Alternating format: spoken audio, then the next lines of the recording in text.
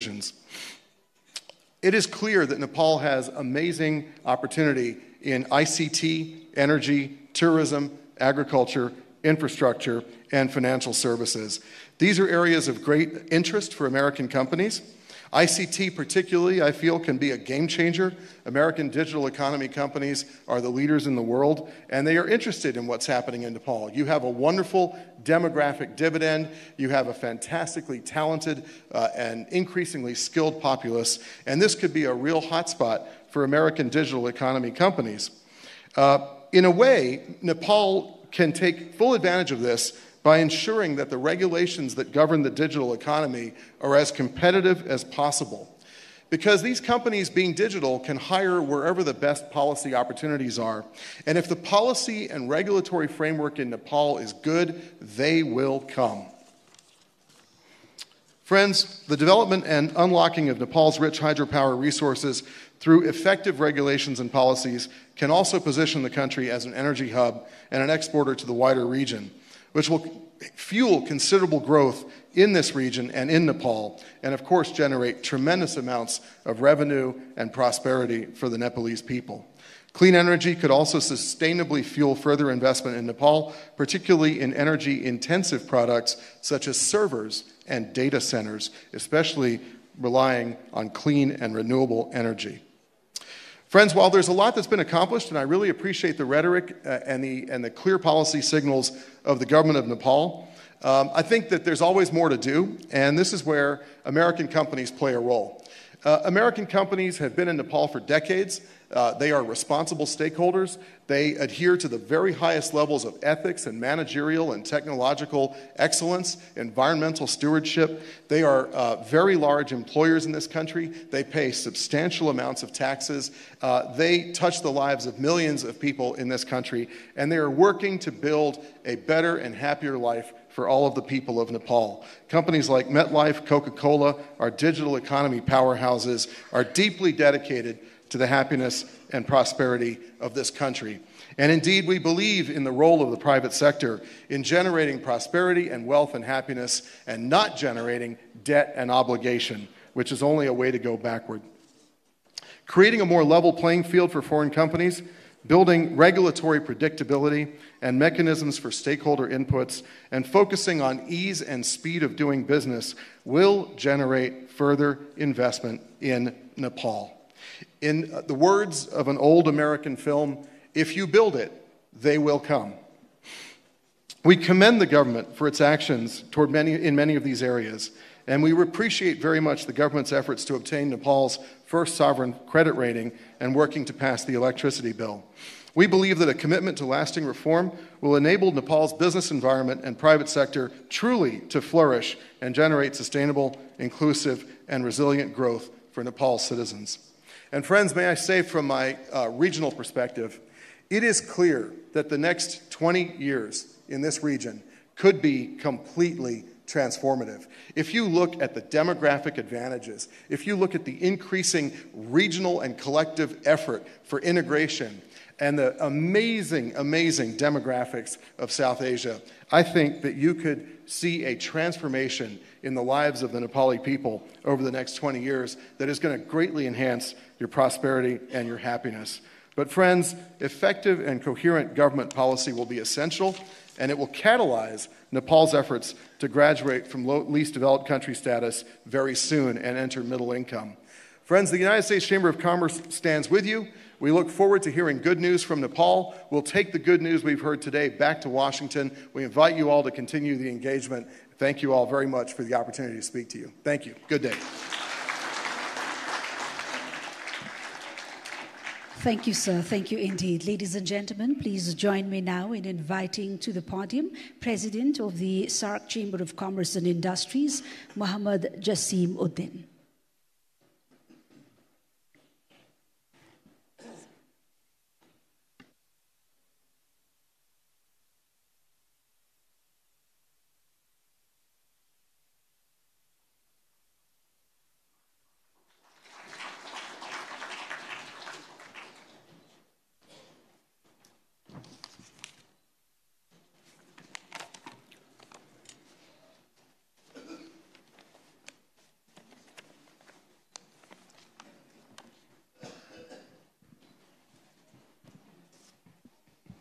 Right Honorable Prime Minister of Nepal, Mr. Pushpa Kamal Dahal, His Excellency Finance Minister, and the Honorable President of Nepali Federation Chamber of Commerce and Industry, other dignitaries in the dais, the Honorable Ministers, diplomats, business leaders, distinguished guests, members of print and electronic media, ladies and gentlemen, Assalamu alaikum and very good morning to you all.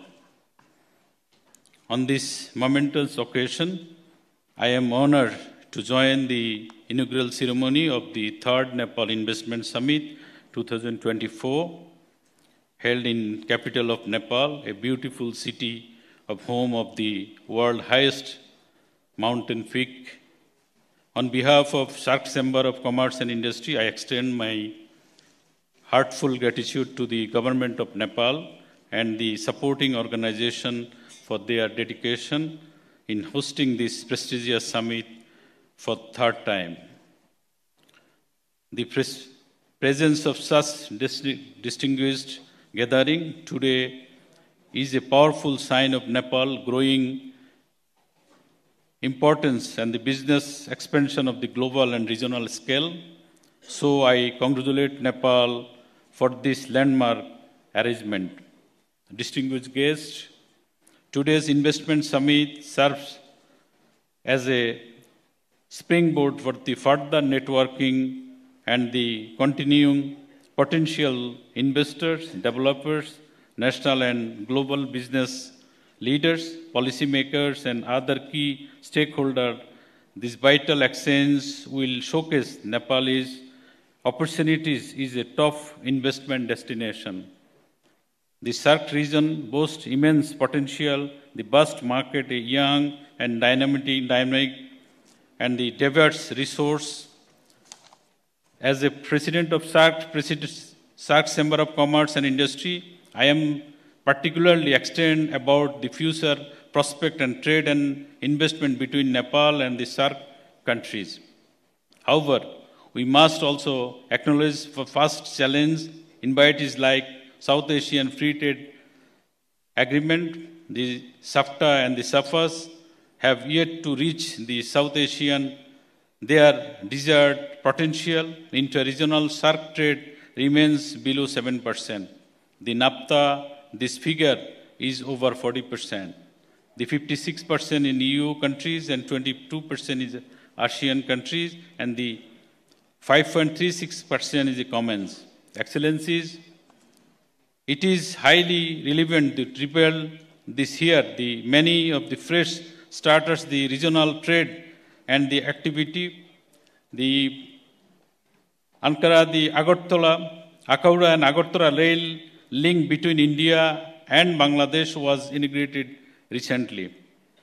Similarly, India-Sri Lanka ferry service has resumed after 40 years, and the Bhutan-Bangladesh have entered into an agreement enabling the Bhutan use Bangladesh railways, airways, seaport, waterways, and the road transit. In addition, South Asian countries, particularly Nepal, Bhutan, and Northeast India, possess immense potential for the hydro power generation. The first ever regional energy market has been functional with the participation of India, Nepal, Bangladesh.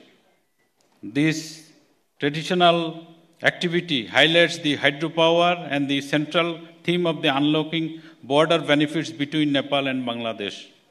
We are looking forward to the regional electricity market with the increase the synergy of the clean energy resources and the tapping immense hydropower potential in Nepal and Bhutan for low-cost energy crisis across the SAARC.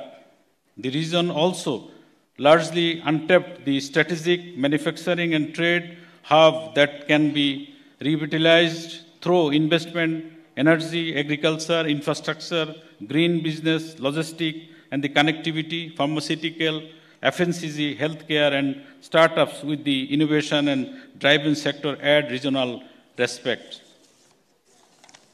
To move forward, it is essential for the government to reason for creating business-friendly parallel policies, reducing trade and transport costs, and the transit the time along the regional corridors. The natural beauty of the rich cultural heritage South Asia, including both Nepal and Bangladesh, make them popular tourist destinations. By joining forces, joint initiatives, we can create win-win situation for all the involved. Collaboration can extend both beyond energy, e-commerce, educational exchange programs, secondary, tertiary, and the technical levels. This foster skill as well develop the workforce across the region. In this era of fourth industrial revolution, digitalization has been opened new avenues for the innovation, efficiency, and the inclusion, bringing new possibilities and the individuals, organizations, and nations. Significant advanced digital technologies have driven dynamic changes for the way we communicate, the access of information, to how we conduct the business. Following these changes, new drivers and the considerations are also emerging, especially for cooperation in skill development, harmonize the regulatory framework, and the cybersecurity measures in essential. So, despite the challenge, I am confident that we can build a more vibrant future for regional trade. Cooperation during COVID-19 pandemic, notably vaccine access, financial support, and the food supply, and the example of the new dimension of our regional ties. Let us leverage this summit as a platform for address the first shortcomings by streamlining the regulations, fostering across-border collaboration, and the investing in the infrastructure. We can unlock the true potential of SAARC. In conclusion, I would like to stress the importance of the South Asian regional cooperation. In the new context, I hope we can work together to identify new opportunities, foster innovation, define our approach to lead the global trade. Let us harness the potential of Nepal to build a brighter, more prosperous future for South Asia.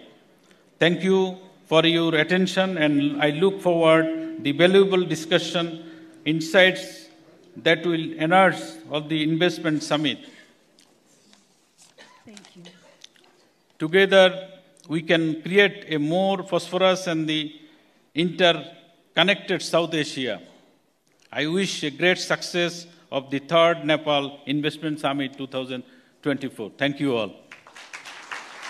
Thank you. Thank you so much, Mr. Mohammad Jasimuddin, the President, SAARC Chamber of Commerce and Industries, and to all the esteemed speakers who have represented their voices at this forum.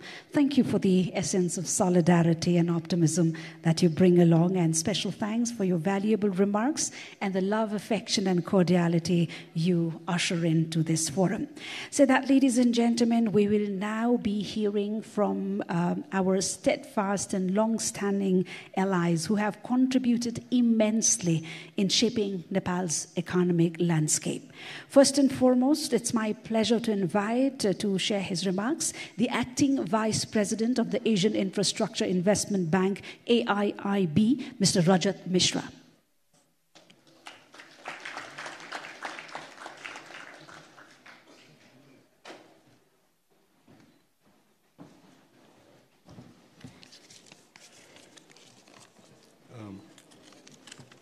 Right Honorable Prime Minister, Your Excellencies, dignitaries, ladies and gentlemen, Namaste. It's an honor to represent AIB and speak at this important event. And I will just try to focus briefly on how AIB can assist Nepal in its development journey. Nepal is at a historic cusp, scheduled to graduate from category of LDC to medium income country very quickly. And with robust macroeconomic stability and strong external sector, Nepal can capitalize on its strengths to further its development. Firstly, Nepal possesses a very strong democratic dividend with a young population. Secondly, Nepal is blessed with abundant natural resources, including hydropower, which has already been touched by a lot of speakers. Third, Nepal has a fertile land and rich biodiversity, which can support the growth of agro-industries. And last not least, Nepal's breathtaking landscapes, rich cultural heritage, and the majestic Himalayas make it a prime tourist destination. However, to fully harness these potentials, infrastructure development and connectivity is crucial, and which is where AIB can play a significant role. As the newest multilateral development institution with a focus on infrastructure, including social infrastructure, AIB has both sovereign and non-sovereign financing windows. We have, just to give a brief background, we have 4 thematic priorities, including green infrastructure, connectivity and regional cooperation, technology-enabled infrastructure, and private capital mobilization. And all of them resonate with Nepal's development needs. On the green infrastructure, for example, we see significant potential in export of hydropower to countries like Bangladesh and India, which have significant energy needs and rely on fossil fuels currently. So it will help significantly in greening of the energy sector in the region. We can help in development of renewable projects, hydro projects, transmission lines, cross-border connectivity, and so on, and where private sector participation is also very critical. Connectivity is another priority for AIB, and we have set ourselves a target of cross-border connectivity to represent 25 to 30% of all financing approvals by 2030. Nepal's landlocked and mountainous regions, it raises the cost of production and trade, but AIB can help in development of roads, power transmission, airports, water infrastructure, and digital infrastructure to help transform Nepal to a land-linked country. Finally, Nepal has the potential to become an important base for agro-industries, as the previous speaker from ITC also pointed out, producing high-value items such as tea. AIB has experience in financing connectivity to tea gardens through a rural road connectivity program in India, and we understand the importance of skilled manpower and connectivity of such industries. And we recognize the importance of investing in Nepal's demographic dividend. To ensure that the youth stay in country and contribute to its development, investment in education and health is essential. AIB can invest in social infrastructure, including both public and private education and healthcare facilities. In conclusion, AIB's joint approach allows closely aligning all our operations during the period 2025 to 2029, including in private sector development. Coming to my views on how to promote investments, especially from the private sector, I would like to share a 3-stream approach, namely upper, middle, and downstream support. On upstream support, ADB's sovereign and non-sovereign operations will collaborate under one ADB approach to introduce reforms to strengthen the enabling environment for the private sector development. Through a mix of our instruments, mainly policy programs, investment projects, and technical assistance, ADB works with a wide range of stakeholders to help pinpoint critical reforms and integrate them into our operations. Some key areas for strengthening the enabling environment for private sector include simplified permits and approval process in the areas of business registration, land permits, environment and social safeguard standards, investment repatriation, flexibility in hiring, and transparent and fair tax administration. Furthermore, ADB is developing a PPP roadmap for Nepal and will support priorities identified in the roadmap.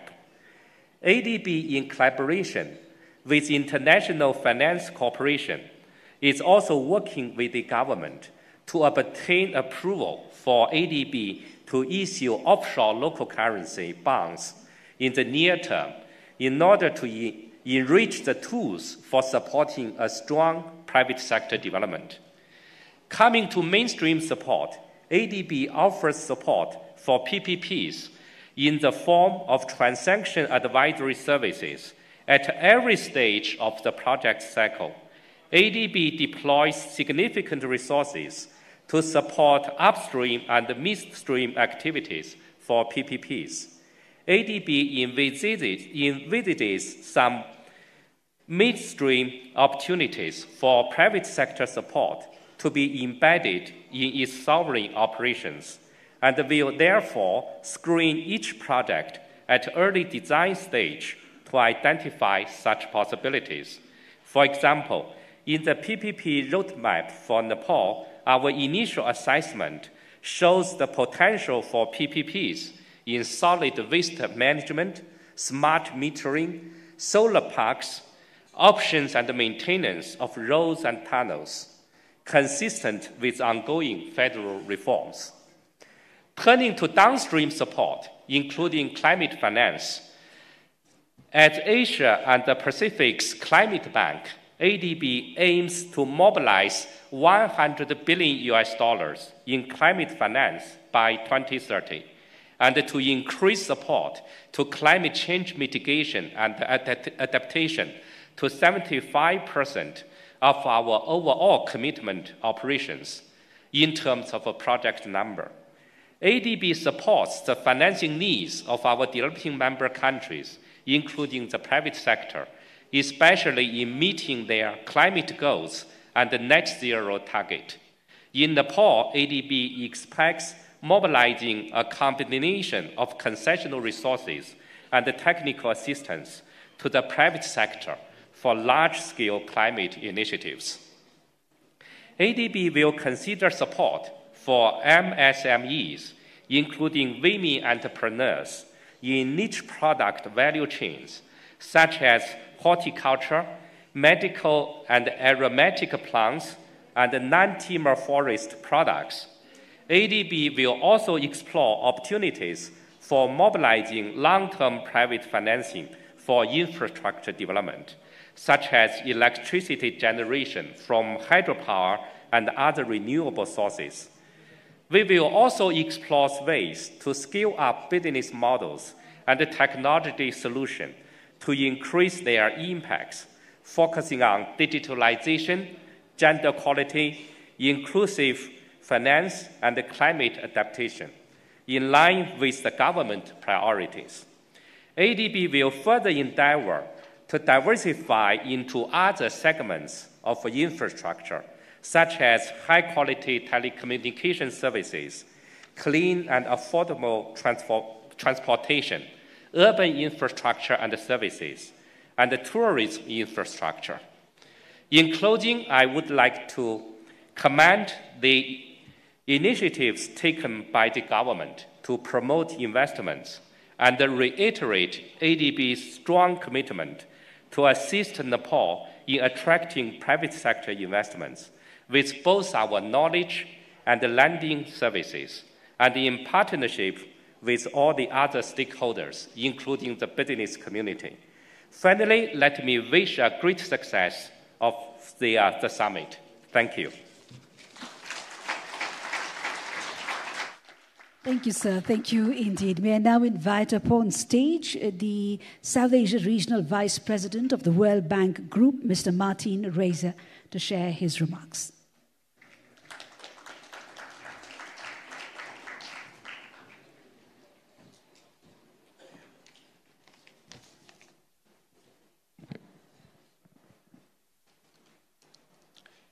Right Honourable Prime Minister, Honourable Finance Minister, respected former Prime Minister, Excellencies, heads of delegations, ladies and gentlemen, partners and friends. Namaste and a good morning, or by now almost good afternoon to all of you. It's a great pleasure to be back here in Nepal and very exciting to participate in this third Nepal Investment Summit. I'm here with a delegation of colleagues from the World Bank, from the IFC, and from MIGA.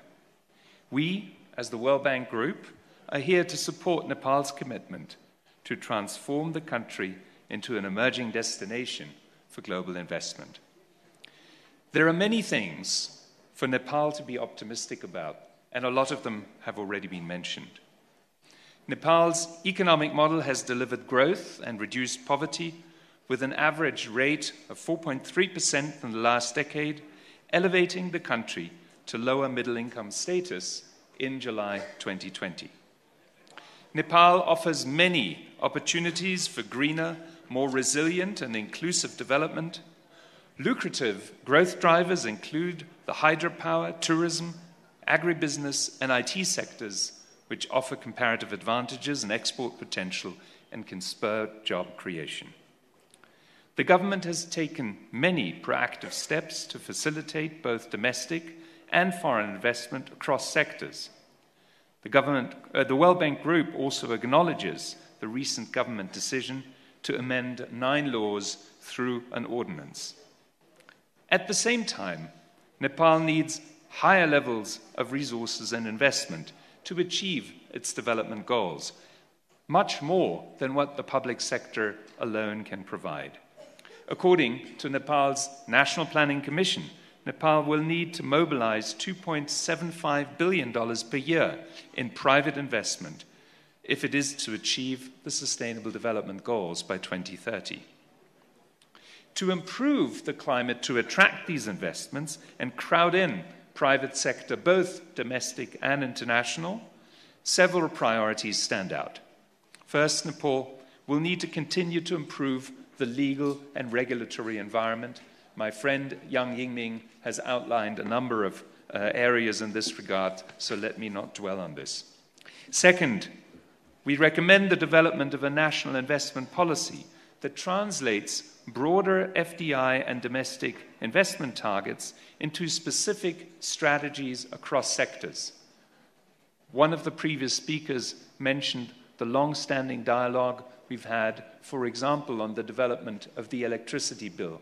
This is an example of the kind of sector-specific legislation based on continuous dialogue that Nepal needs to embrace.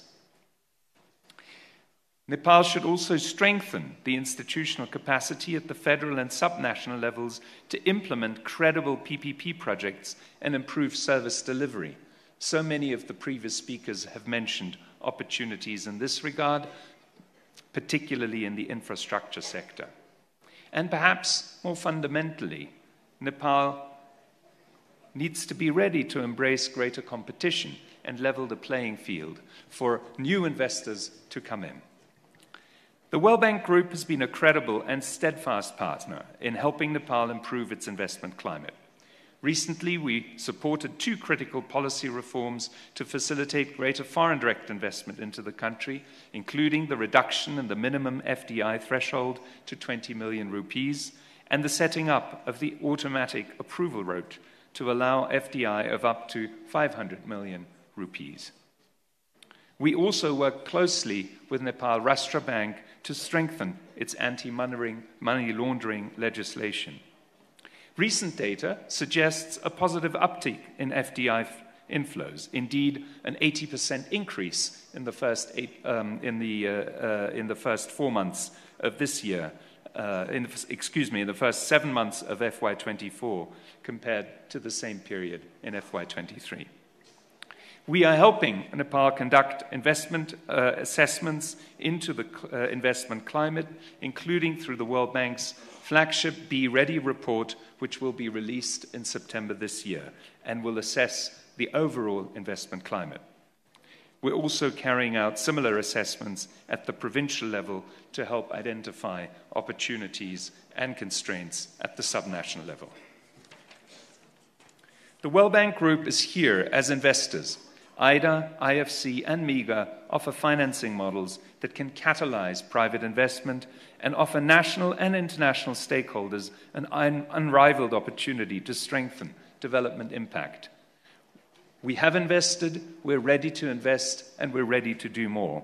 Indeed, jointly with our partners in the Asian Development Bank, we have recently signed an MOU to expand investments in Nepal's hydropower potential, including the flagship Upper Arun and Dutkoshi projects, with major expected benefits not just for Nepal's economy, but for Nepal's neighbors in South Asia. We are here as development partners to continue supporting the government's reform agenda, which is critical to unleash private sector potential. Again, my predecessor already mentioned that we are working on a joint partnership framework with the ADB and the World Bank Group to guide this legal, regulatory, and institutional support. In closing, let me repeat that we stand committed to continue supporting Nepal in its vision of creating an investment-friendly environment. With this, let me wish the third Nepal Investment Summit the best of success. Thank you very much. Thank you, sir. Thank you, sir. Thank you indeed. Thank you so much for your very insightful and valuable inputs. Ladies and gentlemen, as we look forward towards upscaling our already existing and strong ties with our development partners, we cannot help not extend a note of gratitude to them for their very strong support and for their camaraderie, as well as the cordiality they have extended to Nepal over the many decades that we've worked together. So that, ladies and gentlemen, we also cannot help share how overwhelmed we are to have received best wishes and greetings from all our friends, partners, collaborators, who not. And we take a moment now just to present before you a few prominent such greetings and messages received from our very valued friends and partners in front of you now. First and foremost, allow us to draw your attention towards the screen now as we play the video message received from the Secretary General of the United Nations Conference on Trade and Development, Her Excellency Madam Rebecca Greenspan. Your Excellencies, the Right Honorable Prime Minister Pushpa Kamal Dahal, Ministers, Honorable Deputy Prime Minister and Minister for Foreign Affairs Narayan Kaji Shrestha, Honorable Finance Minister Barshaman Pun, distinguished delegates, investors, business leaders, ladies and gentlemen, dear friends. As Secretary General of the UN Trade and Development Conference, it is with great honor and a sense of shared purpose that I address you today at the third Nepal Investment Summit. Nepal, a land of breathtaking natural beauty, rich in resources, culture, and a dynamic workforce, is already on a positive growth, heading to graduate from the least developed countries category in 2026. Its young and dynamic population, a strategic location at the crossroads of Asia, and a growing appetite for progress, is poised to become a regional beacon of inclusive growth and innovation. This summit marks a critical opportunity to showcase Nepal's immense potential to global investment and provide a multi-stakeholder platform to exchange and interact. Both from hydropower and renewable energy to sustainable agriculture, tourism, and the technology sector, Nepal offers diverse and lucrative investment avenues that promise meaningful contributions to the nation's development trajectory. We, at the UN Trade and Development Conference, have long recognized Nepal's great investment potential as showcased in the investment guide and the investment policy review we undertook specially for the country. According to our study, Nepal has made significant strides in recent years, demonstrating a strong will to create a conducive business environment. The government's effort to streamline regulations, enhance infrastructure and institutional capacity, and promote transparency are encouraging signs for potential investors, together with the very ambitious policy agenda that has been proposed.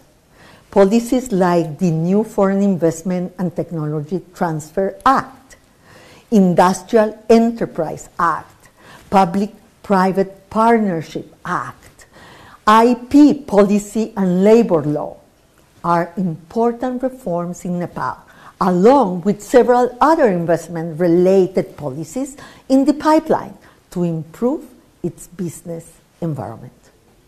As Nepal continues on this path, ensuring a level playing field for both domestic and international investors will be essential to attracting the scale of investment needed to reach its full potential. We must also prioritize investments that empower women, youth, bridge social divides, and that address Nepal's unique vulnerability to climate change. Investing in green technologies, resilient infrastructure, and climate-smart agriculture is not merely a profitable choice, but an urgent necessity for Nepal's long-term prosperity and security. We at UNCTAD stand as a steadfast partner to Nepal on this journey.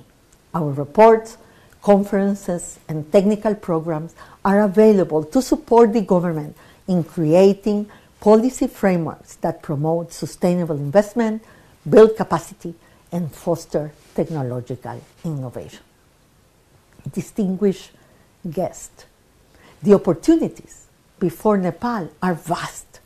By working together, government, the private sector, investors, civil society, and international partners, we can unlock Nepal's potential and build a future where economic growth, social progress, and environmental sustainability go hand in hand. Let this summit be a catalyst for bold action, innovative partnerships, and a resounding commitment to a prosperous and inclusive future for Nepal. I thank you. And we extend our bit of gratitude for these very optimistic and encouraging words from the United Nations Conference for Trade and Development. Thank you, Your Excellency. Ladies and gentlemen, this summit is all about laying a foundation to creating new ties and to bolstering networks, both old and new. And in this regard, today for us is a fresh beginning. And this say finds its relevance in the newer and the changing world realities and the context as well. And amidst the heightened developments triggered by technology, AI, and whatnot, our needs are shifting, and therefore the importance of coming together. Nepal cannot wait, trust us. Nepal cannot wait to reap from your expertise, your resources, your knowledge to create that essence of solidarity and prosperity together. Thank you one more time for your very, very valued presence herein. Said that, ladies and gentlemen, we will now be hearing from high representatives from our very, very esteemed and close allies, friends, partners since a long, long time now. Friendships that date back ages old. And they would be introduced by their excellencies, the ambassadors of the friend nations who represent them.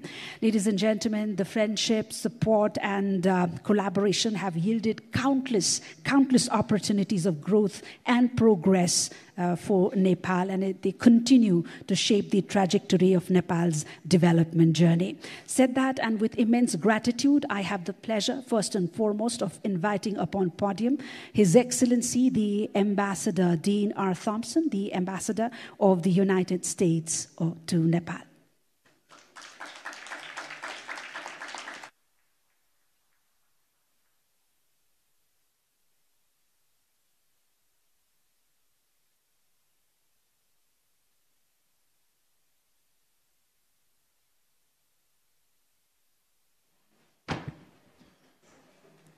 Honorable Prime Minister, distinguished members of the Cabinet, esteemed guests and participants, it's really a pleasure to be here to have an opportunity to introduce some friends of Nepal in our video.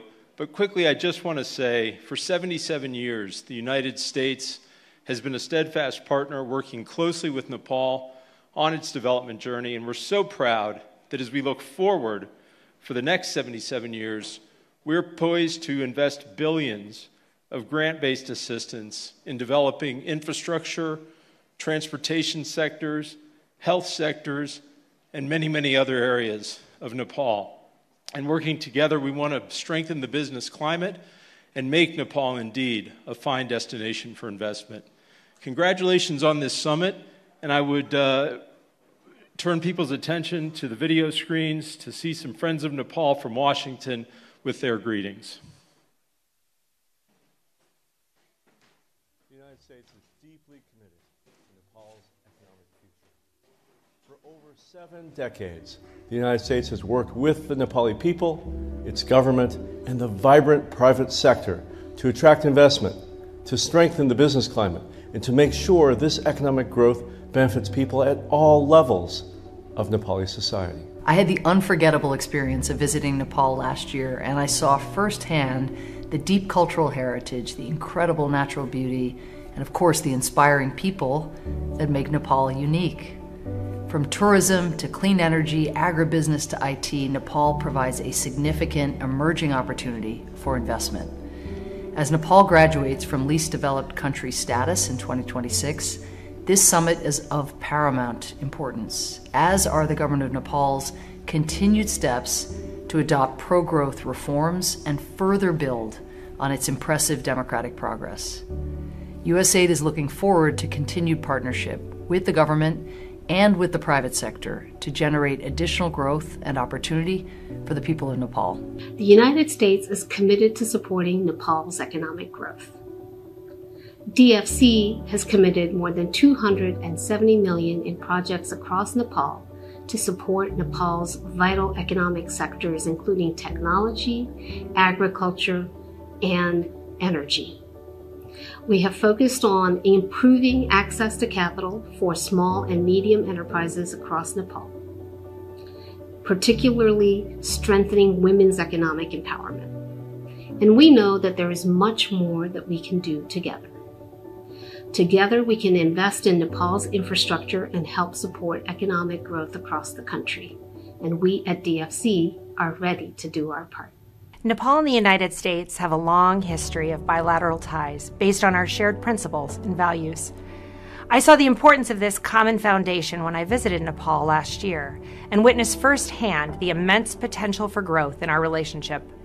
I'm excited for this summit because I see how much opportunity exists for Nepal and the United States to expand our business and investment ties. I look forward to seeing how both Nepal and the United States find ways to make Nepal's business climate welcoming to U.S. investment and how we can continue working together to build up our relationship.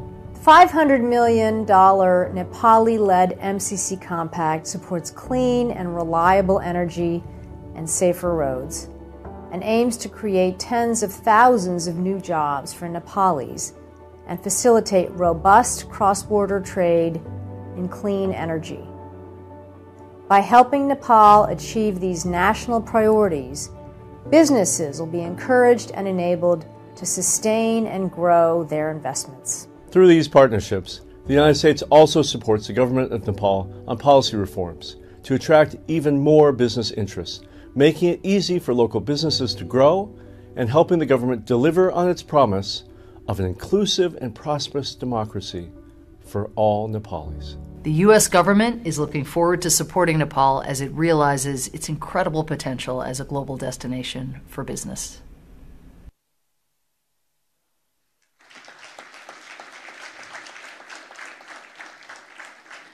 Without further ado, ladies and gentlemen, thank you, Your Excellency. Thank you indeed. May I now invite up on stage the Regional Director of the Foreign Commonwealth and Development Office, FCDO, Mr. Ben Mellor.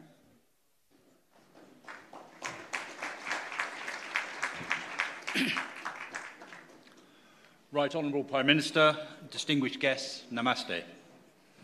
Last year, the UK and Nepal marked 100 years of friendship, uniquely certified by treaty. Our sights are now firmly fixed on the next 100 years, which can and must be an investment-driven epoch for our old friend. I am delighted to be back in Nepal. Less than 2 months ago, I had the privilege of congratulating the new government on its second day in office. And here we are already celebrating a major milestone, this third Nepal Investment Summit. Today's event follows a successful investment conference held in the City of London last year, where Nepal garnered significant interest as an investment destination. And momentum is building. Over recent weeks, the Nepal government has enacted by legislation or by ordinance important economic reforms, which we've heard about this morning, which will make it easier for many gathered here to invest in Nepal. I commend these efforts and encourage rapid implementation to ensure Nepal secures the investment it needs. As the UK Minister for Development underlined during his own recent visit, the private sector is the engine of development. Only the private sector can drive development and create jobs at the rate necessary to keep the kids in the country and consolidate Nepal's graduation from LDC status. This summit sets us on that path, mobilising domestic and foreign direct investment to upgrade infrastructure, harness hydro, expand big business, and build a market in which SMEs, the engine of employment, can flourish. I am delighted that our UK delegation at this summit reflects the full bandwidth of UK-Nepal economic relations. Our delegation is reinforced by His Majesty's Trade Commissioner for South Asia and by senior representatives of the UK Development Finance Institution, BII. They are joined by a range of experts, some of whom already invest here, and some of whom are indeed proud UK Nepalis. I'm pleased to finish my remarks by introducing a short video from two British ministers, Minister Trevelyan and Minister Mitchell, both card-carrying members of the Nepal Fan Club and equally passionate about improving your investment climate. Like them, I wish everyone a successful investment summit. Thank you very much. Namaste. It is a real privilege for my colleague, Minister Andrew Mitchell, and myself to speak to you today as you gather at the Nepal Investment Summit. We are so sorry that we cannot be with you there in person. Our bilateral relationship, dating back to 1816, is a testament to the close and warm relationship between us and ties between our people which have strengthened over time. I cherish the very warm welcome that I received in Nepal last year during the celebrations of 100 years since the signing of the Treaty of Friendship between our two countries. Now, my own recent visit to Nepal left me in awe of your country's enormous potential. Multiple sectors, whether that's tourism, hydropower, digital or agriculture. And we have no doubt that investors will find these investment opportunities attractive. The strong growth potential, combined with a chance to build lasting networks, can help businesses achieve their aims while helping your economy grow. Regional energy trade will get a significant boost if businesses can harness the untapped potential of the vast hydro resources. That will not only deliver practical benefits, but also combat climate change at the same time. Since 2012, we have supported Investment Board Nepal, which has mobilised over £1 billion in investments, including for the Arun 3 hydropower project. Our development finance institution, British International Investment, has committed £125 million in Nepal and is actively scoping new investment opportunities. And during my recent visit, I launched the UK's new development portfolio. Between now and 2030, we will provide £400 million to attract more than £1 billion in investment. We support your determination to create a conducive environment for investors and stand ready to work together on the necessary reforms for making Nepal an attractive destination for foreign capital. We hope that this summit will be a great success, and we look forward to working closely with you to further strengthen our partnership. Thank you. Thank you indeed. Thank you indeed to the high dignitaries and to Mr. Mellor. Thank you so much. Ladies and gentlemen, please join me as I invite upon stage His Excellency Ambassador of India to Nepal, Mr. Naveen Srivastava.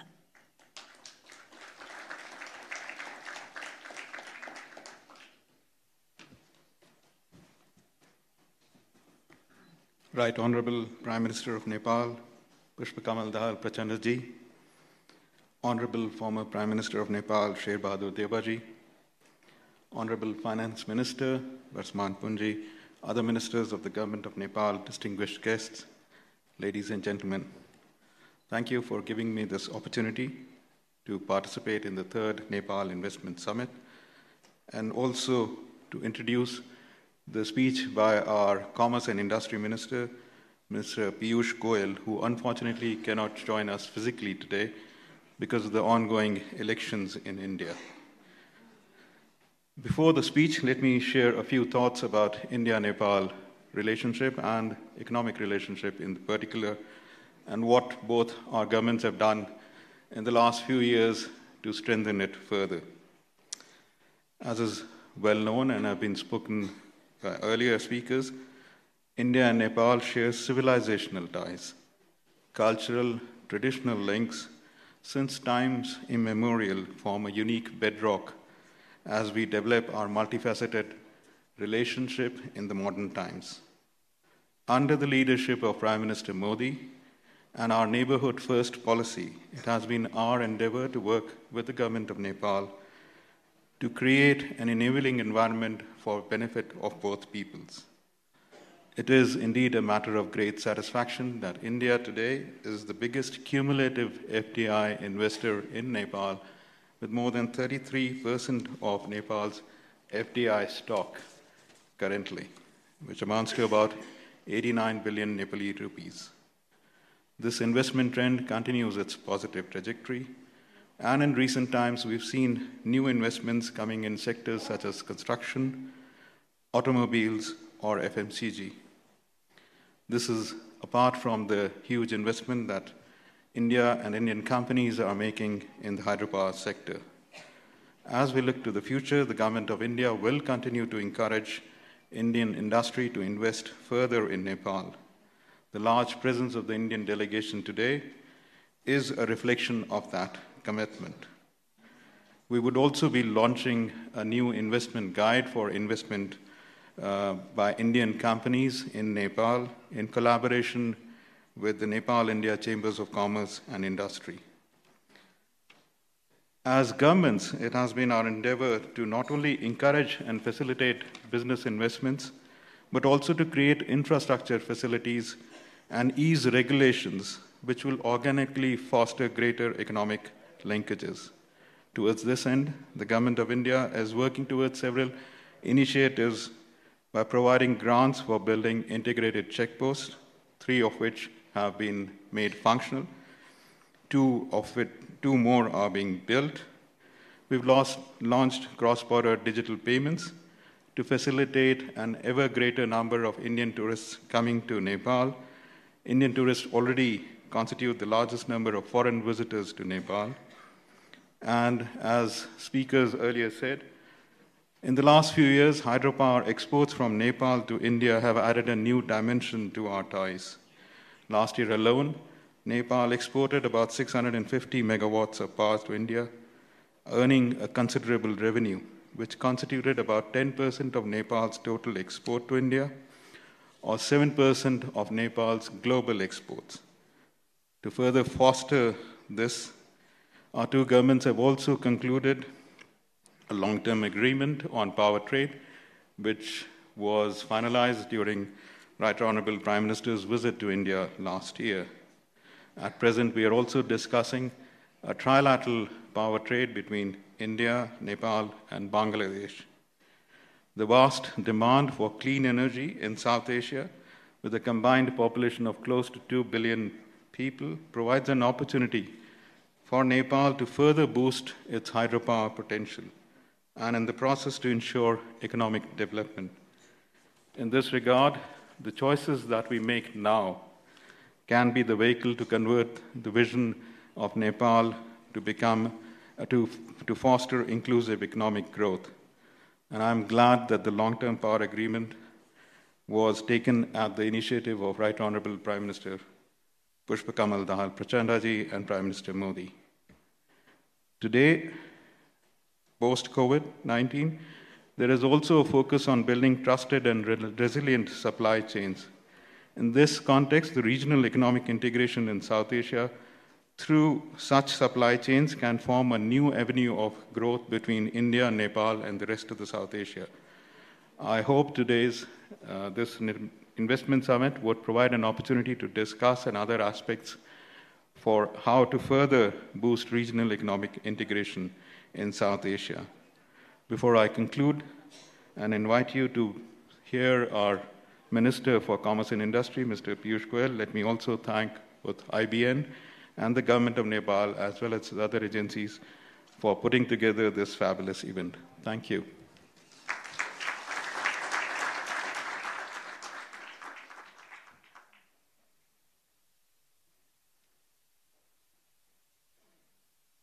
Namaskar, esteemed participants of the Nepal Investment Summit 2024.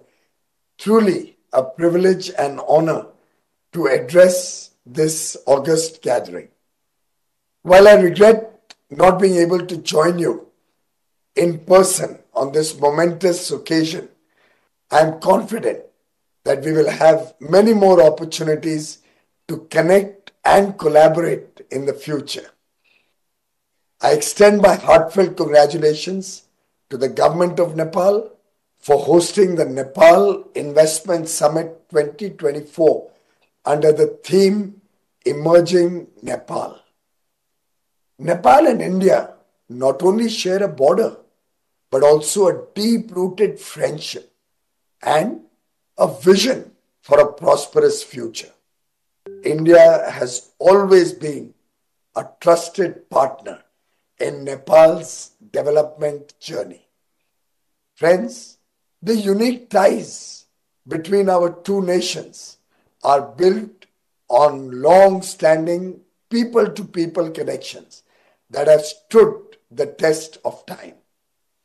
Nepal is a key partner in India's neighborhood-first policy, and it reflects in our continued collaboration. And we cooperate on projects in hydropower and connectivity. Reiterating the words of our Honorable Prime Minister, Shri Narendra Modi ji, I quote, "We will continue to strive to take India-Nepal ties to Himalayan heights." Investing in Nepal is not just about seeking profitable ventures. It's about contributing to the progress and prosperity of a nation with immense potential. Friends, I am confident that going forward, we will continue to work as friends. We will continue to invest in Nepal. We will continue to expand our trading and business relationship. I urge investors from around the globe, including India, to seize this opportunity and become a part of emerging Nepal. May this business summit be a grand success. Thank you. Jai Hind. Immensely grateful we are to their excellencies for adding this extra value to this forum, for their great reflections and insightful sharings. And to all the high dignitaries, thank you so much for adding all that value through your insightful statements and by being a part of this summit, which, as said earlier, is of paramount importance to all of us. Said that, ladies and gentlemen, we move further on now, and yes, allow me to reiterate that the statements coming from the inaugural ceremony is of central importance for us as they set the tone for the rest of the proceedings spread across the 2 days we are under this roof. And they are central again, in fact, pivotal to guiding, creating a base and guiding and giving direction and food to the expert-led deliberations across the 2 days we are here. Said that, now we turn to our honorable leaders who have been close to the policy reins for a long, long time now, bring along a plethora of experience and a vision that stands strong with the spirit that they bring along to this forum, and whose presence, ladies and gentlemen, itself is a testament of their sensitivity, commitment, and solidarity to the national development and prosperity of Nepal, and a reflection of their gratitude and the great value Nepal accords to your very valuable presence amidst us here in Kathmandu today. Said that, please join me in inviting to share his remarks former Prime Minister and leader of the opposition party, Honorable Mr. Sher Bahadur Deuba.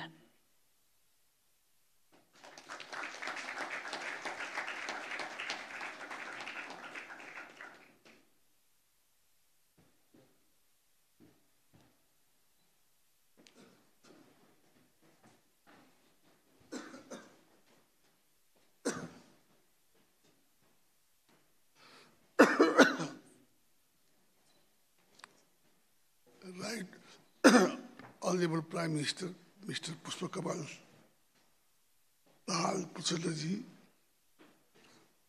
Honorable Ministers, Excellencies, leaders from the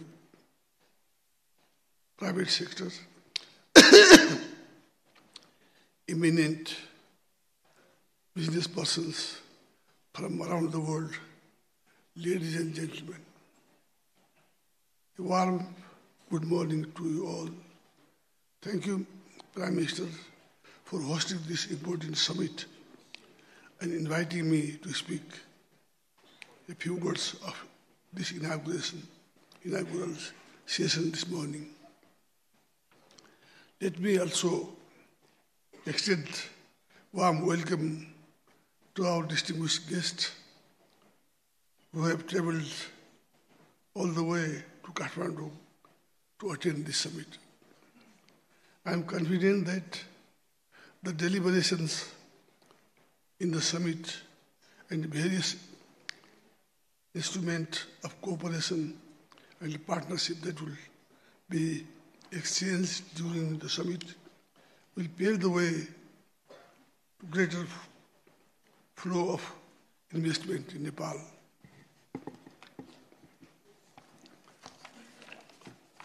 Nepal is still a least developed country. We confront huge development challenges, while our country has huge potential for development. We lack adequate capital and appropriate technology to realize development benefits. In this context,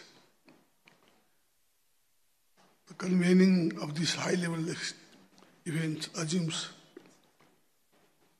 a particular significance. My party, Nepali Congress, initiated economic reform reform in Nepal back in 1990.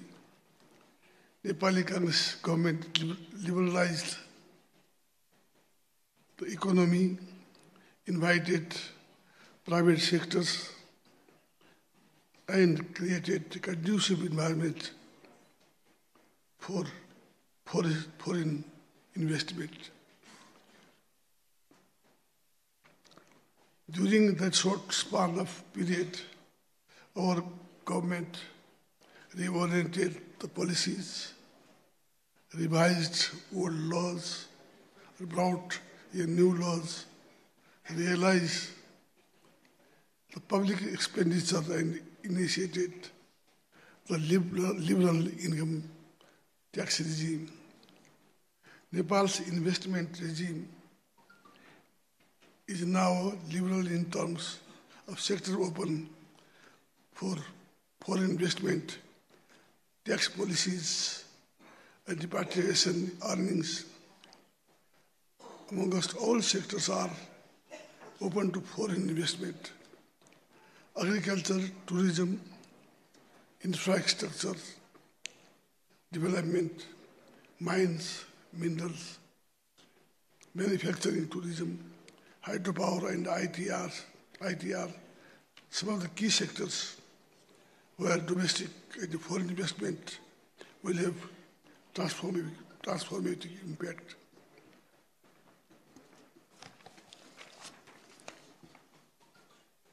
Foreign investment is protected by domestic law and various international instruments to which our country is party. I have come to know that the government has expressed its willingness to conclude bilateral investment protection agreement with various countries to promote Nepal as an attractive destination for investment. Flexible our law, demographic dividends with substantial share of young and energetic populations, reliable supply of electricity, availability of local raw materials also contribute to make production low cost compared to other high wages countries in the region. We have established one-stop service that includes the Investment Board of Nepal for large-scale project under the public-private partnership and Department of Industries for other small and medium-sized investment projects. We have streamlined process to save time and energy for registration of companies and putting them into operation relatively within a short period of time. Less bureaucracy means faster decision-making and quicker approval of proposals. Moreover, all major political parties remain committed to promote foreign investment in Nepal and come together to foster consensus on key investment-related issues. During my tenure as the Prime Minister, we implemented crucial reform. We aimed at the promoting foreign investment, boosting tourism, harnessing the potential of hydropower, revitalizing industries and agriculture. As the reform was not completed, I believe that the present government will continue the reform initiatives and create more conducive environment for the private sectors. Internal market is expanding with the increase in income of people of external market is accessible due to geographical proximity and concessional trading facilities that we receive from our neighbors and other countries, other partners. Our two neighbors, India and China, offer huge market opportunity for Nepal. We also have supportive trading relationship with USA and EU. As former Prime Minister and the President of the largest and oldest Democratic Party, Nepali Congress, I would like to convey the following message. We pursue liberal economic policies where market and the private sectors have an important role to play in advancing economic development under a democratic framework. The government plays a facilitating role and creates an environment that is conducive for the investment and business without losing its responsibility to ensure social justice and inclusive representation of all segments of Nepalese society.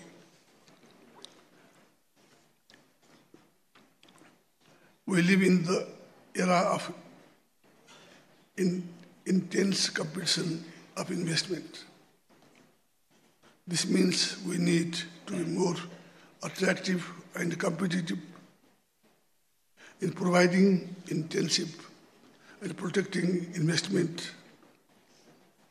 Money goes where it treated well.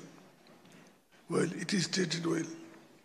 We continue pursuing reform in a coherent and practical manner to adjust our investment regime in the light of changes in the internal and external economic environment.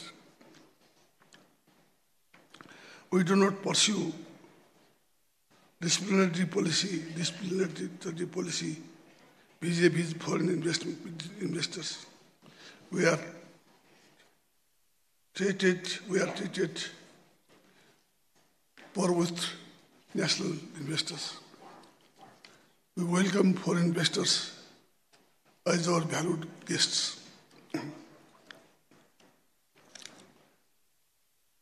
There are convincing examples we provide that foreign investment in Nepal is profitable.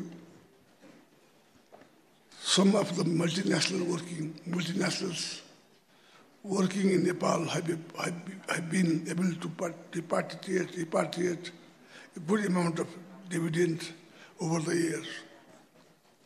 Please come to Nepal and invest in our economy. That will be beneficial to you and our people.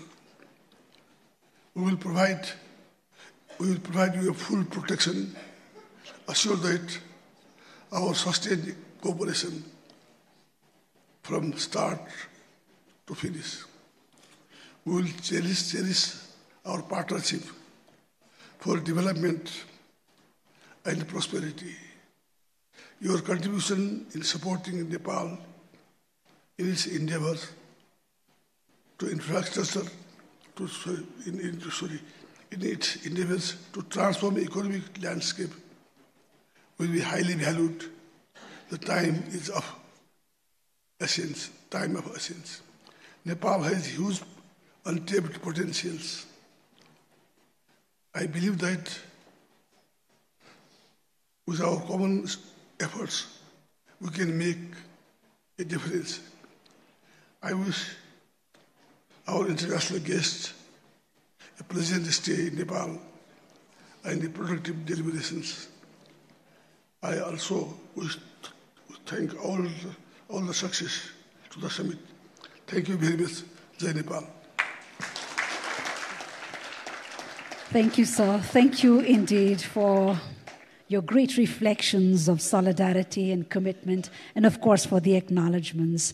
It's been a sheer beauty of this forum, ladies and gentlemen, since the very beginning, of our leaders standing strong together when it comes to issues of national prosperity and welfare. Thank you one more time to Honorable Sher Bahadur Deuba. Said that, ladies and gentlemen, it is my pleasure to draw your attention now to a significant moment of collaboration and commitment. And trust me, this is just the beginning. And today, in the gracious presence of the Right Honorable Prime Minister, Mr. Pushpakamal Dahal Prachanda, and reflecting the the spirit of partnership and progress, we shall witness the signing of a few MOUs. The stage has been set for it, and again, I reiterate, this is just the beginning with a very eventful summit that will be, being held here at the Solti Hotel with so many events, B2Bs and other special events lined up. We are looking forward to many, many more.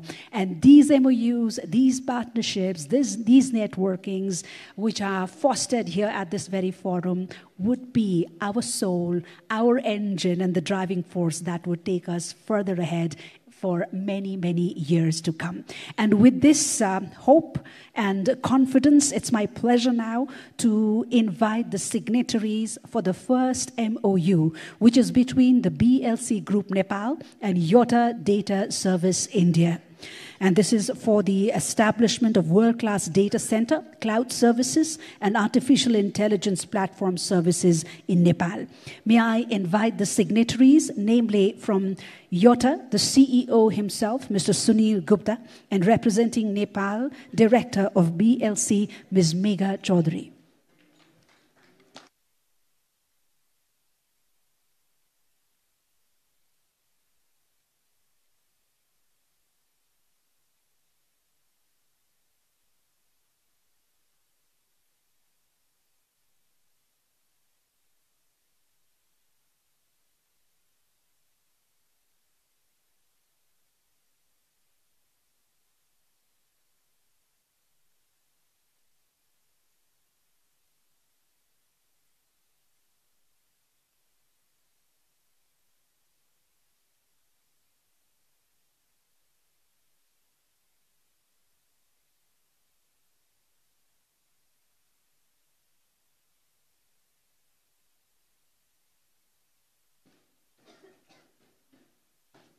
Initials put, may I have the privilege of inviting both these signatories up on stage for a better view and to honor the gracious presence of the Right Honorable Prime Minister, Mr. Pushpa Kamal Dahal Prachanda.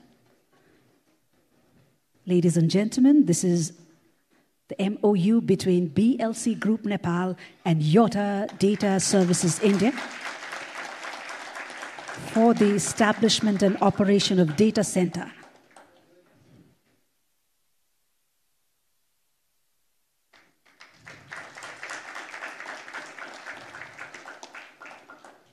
Thank you so much. The next MOU, ladies and gentlemen, is between the Federation of Nepali Chamber of Commerce and Industries and the National Chamber of Commerce and Industry of Malaysia for trade and investment promotion. May I have the pleasure of inviting the signatories from Malaysia Chamber of Commerce, the President himself, Tan Sri Dato So Tian Lai, and from FNCCI, President, Mr. Chandra Prasad Dhakal.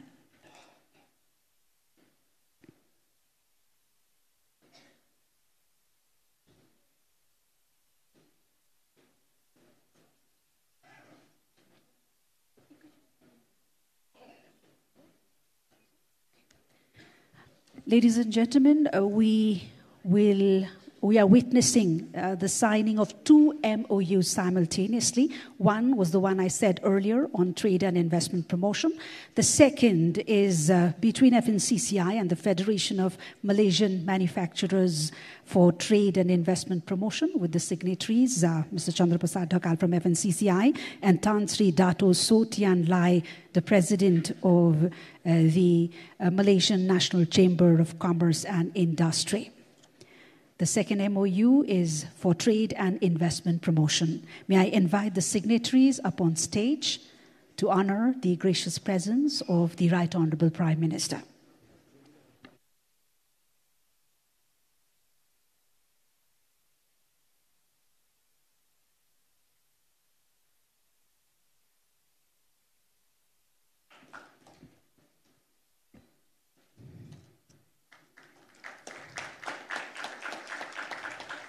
Many, many congratulations to the entities finding this collaboration as we look forward to many, many more to come in the 2 days we are here and then the days we get that network done. So that, ladies and gentlemen, these documents, as I said, symbolize our collective commitments to fostering economic growth, innovation, and sustainable development goals. We now move forward, and it's my distinct honor, ladies and gentlemen, to invite up to the podium a leader whose leadership and commitment has propelled Nepal towards a future filled with promise and opportunity. Please join me in welcoming our chief guest, the Right Honorable Prime Minister, who's also the chairman of the Investment Board of Nepal, to make his special address to this forum.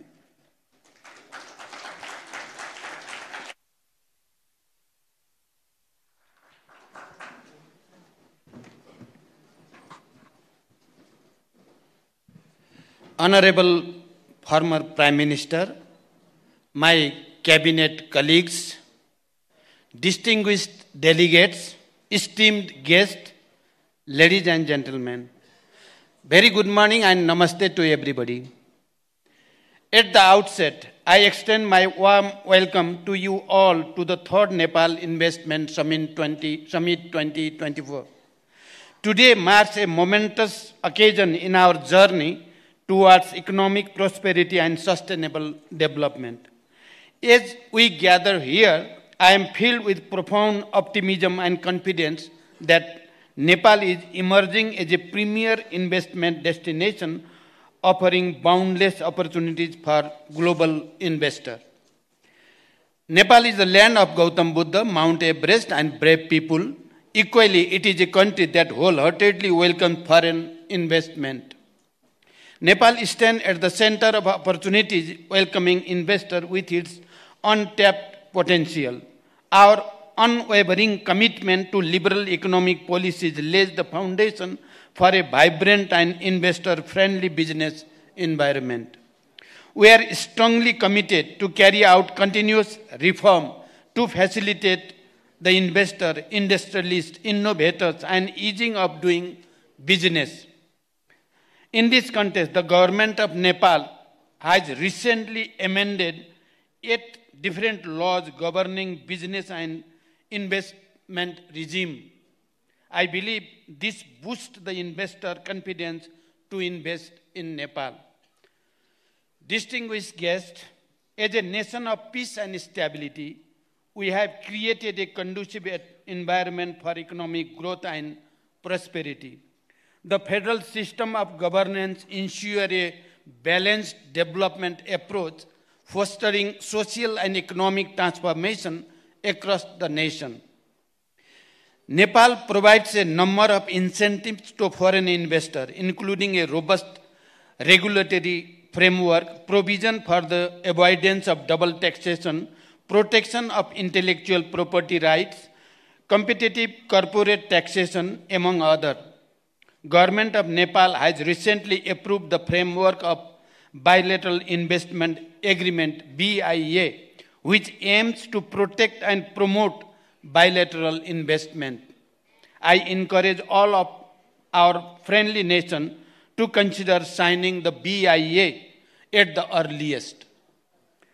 Our liberalized policy encourages foreign investment in prioritized sector.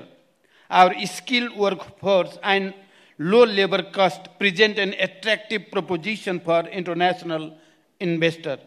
Provision of national and non-discriminatory treatment to all FDIs and guaranteed the repatriation in foreign currency further enhance the attractiveness of the investing in Nepal.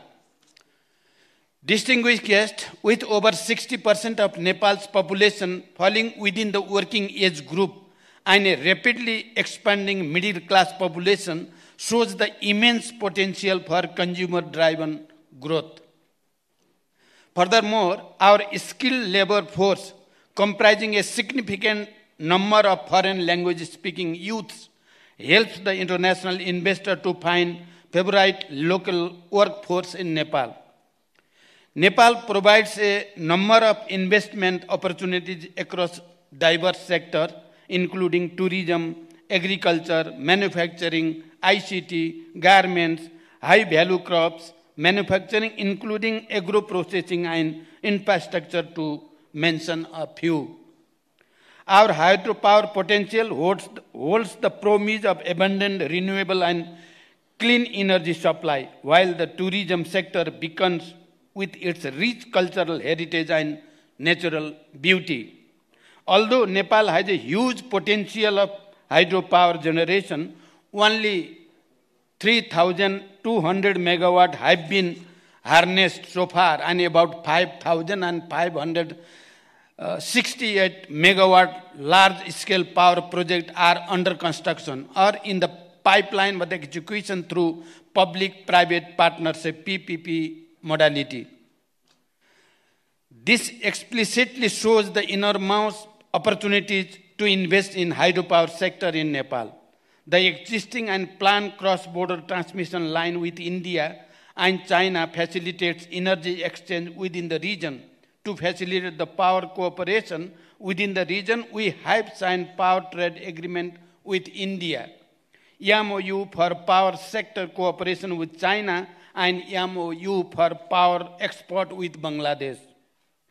The tourism industry stands as a significant contributor to the economy, evidenced by the arrival of over 1.2 million international tourists in 2023, marking a notable 17% increase from the previous year.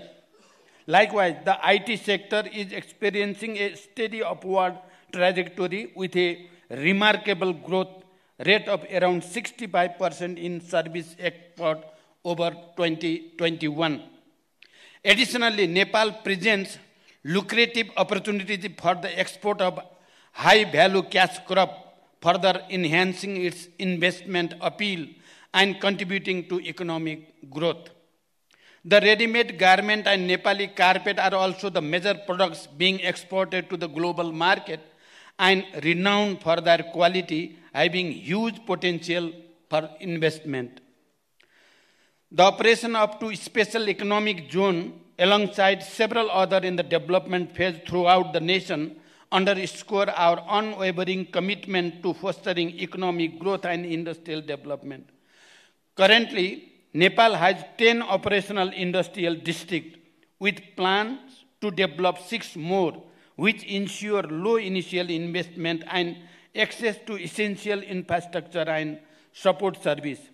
Nepal's strategic location, situated between emerging markets, India and China, signifies it as an ideal investment destination.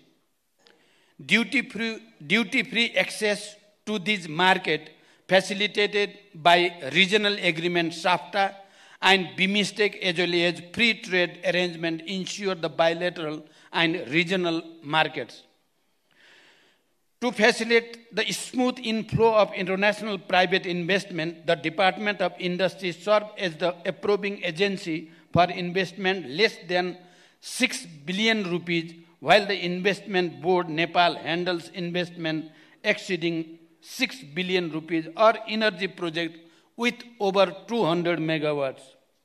Both government agencies are committed to provide eased and facilitated one-stop service within stipulated time frame to both domestic and international investors. Investment in Nepal is profitable, as witnessed in the case of various companies operating in Nepal with significant foreign investment. The share of repatriation of dividend of these companies remains impressive, which demonstrates the profitable investment environment in Nepal. Distinguished guests, the agreement and exchange of Memorandum of Understanding MOU witnessed just a moment ago symbolizes the beginning of a new era of collaboration and partnership. I believe this will have a result in the very near future. I also believe that during this important today's event, some declaration will be made at different level, government to government, government to business and business to business, and business and government, and this will project Nepal as a global investment destination. The multitude of projects to be showcased at this summit herald the vast opportunities of investment in Nepal, with the promise of tangible outcomes benefiting both our nation and potential investor.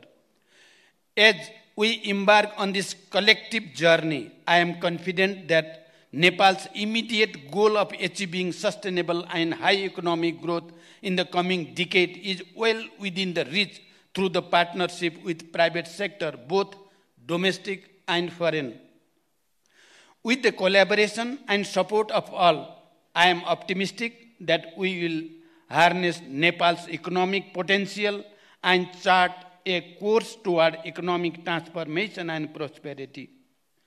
I believe that the presence of government and the leader of the opposition and the collective commitment for the environment clearly proves that Nepal is one in this mission.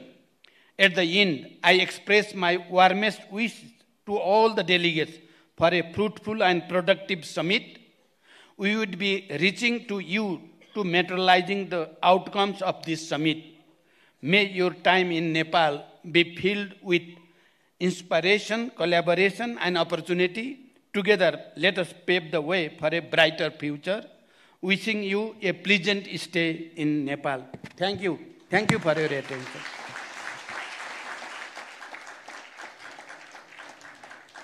Thank you, Right Honorable Prime Minister, for your very optimistic thoughts and great vision. And thank you for gracing us today with your very valuable presence. Ladies and gentlemen, trust us, it's been a Herculean task to craft all this together, tailor everything around the summit, because we wanted to create a very strong foundation, a foundation for a new era, just as similarly to what the Right Honorable Prime Minister put it, a new era of collaboration and partnership for Nepal with the friends across the world. And the IBN, with its strategic approach to investment promotion, has over the years not only spearheaded implementation of several high-profile projects, but also has fostered an environment of trust and cooperation between the government, private sectors, and international investors. And it's been a race, a very high race for the IBN and the entire team itself. So ladies and gentlemen, as we applaud the entire team of IBN, who's been working day and night under the supervision and guidance of the Right Honorable Prime Minister, the Finance Minister, as well as the entire government team, may I invite now to extend the vote of thanks, the leadership himself, the CEO, who is also the Member Secretary of the Nepal Investment Summit 2024 Steering Committee, Mr. Sushil Bhatta, to extend the formal vote of thanks.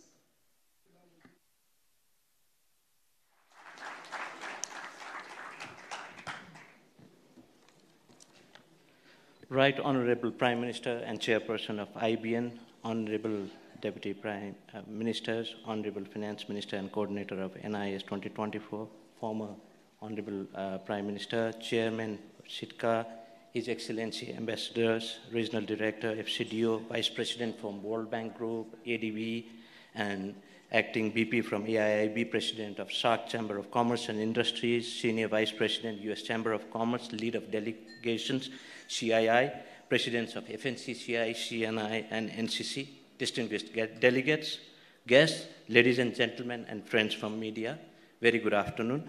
It is with great pleasure and honor that I stand before you today amidst this august gathering of minds and ideas.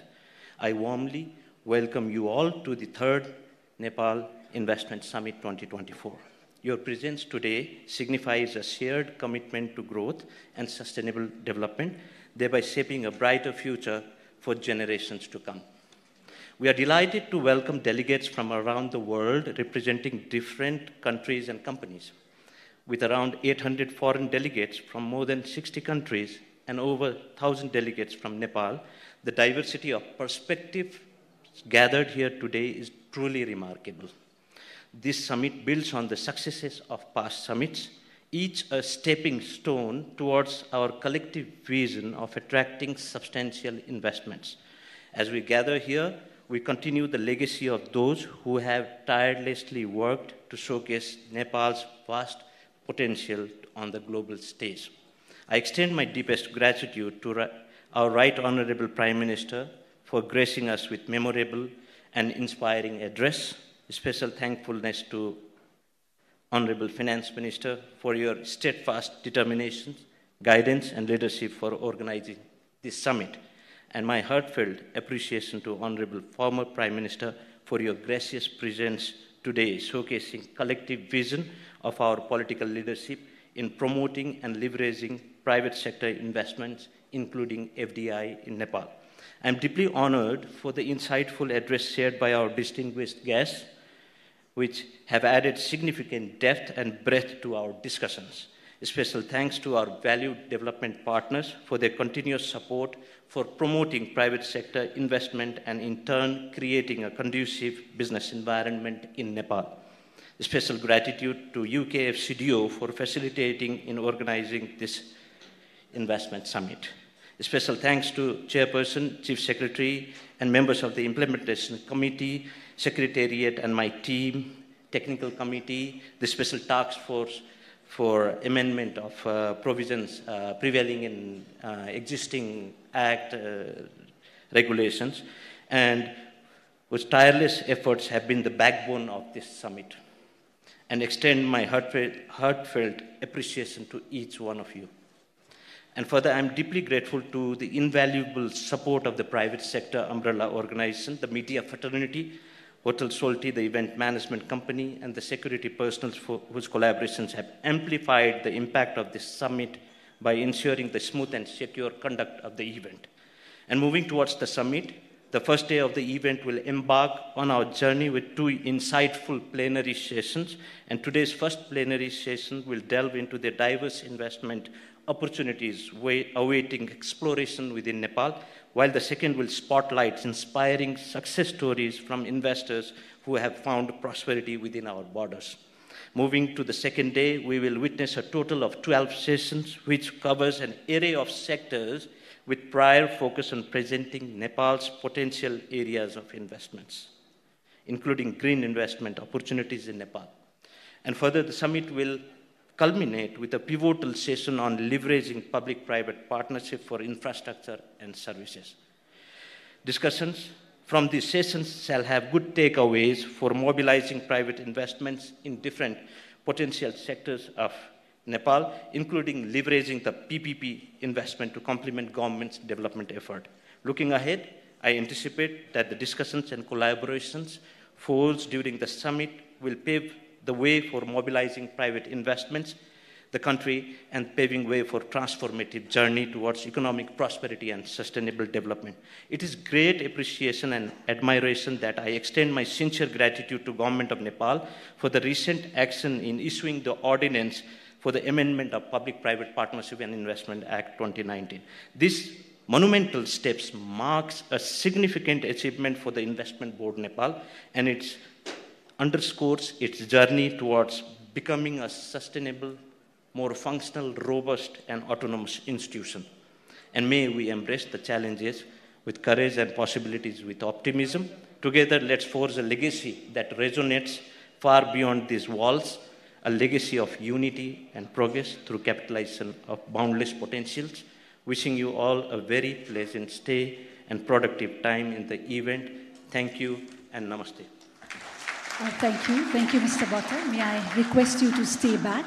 To Mr. Bhatta, if I may request you to stay back on stage as I turn to the Honorable Finance Minister, who, in the capacity of the coordinator of the Nepal Investment Summit 2024 Steering Committee, may I humbly request you to make a presentation of a felicitation as a gesture of appreciation and honor to our chief guest, the Right Honorable Prime Minister, Mr. Pushpakamal Dahal Prachanda. And this is extending our heartfelt gratitude for all the supervision, the guidance, and the invaluable support that the Right Honorable Prime Minister has extended to us in every leg of drafting and executing this summit that brings us together. And may I now request our chief guest in the very concluding moments, the Right Honourable Prime Minister, Mr. Pushpakamal Dahal Prachanda, to extend felicitation to our distinguished speakers.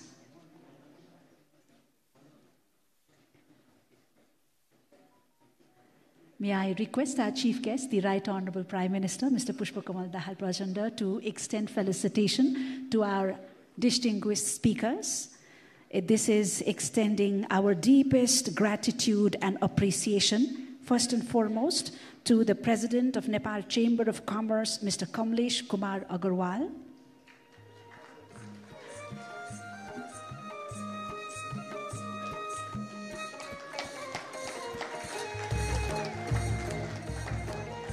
President of Confederation of Nepalese Industries, Mr. Rajesh Kumar Agarwal.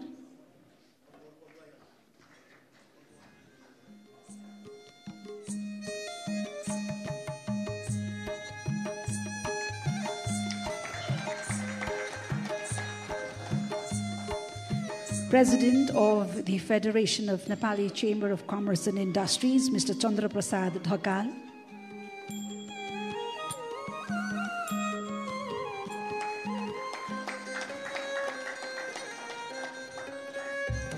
Ambassador Atul Keshav, Senior Vice President for South Asia of the U.S. Chamber of Commerce.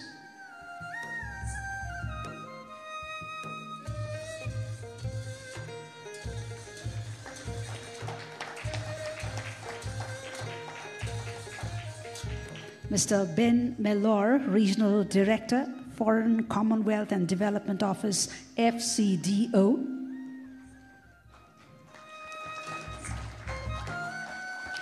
And to receive the appreciation on behalf of His Excellency Luo Zhaohui, the Chairman of China International Development Cooperation Agency, may I invite the Deputy Chief of Mission of the Embassy of the People's Republic of China to Nepal.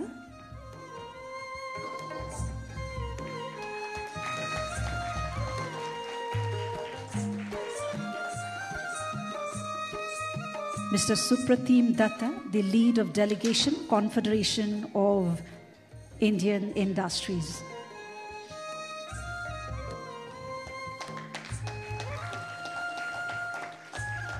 Mr. Rajat Mishra, Acting Vice President, Asian Infrastructure Investment Bank, AIIB.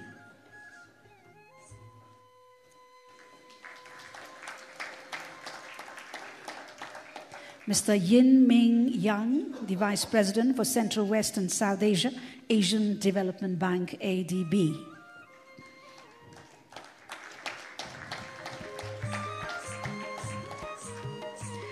Mr.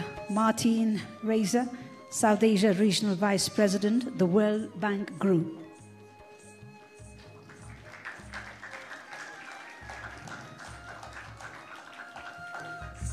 Honorable Mr. Sher Bahadur Deuba, leader of the main opposition party, as well as the former Prime Minister.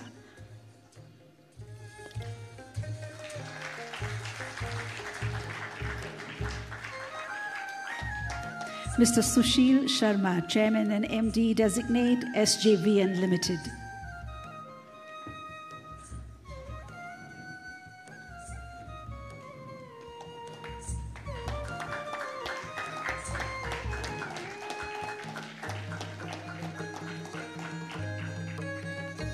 Mr. Muhammad Jasheem Uddin, President, SAARC Chamber of Commerce and Industries.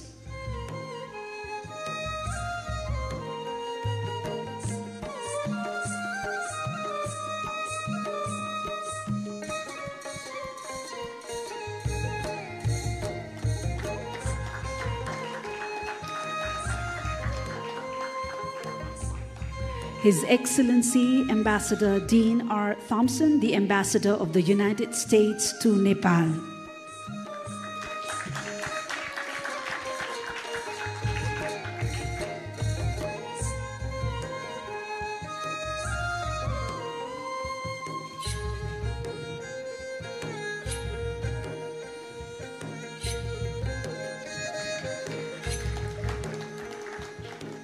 His Excellency Ambassador Naveen Srivastava, Ambassador of India to Nepal.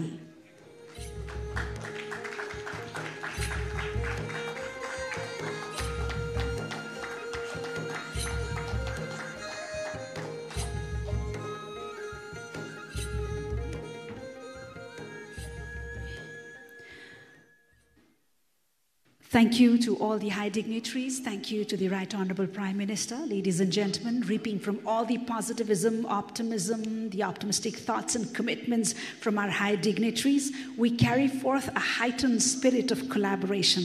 And together we have the opportunity to unleash Nepal's vast potential. We've already treaded on a step ahead.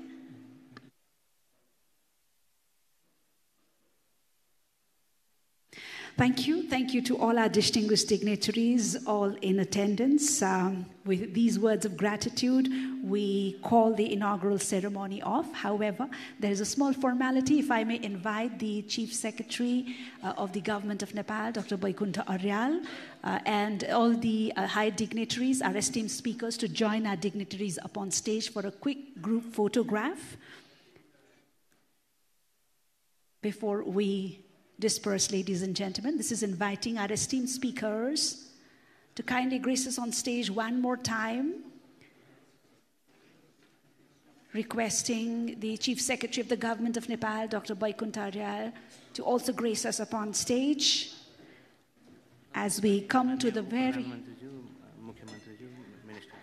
May I also invite upon stage Honorable Deputy Prime Ministers, the honorable ministers as well as province chiefs who are gracing us today at this very august occasion. And ladies and gentlemen, please note that our honorable deputy prime ministers and ministers will be part of the panel discussions and the plenaries that are the very important part of this event. May I also invite the honorable ministers up on stage, please, and our provincial chiefs, all the high dignitaries, if you could grace us up on stage for a quick group photograph.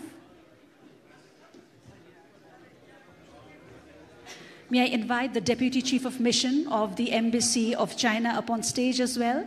Sir.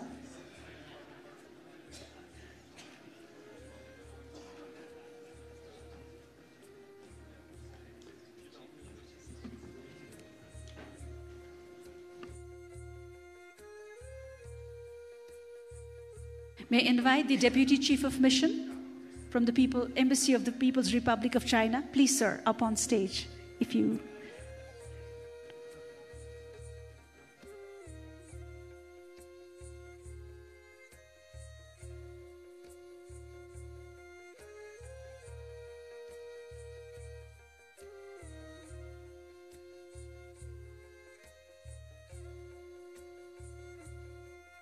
Thank you. Thank you, distinguished dignitaries, and to all the esteemed members in the audience. That is all from the inaugural ceremony. The first plenary begins shortly.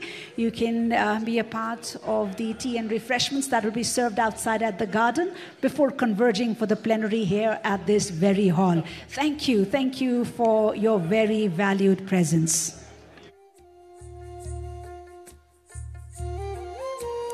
Ladies and gentlemen, please note that we will be beginning the first plenary of the day, which is all focused on the investment opportunities in Nepal in about 30 minutes.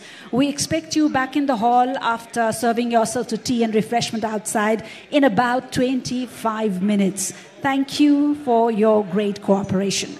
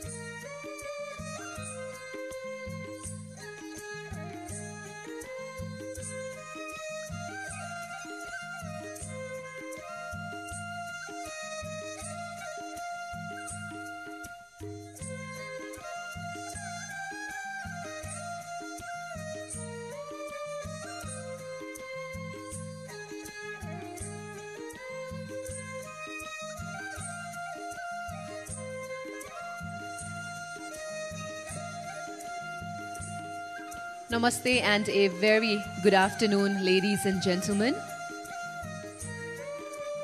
Requesting all our distinguished delegates, if you've already enjoyed that morning cup of tea or coffee, I would humbly like to request all our distinguished guests to kindly come in and join us as we have a very, very exciting first plenary session of Nepal Investment Summit 2024, where we are exploring investment opportunities in Nepal.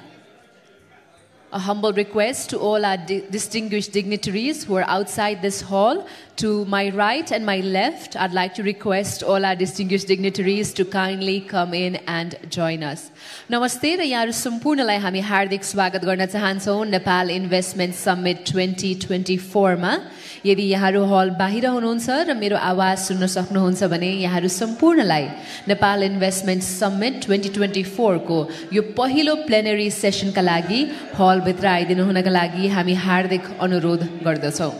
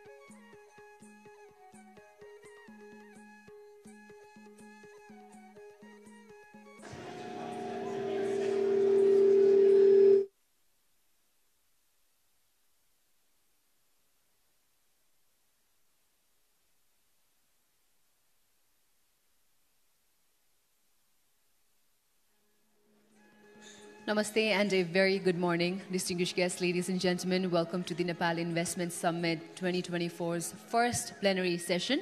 We'll be exploring investment opportunities in Nepal, and a humble request to all our distinguished guests who are scattered inside the hall.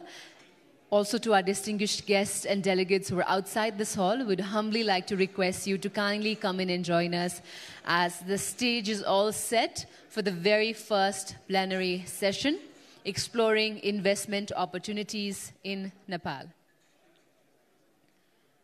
यहाँहरु हल बाहिर हुनुहुन्छ र मेरो आवाज सुन्न सक्नुहुन्छ भने यहाँहरु सम्पूर्णलाई हल भित्र आइदिनु हुनको लागि हामी हार्दिक अनुरोध गर्न चाहन्छौं। अबको केही समयमा हामी हाम्रो फर्स्ट प्लेनरी सेसन को सुरुवात गर्न जाँदैछौं। त्यसैकारणले यहाँहरु सम्पूर्णलाई हल भित्र आइदिनु हुनको लागि हामी विनम्र अनुरोध गर्न चाहन्छौं र हल भित्रै हुनुहुन्छ भने पनि यहाँहरु सम्पूर्णलाई आफ्नो स्थानमा आसन ग्रहण गरिदिनु हुनको लागि पनि हार्दिक अनुरोध गर्दछु।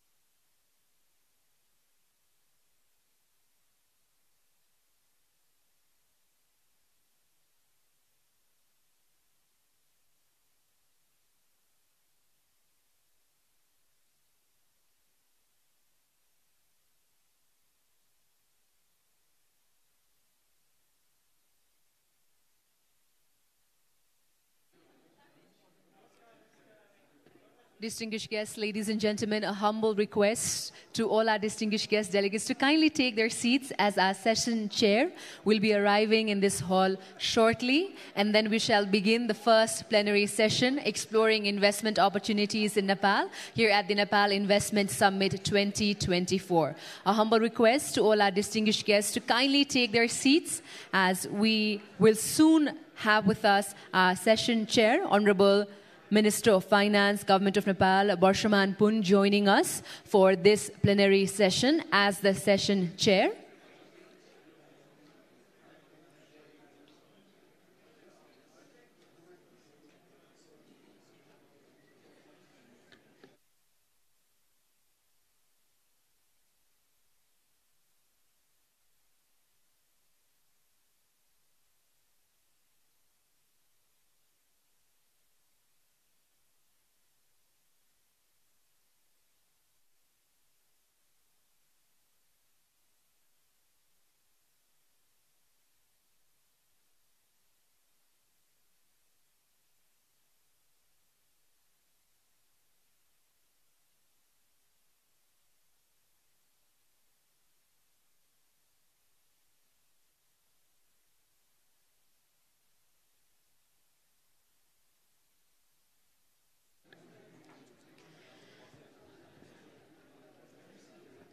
Ladies and gentlemen, would like to also apologize for the slight confusion and the delay that we have had in starting this plenary session. But we'd definitely like to acknowledge the presence of our distinguished presenter and our speakers. And I'd also like to request them to kindly take their seats onto the stage, informing all our distinguished guests and delegates that our session chair, Honorable Barshaman Pun, Minister for Finance, Government of Nepal, will be joining us shortly. We'd like to invite onto the stage our presenter, Mr. Rameshwar Khanal, former Secretary, Government of Nepal, to kindly join us onto the stage. We'd also like to invite our speakers, Honorable Dr. Prakash Sharan Mahat, former Finance Minister and Member of Parliament, to kindly join us onto the stage. We're also delighted to welcome Honorable Dr. Swarnim Wagle, Member of Parliament, in this session. We'd like to welcome him and request him to kindly join us onto the stage as well. Dr. Yuvraj Khatiwada, former Finance Minister. We're extremely delighted and honored that Dr. Khatiwada could join us today for this plenary session. We'd also like to invite Mr. Harjinder Kang, HM Trade Commissioner for South Asia and British Deputy High Commissioner for Western India, UK, to kindly join us onto the stage. Her Excellency Hannah Singer Hamdi, UN Resident Coordinator in Nepal. Mr. Faris Haddad Zervos, Country Director, Maldives, Nepal, and Sri Lanka. Please. We'd like to request our delegates to kindly be careful while climbing onto the stage. It is slightly elevated on top. May I please also invite Mr. Martin Holtman, Country Manager for Bangladesh, Bhutan, and Nepal, IFC. Mr. Tidain Kinda, IMF Mission Chief for Nepal.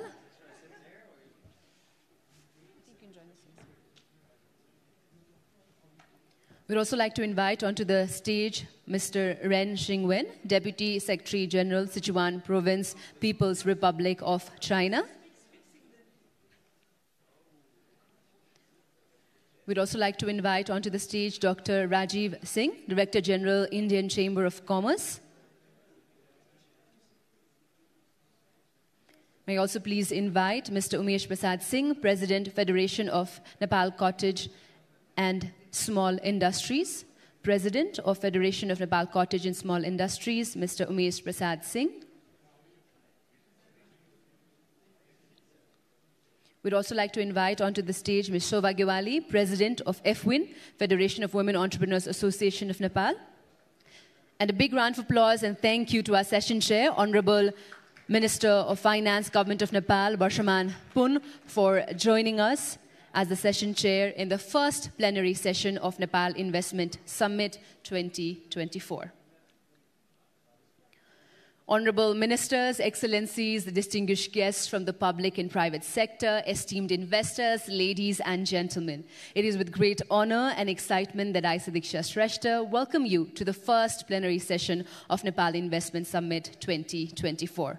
As we gather here today, we are privileged to host esteemed delegates from around the globe, united in our shared commitment to explore the vast investment opportunities that Nepal has to offer. From renewable energy projects to infrastructure initiatives, tourism ventures to agribusiness opportunities, Nepal presents a myriad of avenues for strategic investment and fruitful partnerships. Today, ladies and gentlemen, let's embark on this journey of exploration, innovation, and collaboration as we unlock the immense potential of Nepal's economy. Once again, a warm welcome to the first plenary session. And ladies and gentlemen, may I please now request our presenter, Mr. Rameshwar Khanal, former Secretary, Government of Nepal, for his insightful presentation.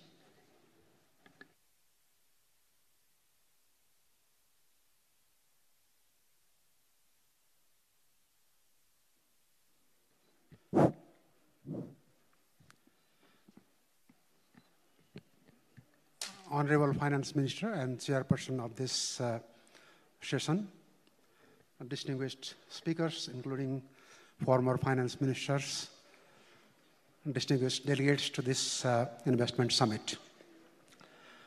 Well, much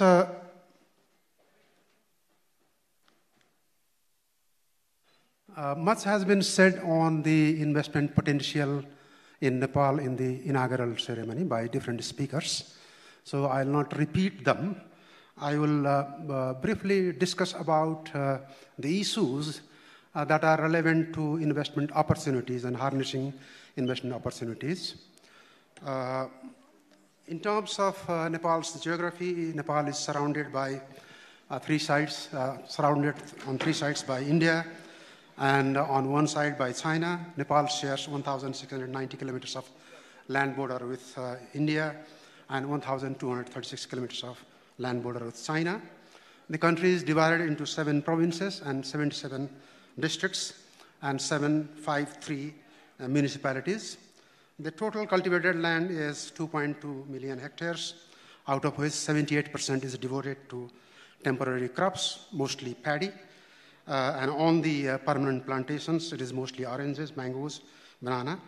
There are distinct three ecological regions: Tarai occupying 17%, plains, hilly region 64%. Most of the population is in Tarai region and hilly region. Mountain region is least populated with 19% of the area. And 23.39% of the area is a protected area. So in terms of the connectivity, which is very important for the investments, Nepal has 27 custom checkpoints with India, and nine main customs with China, out of which only 2 are operational for large cargoes. There are 2 dry ports and 3 international ports for air cargo. Nepal has a transit treaty with China and also India, but Nepal has not been able to take advantage of the Chinese seaports. Nepal also has MOU with Bangladesh for using the seaports of Bangladesh. The nearest distance to the seaport is 706 kilometers, that's Kolkata. But most of the cargo for Nepal comes from either Haldia or Visakhapatnam. Government is very mindful of the need for development of trade logistics. Trade logistics policy has recently been approved by the cabinet, and government is preparing trade logistics master plan, which is basically focused on improvement of ICPs, customs checkpoints, and inland supply chain. 3 of the important checkpoints, as Indian ambassador in the opening session said, that is already fully operational through the Indian government support. The population of 29.2 million, 65.2% is of working age. So this is the highest demographic dividend in 8 decades of farmer census taking. So Nepal is in the peak of demographic dividend. Population is growing at 0.92%, which is very low. And over 2 million population is always out of the country, either for jobs or for studies. And nearly 100,000 young people leave Nepal every year for higher education abroad. Nepal's demography has huge diversity, 142 different ethnic groups and 125 different spoken languages. 65.6% of the total population is economically active. In terms of the political environment, Nepal has moved to federal system of governance. It has been 7 years and it is taking shape. It is evolving. Fiscal federalism is in place and it is working well. Government, unfortunately, in Nepal changes frequently. In spite of that, frequent change of government at the federal and the provincial level, at least in 3 issues, there is a common consensus among all large political parties. One, higher private sector investment in all spheres of economic activities. So role of private sector as economic engine or whatever is emphasized by all major political parties. Same voice, same echoing sound. And second, need for accelerated foreign investment, foreign direct investments, because the results have been seen, and expanded regional and global integration. That is the focus of the speech made by Finance Minister and Prime Minister this morning as well. Industrial relation after 2017 has drastically improved. There has not been a single instance of industry-wide or enterprise-level strikes in the last 7 years.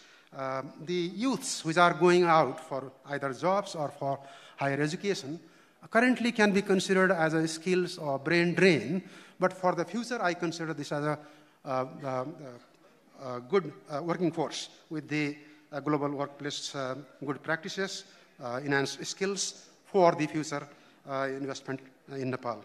And government also has the schemes for skill development aimed at the needs of the private sector. Government works with the private sector in developing these skills required for the investments of the private sector.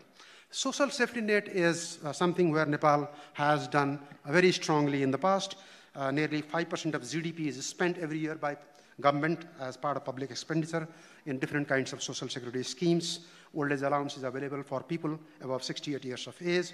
And for all workers, formal or informal, since 2018, contribution-based social security scheme is operational. So this has been really good in terms of creating a better business environment. And Nepal has a system of reviewing minimum wage every 2 years with the engagement of the private sector. There is a tripartite mechanism where private sector is also involved. The growth performance over the last 10 years, the long-run growth performance of Nepal also has been very dismal, less than 4%. Last 10 years, of course, it has been 4.3%. But look at the scenario. During this period, there was earthquake, there was economic problems, there was a COVID-19 pandemic, but the resilience of Nepali growth story is remarkable. So in spite of all these shocks, economy went negative only once during the last 10 years. External sector stability is very important for any foreign investor because they want to ensure, they want to see that their investments can be taken back. So Nepal has always been focusing on the stability of the external sector. And if you look at the foreign exchange reserve in the last 8 years, since August 2016 to 2024, the foreign exchange reserve has never gone down below 6.6 months of imports of goods and services sufficiency. So this is a good practice that Nepal government and this monetary authority has been doing. Government revenue is consistently increasing. This indicates the power of the government to sustain the social safety spending and also carry out the capital spending that is necessary to supplement to the private sector infrastructure investment. Public debt as a percentage of GDP has been continuously low at the height in 2000. It was in 1975, 76 or so. It is in Nepali calendar year. So 66.8%. Since then, it has been rationalized. Government is very prudent in borrowing, and currently the borrowing is around 43% of GDP. The foreign borrowing is less than 22%, and the law restricts government to recklessly borrow. There is a restriction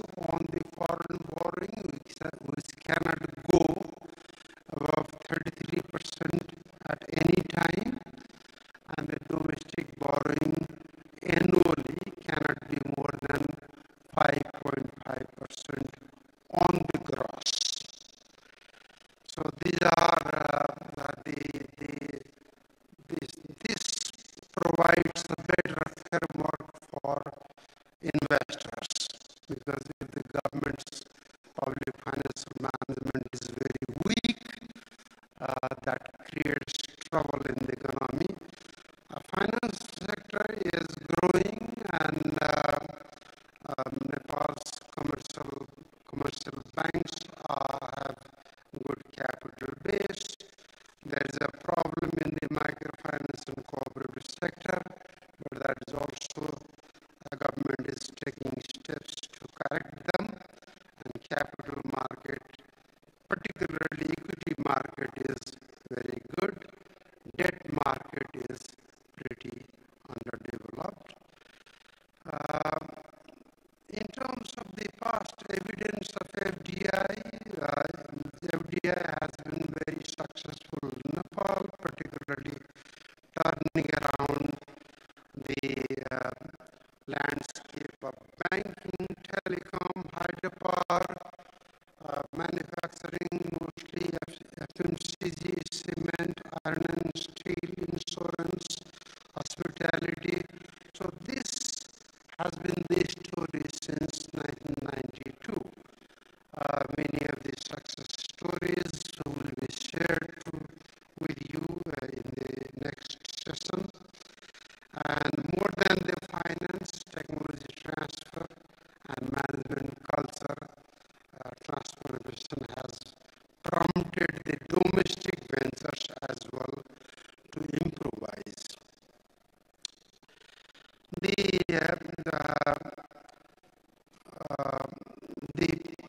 In the past 1 decade, Nepali private sector has been investing heavily in hydropower development, cement production, in tourism industries, FMCG products, woolen products, agro-processing. So these are the areas where Nepali industries see scope. The investment potential, investment sectors was highlighted very well in the speeches made by distinguished personalities in the inaugural session, so I will not spend much time here. But agriculture and forest-based resources, so industries using these resources has a huge possibility, because Nepal has diverse ecology, so Nepal can produce anything that is produced in the world. So government is promoting commercial farming, specialization. So government has plans to work with private sector in developing the agricultural value chain, agricultural supply chain, and forestry value chain. Mines and minerals, cement is a success story, but there's a glut now, there's overproduction. So more than cement, there are other minerals which can be explored, and mineral processing is another possibility. Iron processing is currently happening under the leadership of government. Energy, not only hydropower, currently about 18,000 megawatt of hydropower are in different stages of development. Some survey, some construction, some completed. So altogether, 3,000 plus megawatt is already under production. 9,600 megawatt currently under construction. But there is a prospect in solar and wind which has not been explored yet. There's a huge possibility. Nepal has sunrise all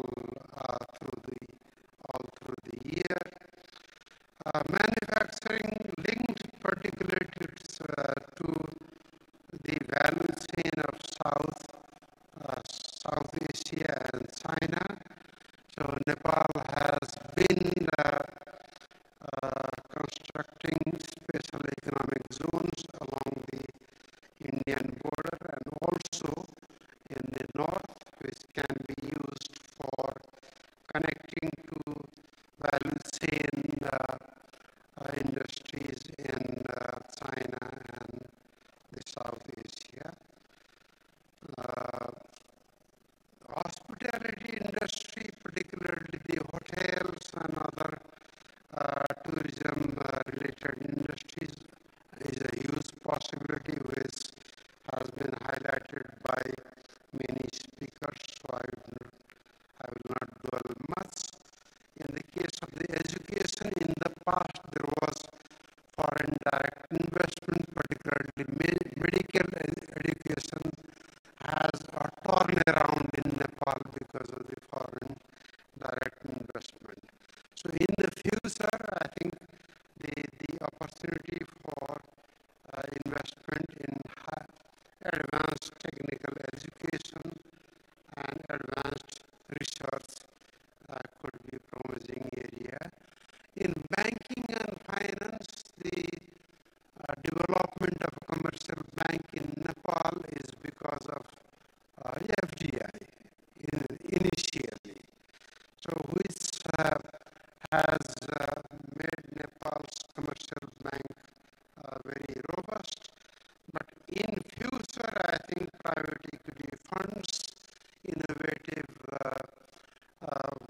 financial institutions are a possibility where Nepal provides a scope. ICT, there's huge scope which I don't need to emphasize. Health, specialty medical services, wellness services, and all those things, targeting particularly foreigners in tourist areas. And these are the areas in which you can look for opportunities. In terms of the policy institutions support system, I'll briefly discuss. Nepal grants national treatment to all foreign investors. There has not been a single instance of expropriation in the past, and government is committed to protecting the ownership, which Honorable PM also reiterated this morning. Repatriation does not have any restrictions. Government is mindful of some procedural delays. There are some delays, and constantly improvising to make repatriation hassle-free. Government also has a mechanism of a regular consultation with private sector. This summit itself is a collaboration with the private sector. Geopolitics is both an opportunity and challenge for Nepal, which can also definitely affect the foreign investors. In conclusion, I'd like to summarize that because of the commitment from the highest level of the government, consensus among all political parties on the need for accelerated foreign investments, availability of skilled labor and democratic advantage,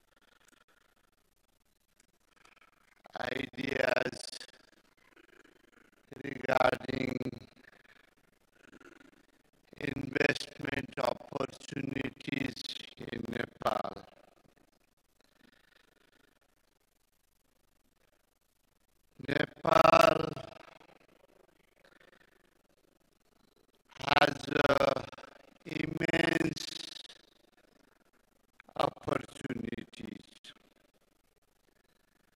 because our physical development,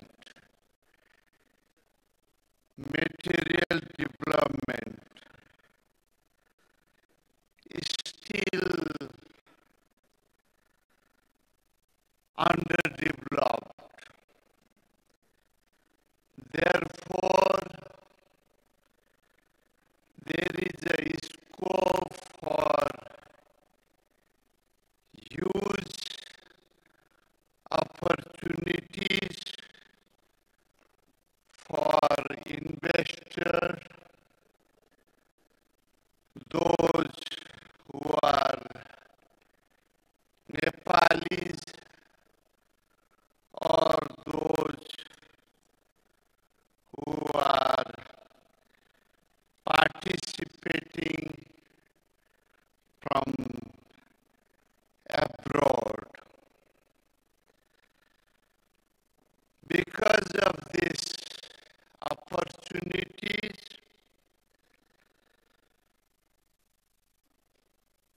I think there is a tremendous scope for good return as well. Those who have invested in Nepal, they have made good return.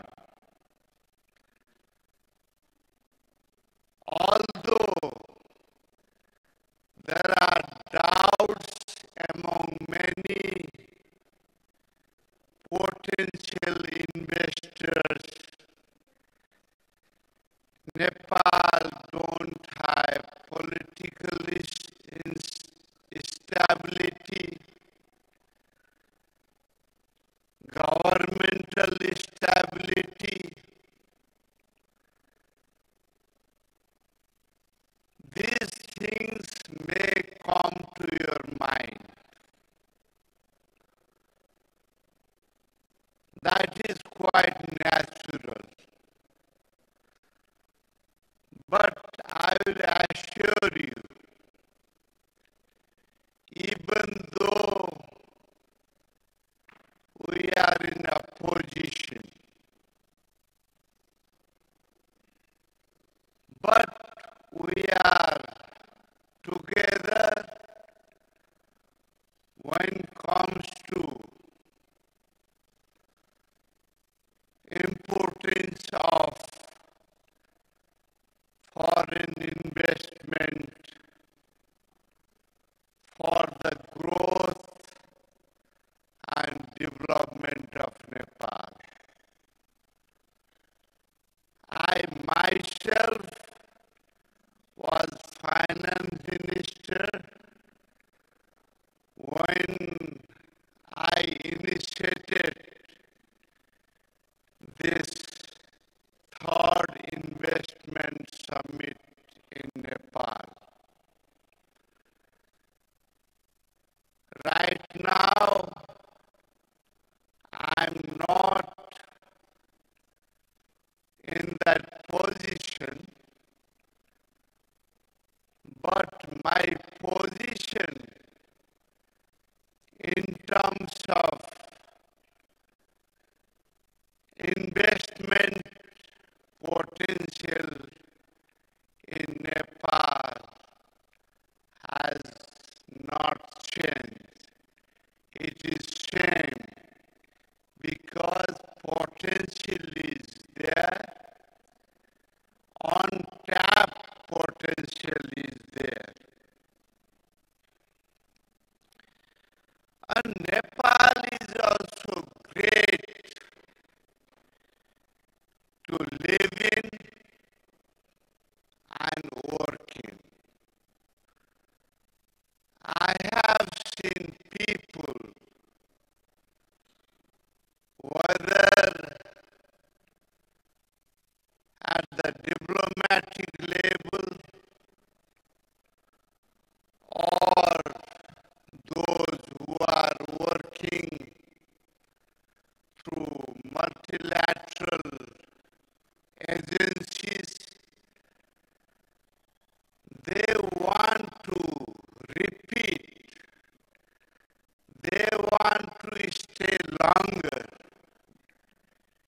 because Nepal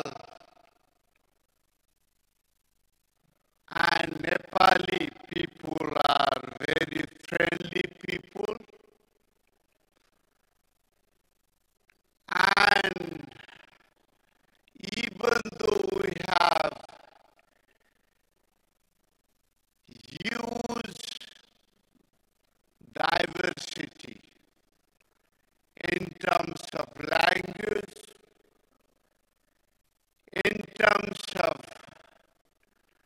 topography, in terms of wildlife, in terms of flora and fauna, but we are united with a purpose. We may have political differences. We had insurgency that was based on political lines. But we live in harmony. We have varied cultural and religious background, languages background, but we never quarrel over it. So this is the best place to be in. That is why I urge all of you to invest in Nepal. There are several opportunities.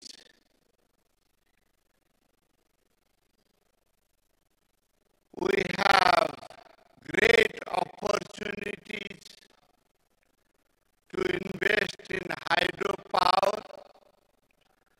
We have ecosystem of hydropower investor developers within Nepal. So they can be a very good partners for those who are coming from outside with the intention to invest. The local investor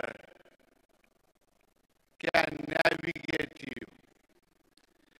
We have all the laws in place. Since 1990, when we had democratic changes and Nepali Congress Party was in government, it initiated series of reform, liberal economic policy, and several laws and bylaws which is up to a standard, international standard, came into existence. But later on, because of the insurgency and political instability, the first phase of investment based on those laws not continue. But now we have political stability in terms of constitution, in terms of laws. We have same opinion whether we are in government or outside in terms of inviting investors to invest in Nepal. And lately, when I became finance minister, we initiated second series of economic reforms to make it more attractive for investment. We are working towards tax reforms. High-level tax reform commission has already submitted report. I believe that present government will follow their recommendation. At the same time, we have initiated several changes in laws to make it more,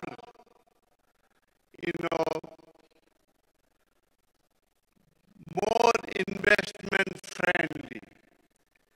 I think that is also going to be passed very soon by the parliament.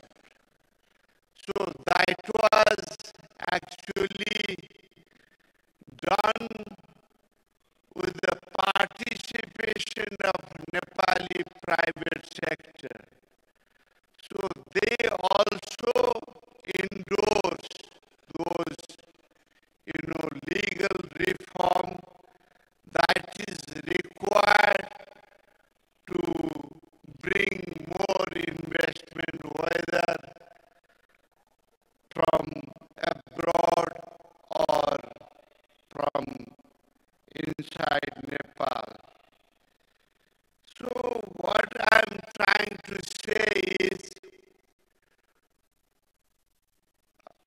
there is a tremendous opportunities that lays ahead, and we urge you to take those opportunities. As far as areas of investment potential is concerned, hydropower has a big potential. India has already decided to buy up to 10,000 megawatt of electricity. Bangladesh is willing to do the same. So because of that, you have assured market, not only domestic market, but access energy for to export to India and Bangladesh. Therefore, hydropower is one important sector. At the same time, tourism is a big sector. It has a big potential. We are not even able to, materialize fraction of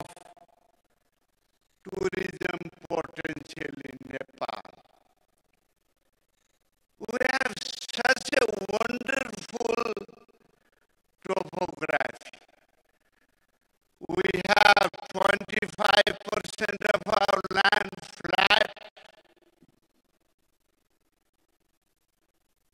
from east to west,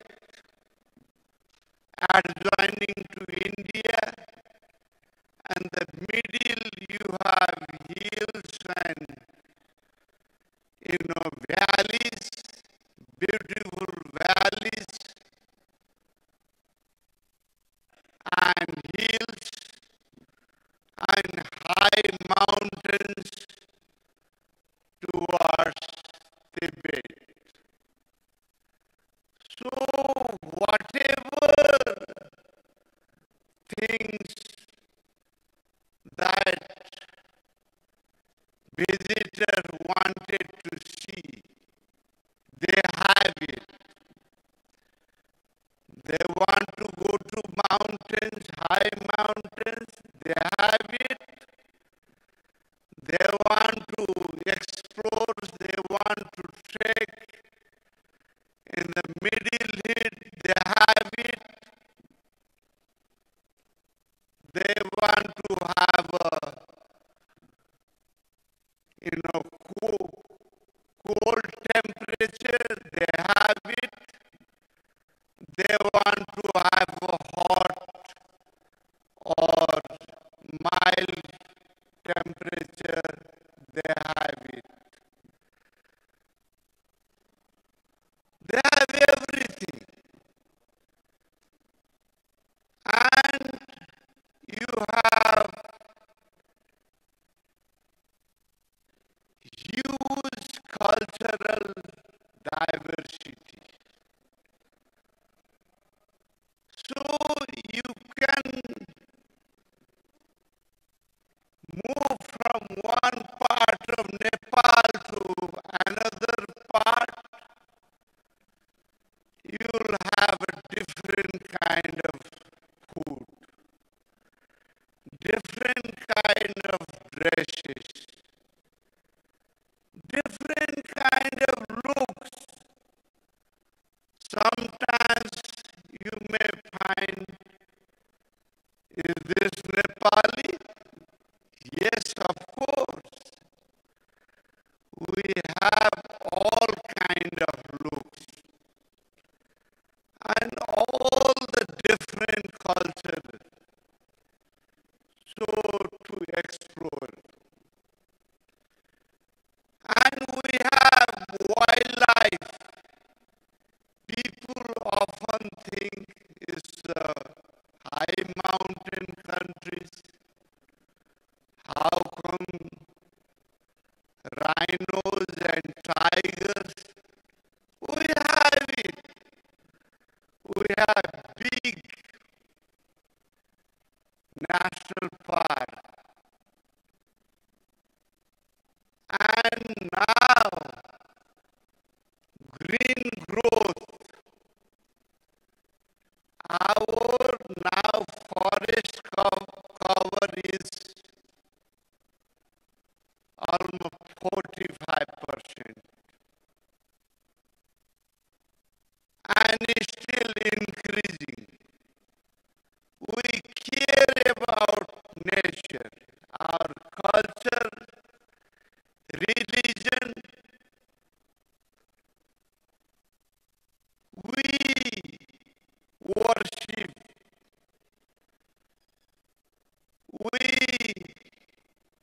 We think trees are important to us. Animals are important to us.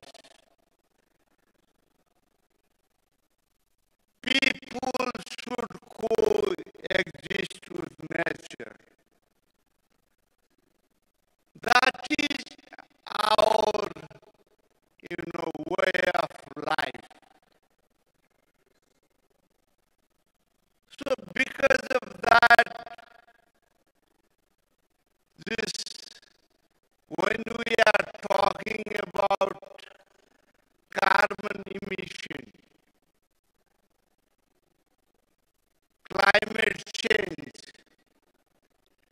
we have done everything right from the perspective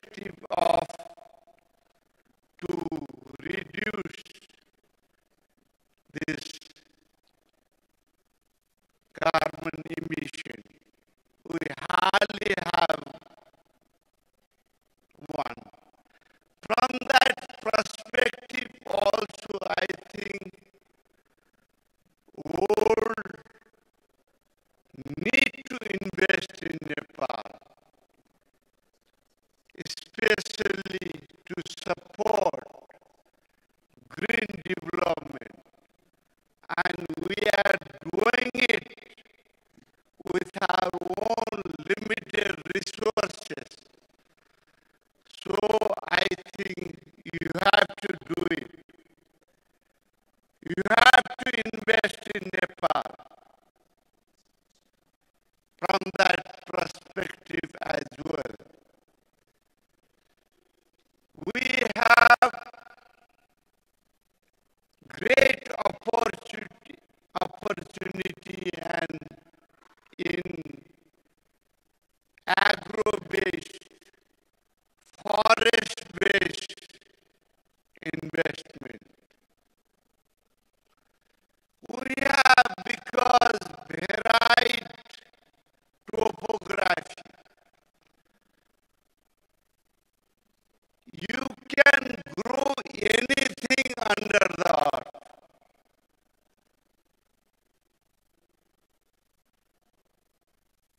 Be it fruits, be it vegetables, be it trees, coffee, and many other varieties of things that you want to grow. What is required is we need to have a bigger investment.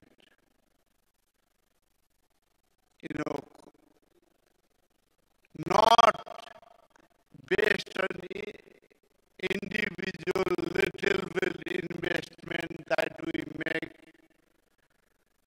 which is not commercially viable. So we want bigger investment, commercial-based investment. And Nepal can be a best place for organic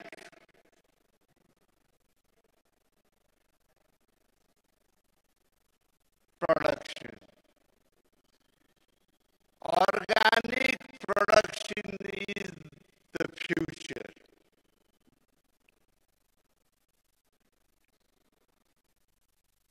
Green economy is the future.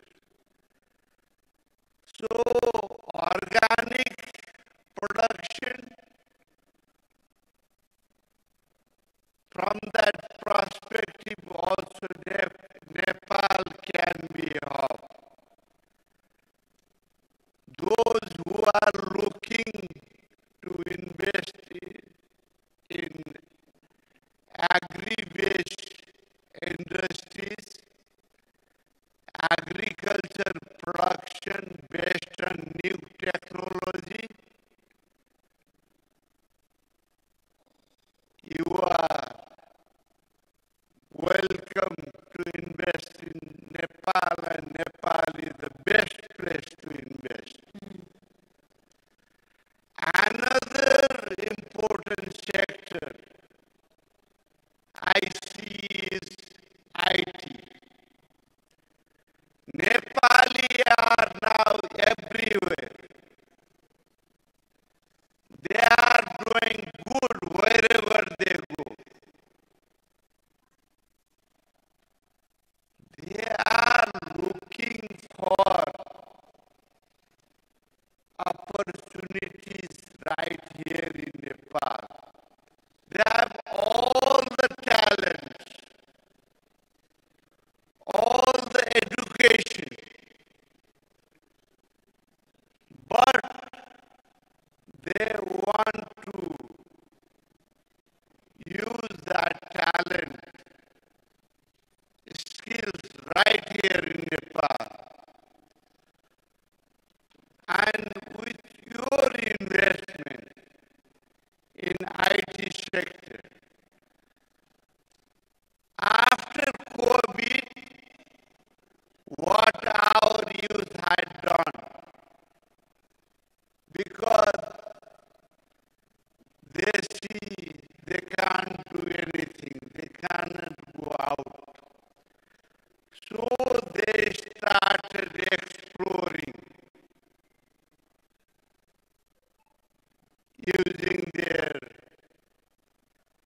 computers.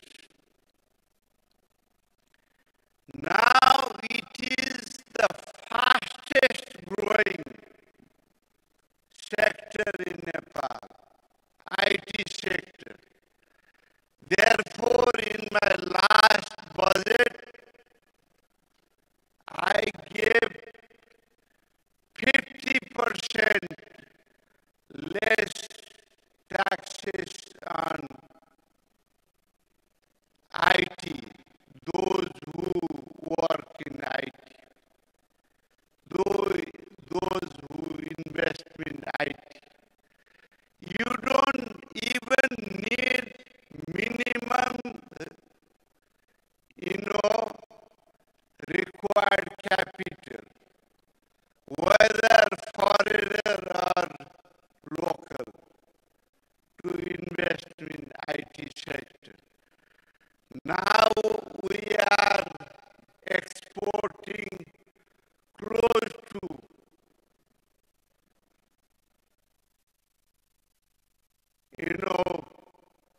$100 billion Nepali rupees worth of software outside the country. So if those who have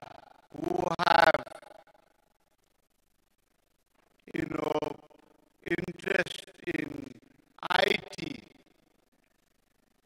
they can invest in a big way in Nepal. They can open center in Nepal. And we have all the talents. They would love to work right here in Nepal with less taxes than going abroad with high,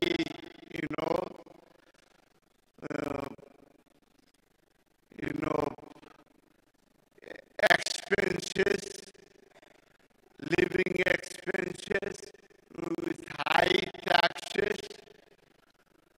Rather, they would work right here if that kind of opportunity can be extended. Therefore,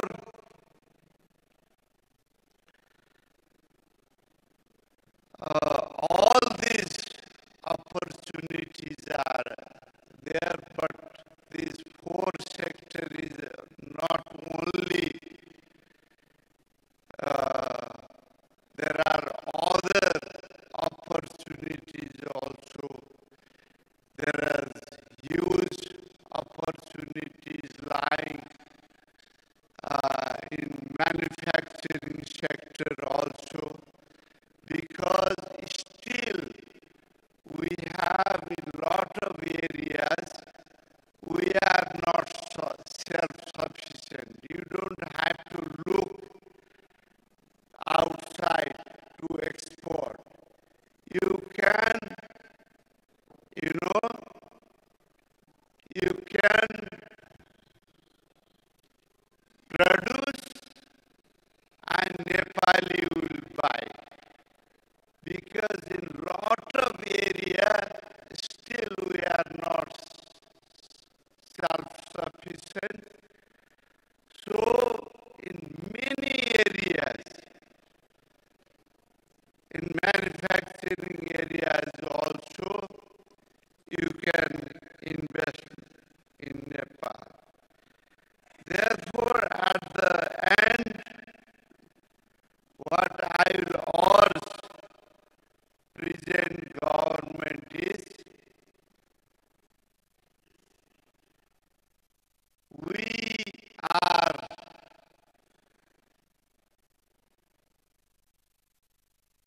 for investment, whether from Nepali diaspora or Nepali or foreigners. We will support it. We urge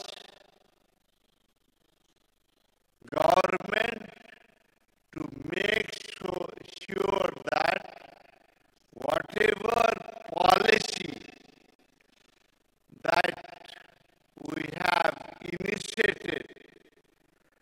Don't deviate from that. I believe they can't afford to deviate from those policies.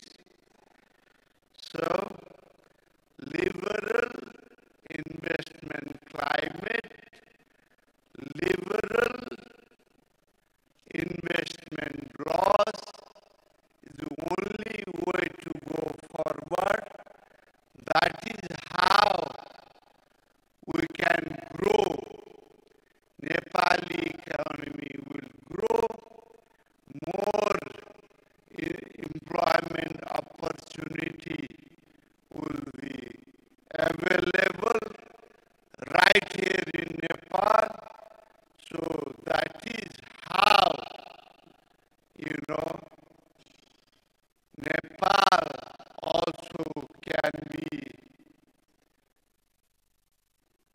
one country which is on par with many other countries who are already at the top level of the economy. All the potential is there.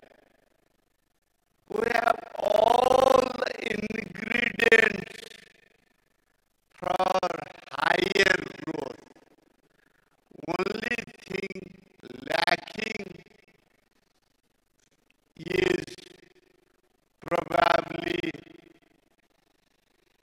consistency in our approach, consistency in our work, and seriously pursuing our goal. That is what we should be doing that, and I believe collectively we'll do it. Government can come and go, but investment should continue to come. Investors should feel comfortable. Thank you very much, Honorable. Whichever government is coming to Nepal. Thank you very much. Thank you very much. Thank you, Honorable Dr. Prakash Sharma, for shedding light on the favorable policies and the optimistic outlook for possibilities of investment in Nepal. We'd also like to kindly welcome Mr. Ashok Chaturvedi, Chairman and Managing Director of UFlex Group, to kindly join us onto the stage as well. Thank you very much, sir, for your presence and participation here in the first plenary session of Nepal Investment Summit 2024. As we move forward, also due to the time constraint, may I please request all further speakers to kindly limit their remarks within 5 minutes. And with great pleasure, I would now like to invite Honorable Dr. Swarnim Wagle, Member of Parliament, whose profound expertise in economics and his dedication to the advancement of Nepal's economic prosperity has made him invaluable today.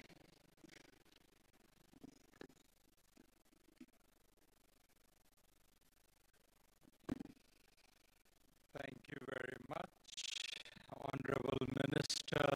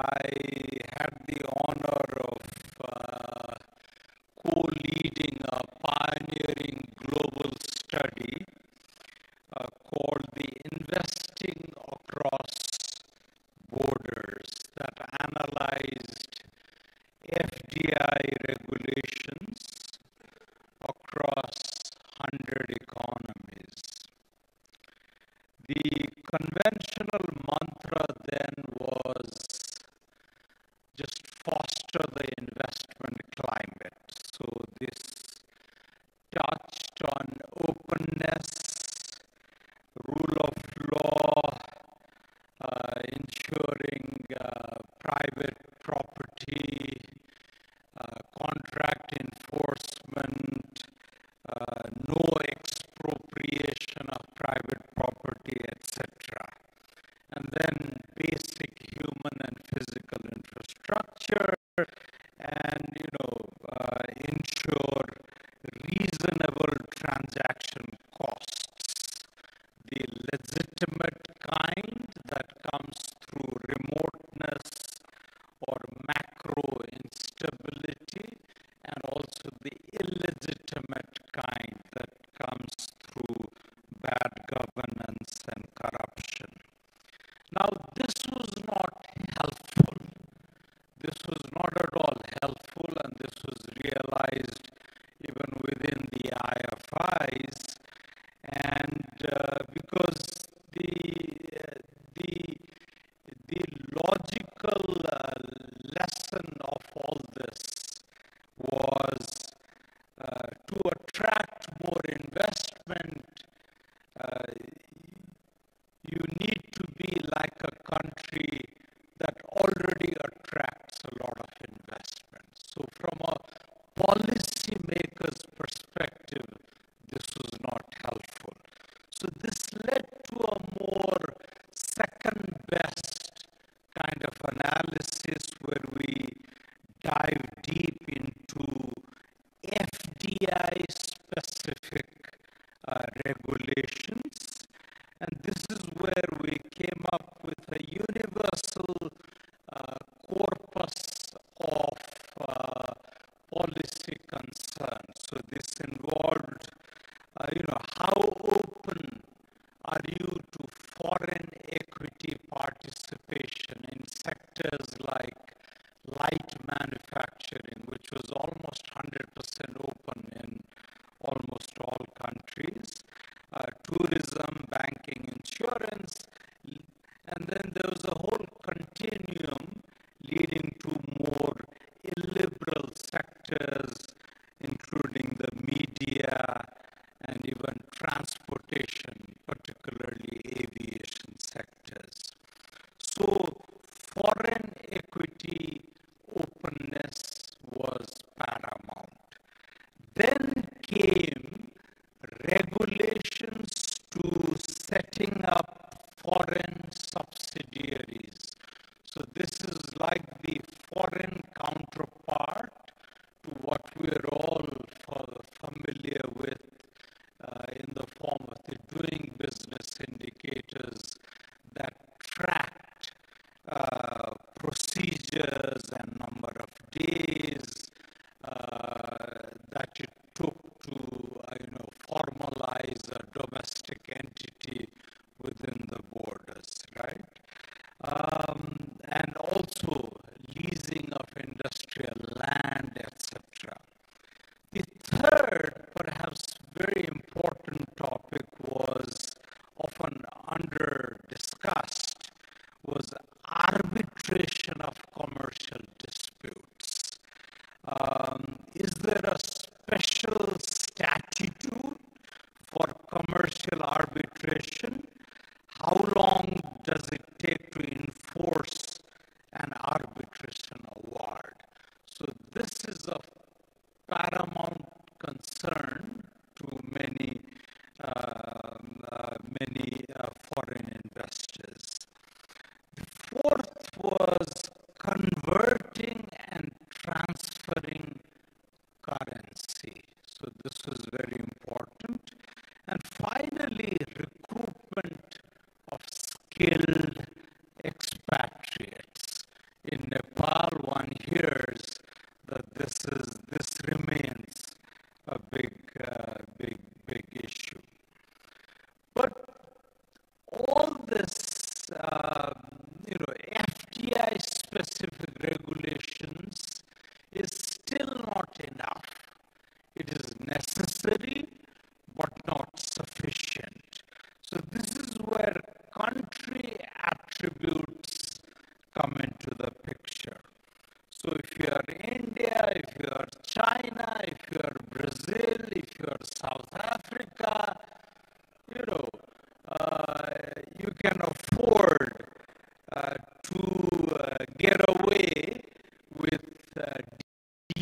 meaningful reforms because you compensate that with a large domestic market.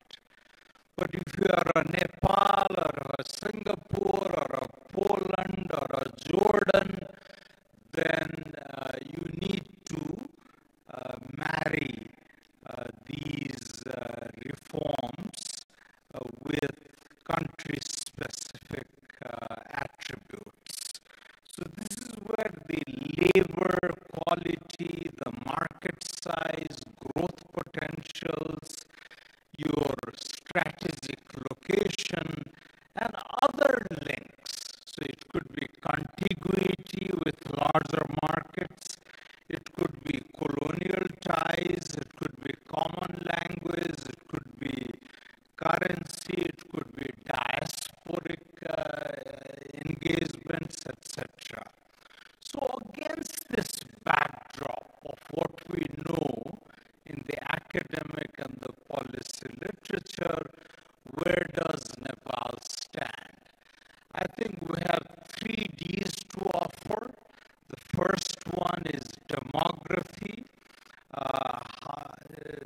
We're the oldest nation state in South Asia, but the youngest country in the region, with the median age being 25, a young, trainable labor force, tens of millions of whom are now abroad. But they can be tempted back if we get the economy going and investment going, and if they can be sufficiently incentivized. So demography, I think, is a big draw. Second is distance, our proximity to both India and China, and the new geopolitical imperatives that Rameswarji touched on, I think, is very important. And with this comes the issue of, how big a pie are we talking about? The quantum of finance, the source of investment, and the markets that we're talking about. Now, there's a striking statistics when it comes to FDI flows. In the year 2000, the first peak in the current era of the latest era of globalization, FDI inflows peaked at about $1.4 trillion globally. But the share of developing countries, including India and China at the time, was roughly $220 billion. Now, we reached a high of about $2 trillion in FDI inflows in 2015, just before the global financial crisis. It was 1.9 trillion. And after COVID, this has dipped to about the same level that it had reached 22 years ago. So that's 1.4 trillion dollars. But now, the share of developing countries in that overall global pie is almost $1 trillion. So the financial landscape has also evolved. So this is the second D. The quantum of finance, source of investment, and markets, allied with the fact that we share contiguous borders with both these large economies. Third is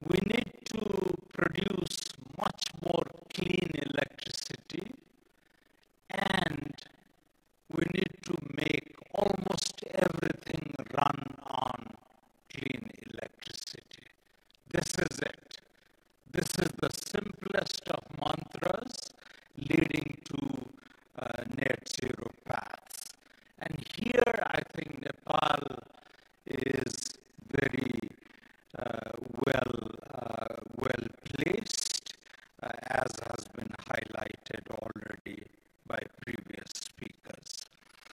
Now, what areas to look into? There's the domestic wing and there's the foreign arm.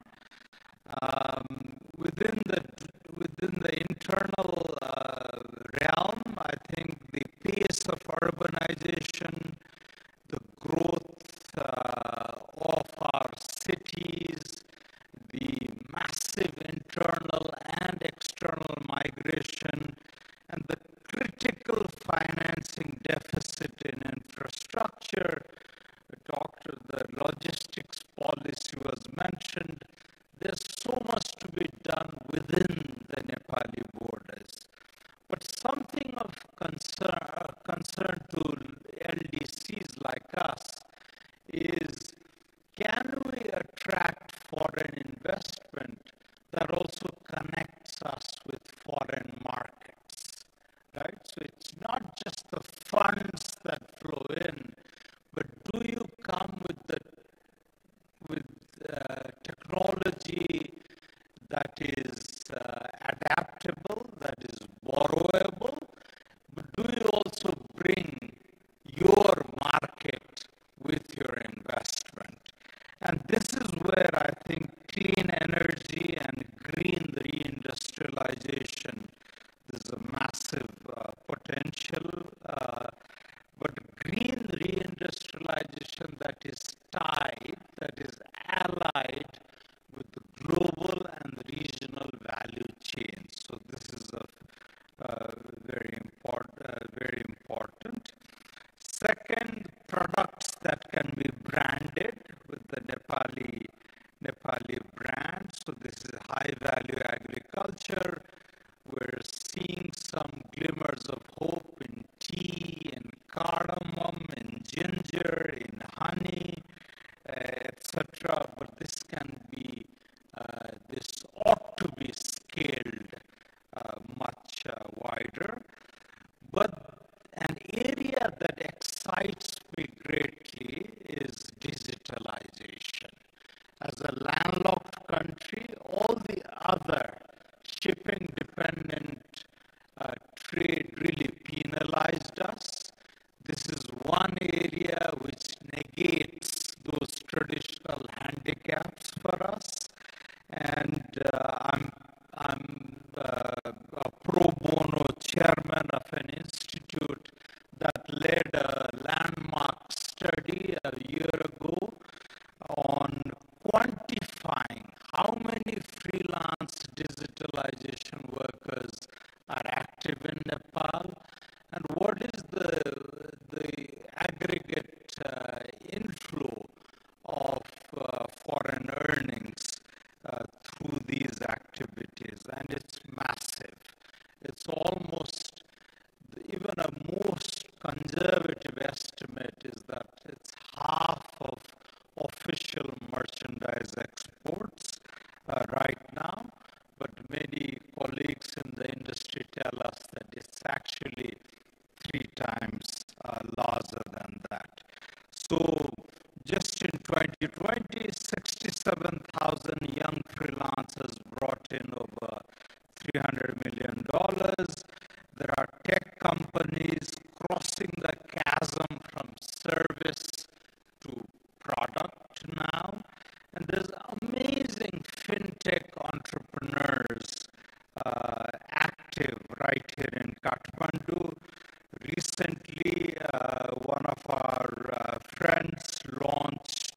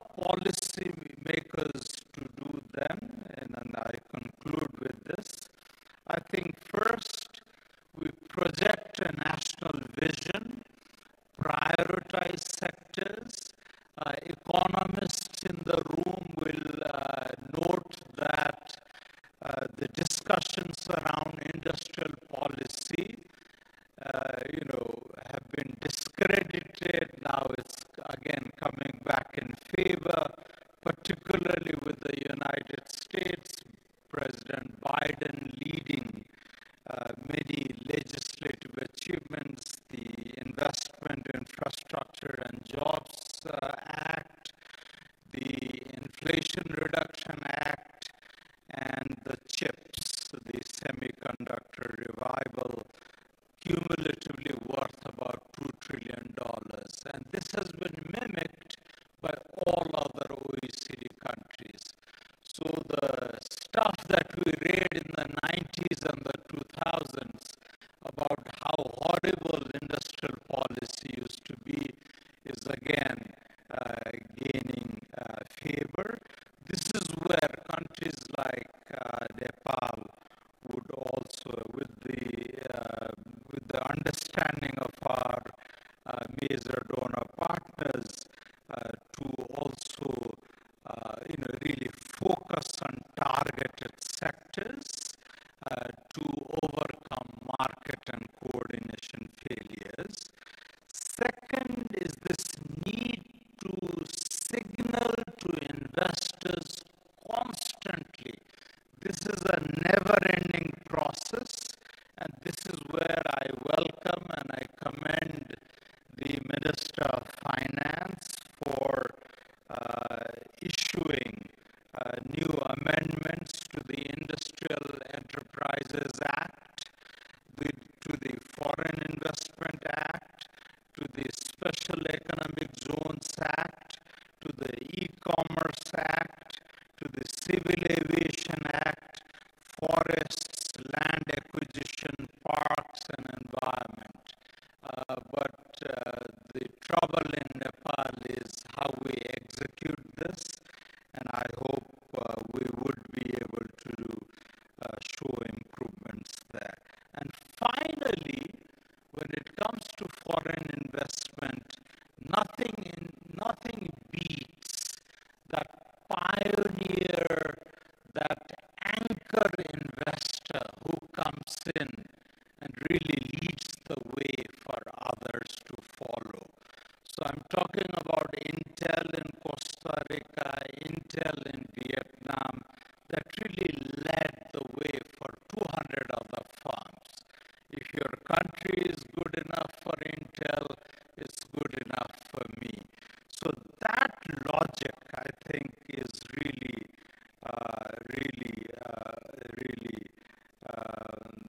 important to follow. But there are other strategic initiatives. So in the case of Nepal, of course, Make in India, rise of China, etc., there that I've alluded to. But the duty-free, quota-free facilities that we had as an LDC, Bangladesh made fantastic use of that. We couldn't because of our own internal problems. Given the transition periods, etc., there's a generous period that we can take advantage of. But sequel to LDC graduation, there are country-specific trade and investment treaties that we need to work on with the EU, with the US, ASEAN, Japan, Korea, etc. But it's that kind of country-to-country specific ties, and investors attracted and tempted from those particular markets that will do the trick when it comes to anchor investments. So let me stop here. Thank you. Thank you very much, Honorable Dr. Wagle. I would now like to extend a warm welcome to Dr. Yuvraj Khatiwada, former Finance Minister for the Government of Nepal, for his remarks in this August gathering of the first plenary session of Nepal Investment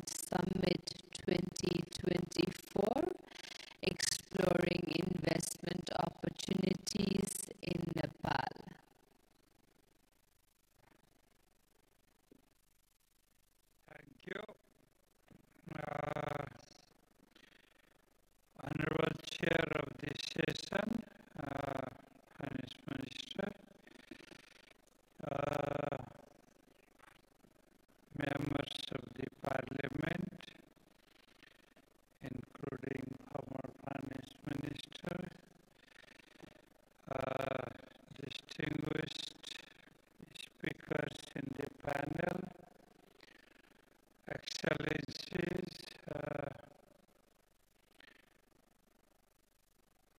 senior officials of the government, my friends, nice to be here back. I do remember 5 years ago when I was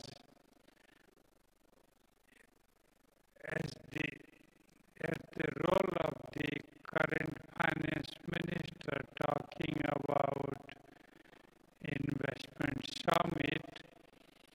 I have become a bit nostalgic today to find so many of the colleagues around and still looking for some more investment from your side. We have listened a lot, we have heard a lot from this very morning in the inaugural session and also from the speakers right now. As the finance minister has to work for action, I am here and we are here to show solidarity on what our government wants to do for enabling business environment to foreign investors. So, when I recall the previous Invest Summit, I am a bit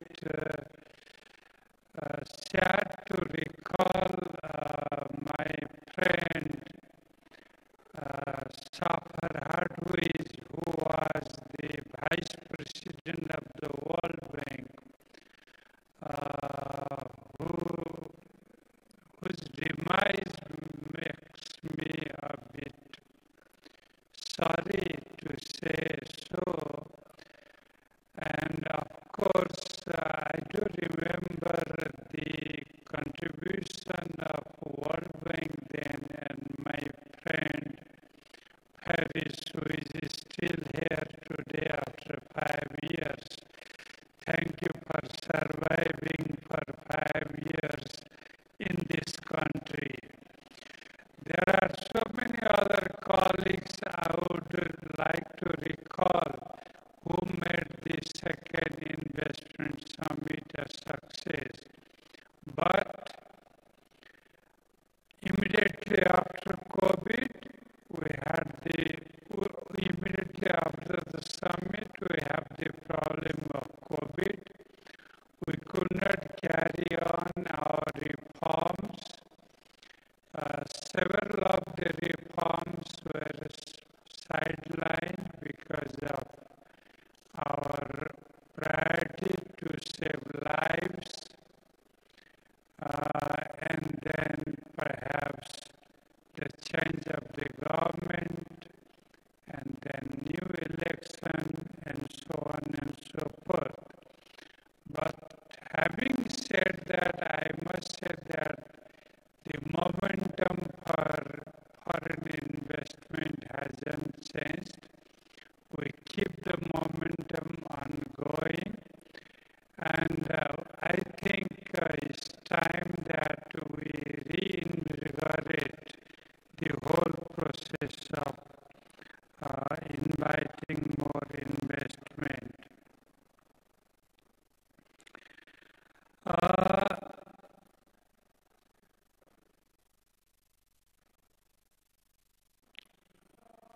I would like to put on some of the issues related to business environment. I am not an expert on projects. I can talk about broad areas of investment, and which has been repeated time and again. So I am not repeating them again. So, what is the business environment in this country, and what do we assure as an ecosystem for the investors? First,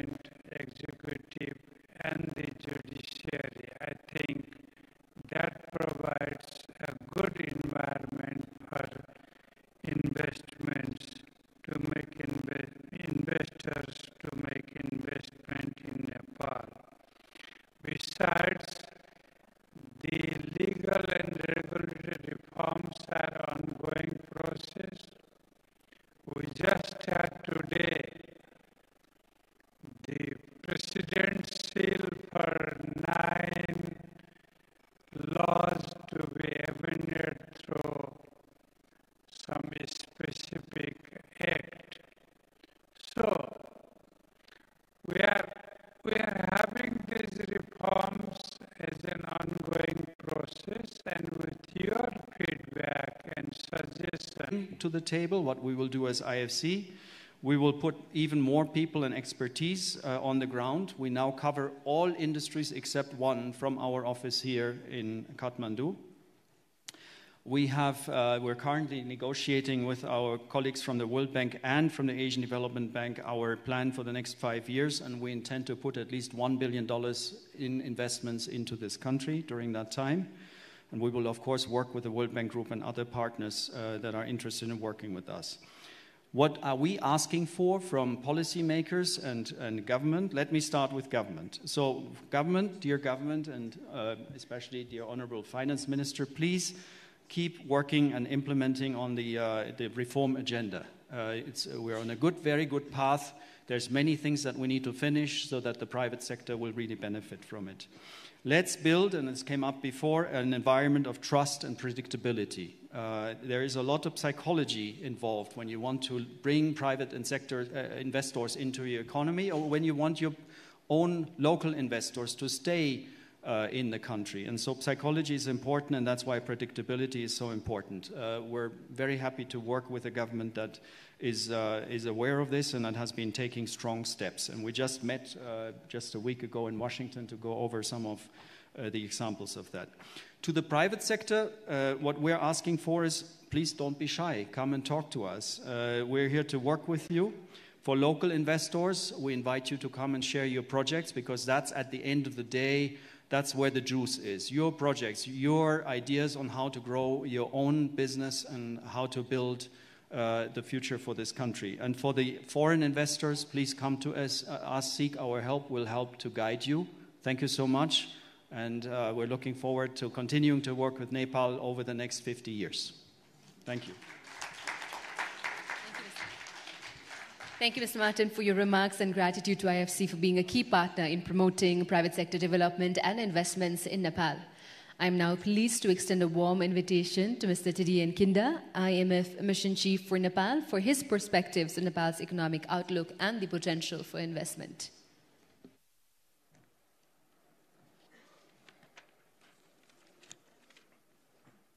So this time around, we'll turn the neck on this side. So good afternoon, namaste, Honorable Finance Minister and Honorable former Finance Minister. So it's a great pleasure for me to be here, coming from Washington, D.C. I should start by saying that the IMF, or International Monetary Fund, has had a very close collaboration with Nepal. And as a testimony of that, we have an office here in Nepal, headed by Teresa Sanchez, right here. So maybe what I will do today is to really emphasize how the IMF has been working together with Nepal. We will focus on one area, which is the macroeconomic environment, which is our specialty at the IMF. And as all investors will know, having macroeconomic stability is key and is essential in order to have prosperous investment.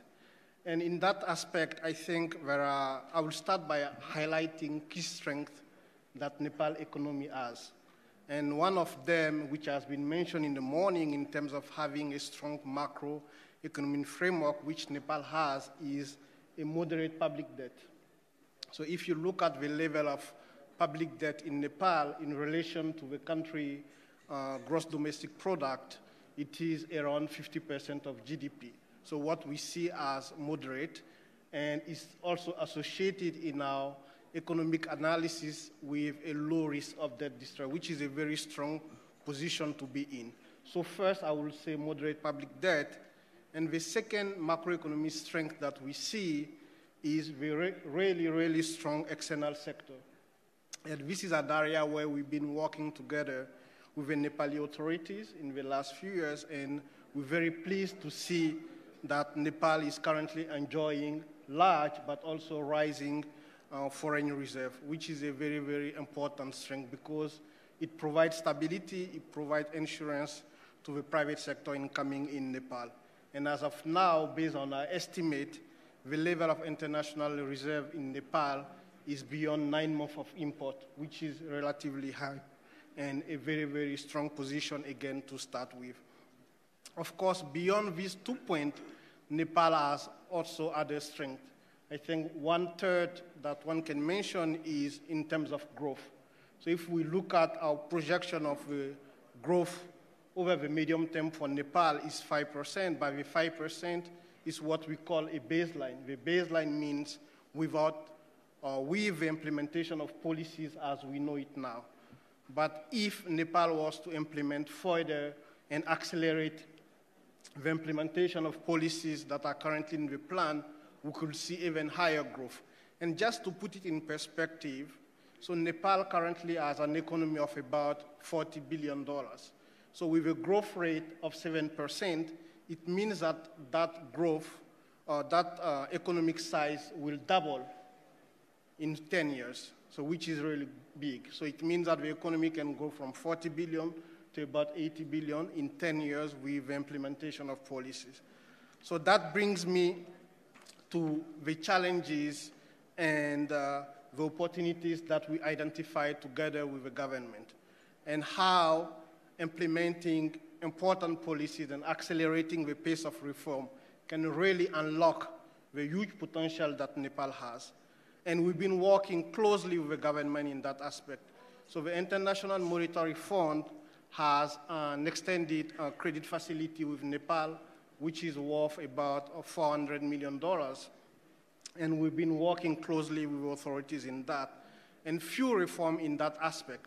For instance, as of now, we do see that growth, of course, as I said, has a high potential, but currently is below potential. And one area where we see enormous potential is really on the acceleration of public investment, because that will give a boost to domestic demand and further impulse to growth. And in that aspect, we've been working together with the government to approve a public investment management action plan, and that's being led by the National Planning Commission. And implementing that will help facilitate the execution of capital spending, which could give a further emphasis to growth. Another area on which we've been working closely with the government is to increase and strengthen domestic revenue mobilization. And of course, it's important to have investors coming into Nepal, and it's critical. Also, the government having higher revenue will allow the government to invest directly in capital spending in order to further attract private investors. One area that was mentioned in the morning is the financial sector, where there are some vulnerabilities. And I can say to the investor here that this is an area where we work very, very closely with the government. And indeed, led by the Nepal Rashtra Bank, there is some analysis that is being prepared in order to assess vulnerability in the banking sector and to take very swift measures. So this is an area where we're working very closely, and overall we do see also some strength in the banking sector despite these challenges. And last but not least, we are also working very closely with the government in order to implement a number of reforms to further strengthen governance, because we also believe that that is an important area in order to attract investment. As a testimony of that, of our very close relationship with the government working together, we even have another window that we are making available to Nepal, which is called the Resilience and Sustainability Trust, and through which Nepal can raise up to 300 million US dollars from the IMF, from the International Monetary Fund, and that's essentially directed to longer-term financing, for instance, those related to climate finance. So in a nutshell, we've been collaborating very, very, very closely with Nepal authorities, and we definitely see Nepal having a great potential for investment, and the only thing that we want to do is to work together to unlock that great potential. So we wish the authorities of Nepal great success in the investment summit, and we very much look forward to continuing our close collaboration. Thank you. Thank you very much, Mr. Tadian, for highlighting the key strength that Nepal possesses. I'm now honored to extend a warm invitation to Mr. Ren Shiweng, Deputy Secretary General, Sichuan Province, People's Republic of China, for his remarks to illuminate potential avenues for partnership and cooperation. 尊敬的普根部长、女士们、先生们，非常高兴在美丽的季节来到尼泊尔出席投资峰会和领导人论坛，十分感谢组委会的邀请和接待。正如上午罗兆辉署长所讲，中尼是山水相连的好邻居，守望相助的好朋友。2019年10月，习近平主席对尼泊尔进行了国事访问，揭开了中尼关系新篇章，也为四川与尼泊尔各领域互利合作注入了强劲动力。在中尼两国领导人的恢宏擘画下，四川也与尼泊尔像走亲戚一样，围绕“一带一路”合作建立了跨越喜马拉雅山的深厚情谊。去年5月，四川省委书记王晓辉率代表团来到尼泊尔，开展了川气走尼泊尔系列友好交流活动，推动了一批合作项目建设落地。川流合作领域不断拓展，特别是四川国有企业持续加大在尼项目投资，在能源装备领域，川投集团投资了12亿美元，开发了马兰马象的梯级水电站项目。东电国际投资1400万美元，开展了上山建水电站机电设备设计供货安装调试项目。Distinguished guests, ladies and gentlemen. 在基础设施方面，中国华西四川及时参建了博克拉国际机场，正式移交并投入运行。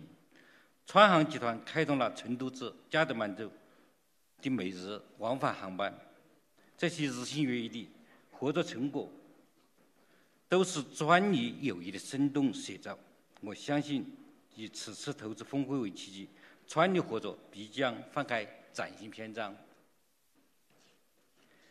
在投资峰会这一合作舞台，我诚挚向各位简要推荐中国四川。四川位于中国西南腹地，人口9100万，面积48.6万平方公里。四川发展前景广阔，国内资源丰富，是中国发展的重要区域。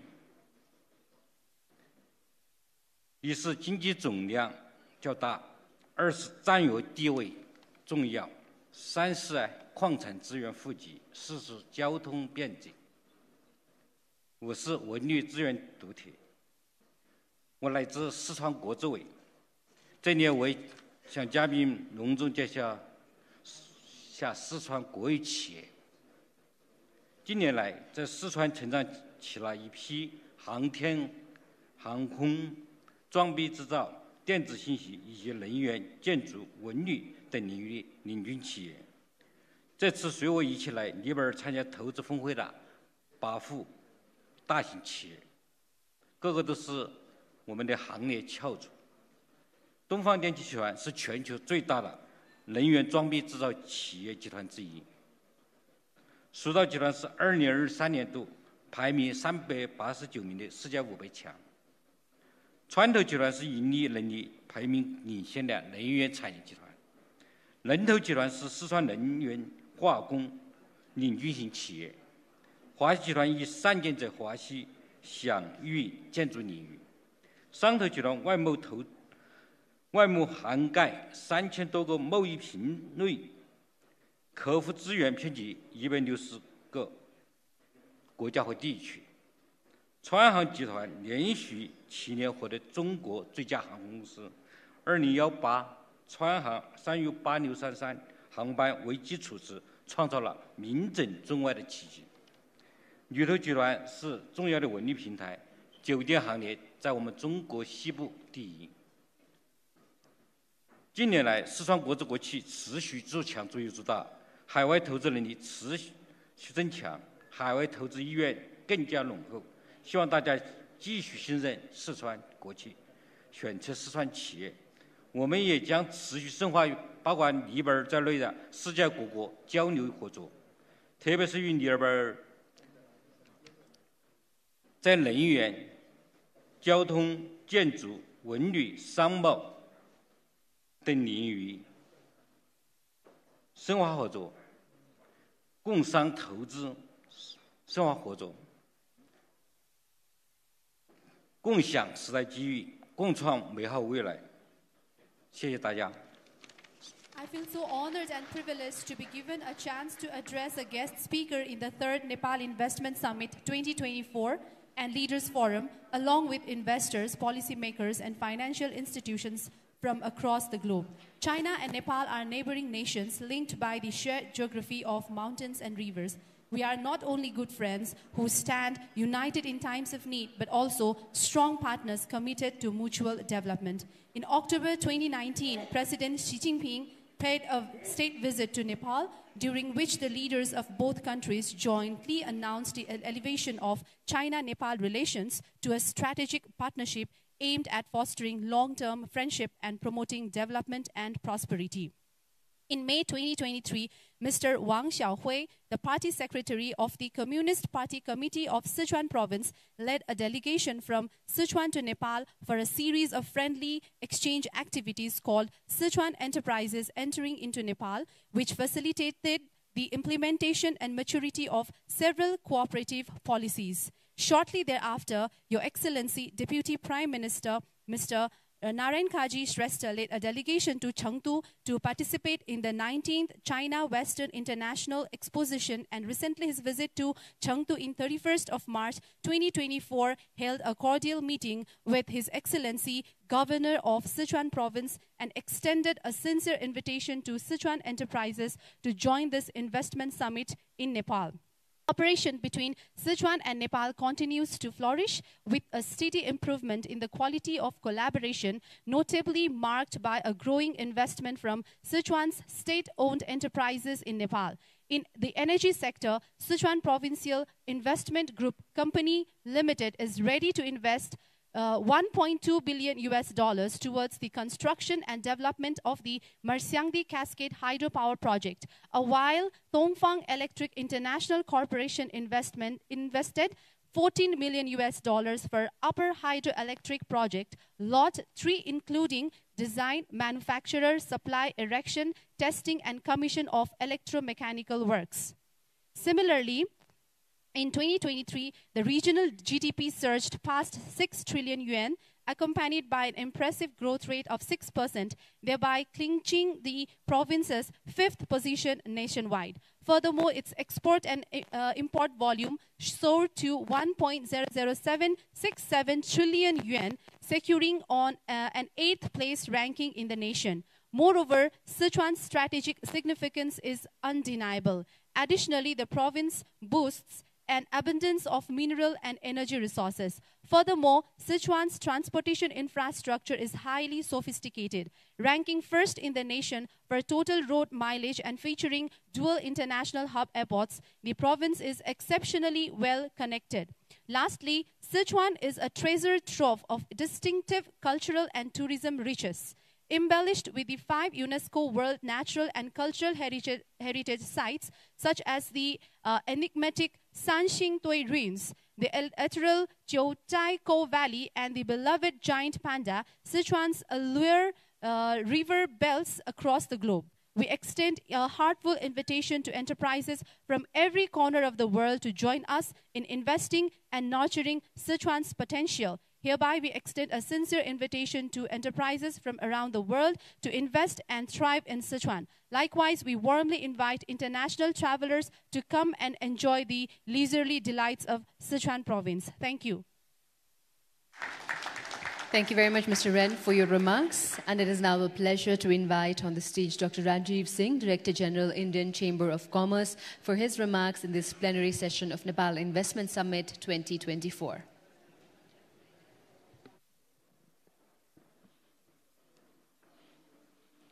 I know we are all waiting for lunch, so I'll be very quick and brief, and let me also appreciate your patience to be with all the speakers.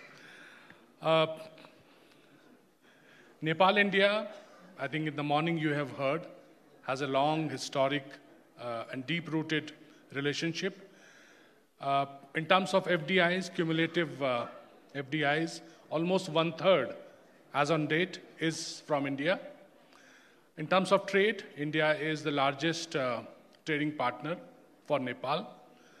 And you have also heard the investments, the commitments which have been there in the space of energy, hydro, AI, hospitality, hotels.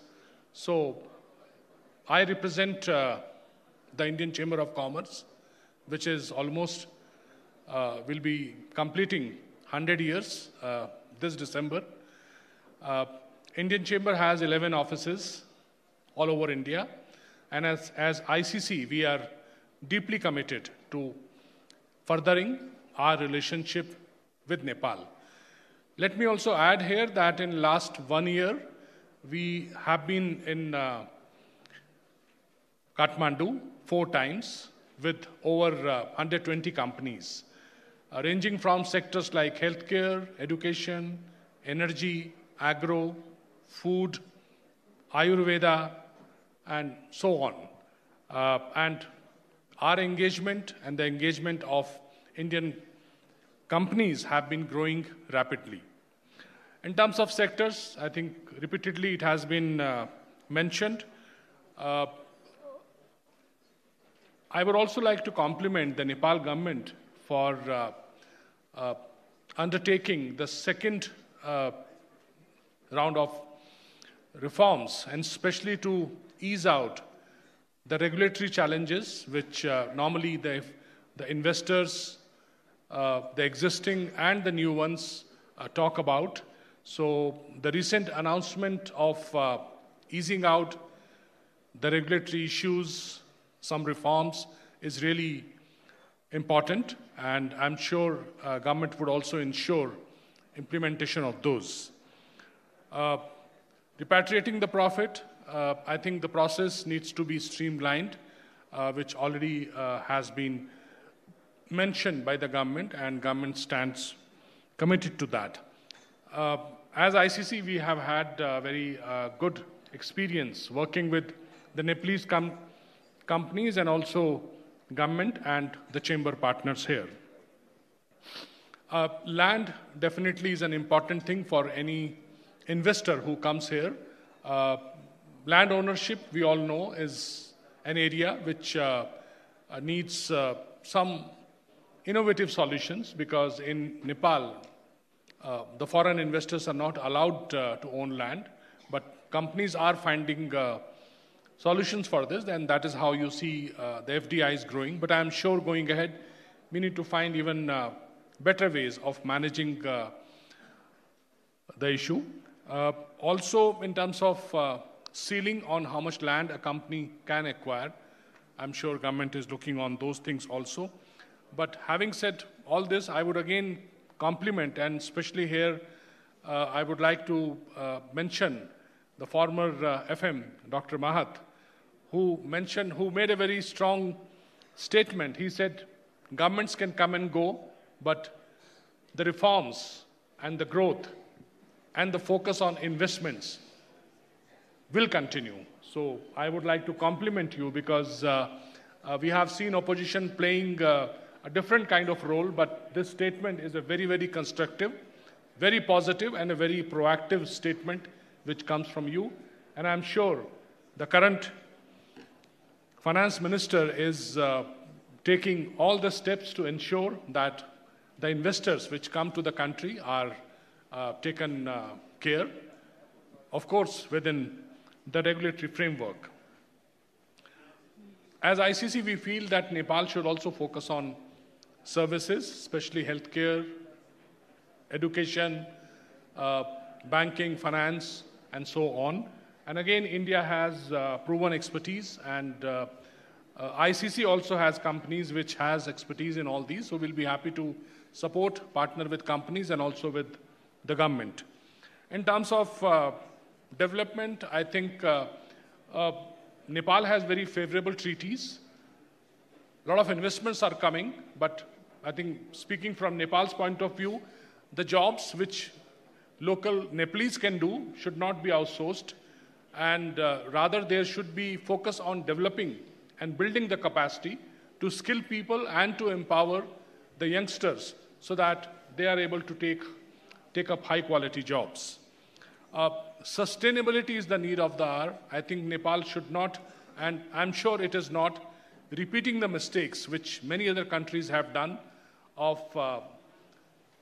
compromising development and the ecology. I think ecology is more important and sustainable development is the way. Again, India is having its own challenges, but there are enough success models. So we will be happy to again work with Nepal government on this. At the end, I would say that Indian Chamber of Commerce, through its network of 11 offices in India and also 14 global representative offices, is committed to work closely with Nepal in furthering the investments. Thank you so much. Thank you very much, Dr. Singh, for sharing your positive testimonial of working in Nepal and suggestions as we move forward. I would now like to invite onto the stage Mr. Ashok Chaturvedi, Chairman and Managing Director of UFlex Group, to kindly share his remarks in the first plenary session where we're talking about exploring investment opportunities in Nepal.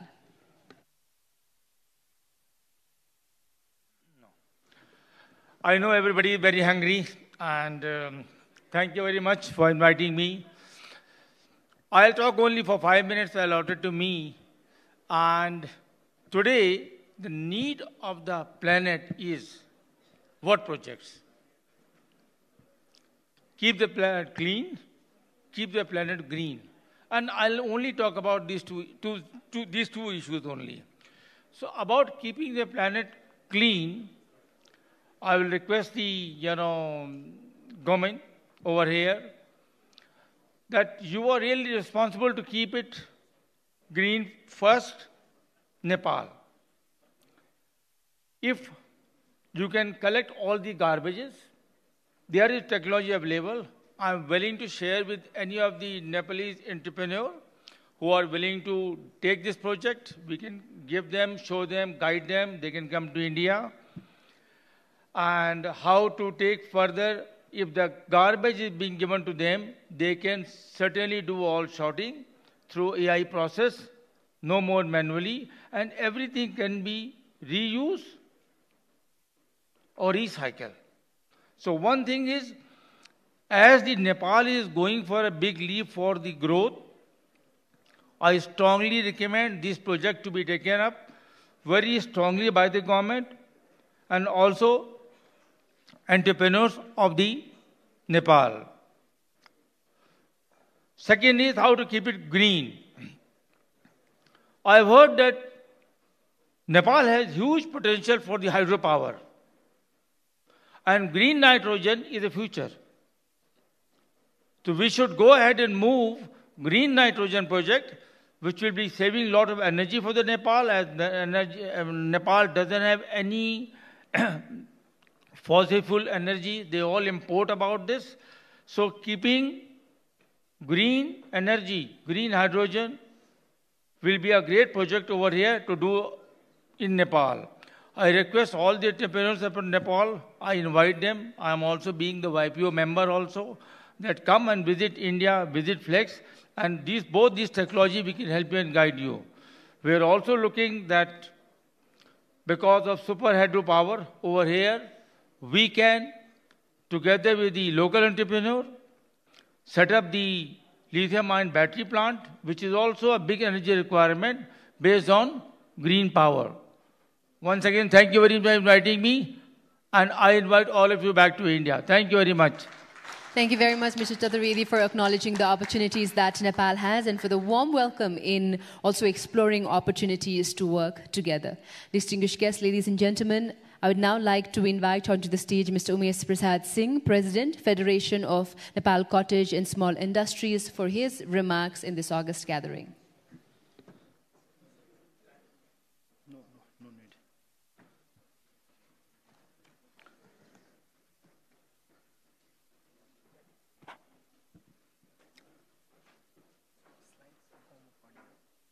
थियो त अब त्यसै भनिदिनु भइहाल्छ slide छ उसको हाम्रो थियो त्यसको दिएको छ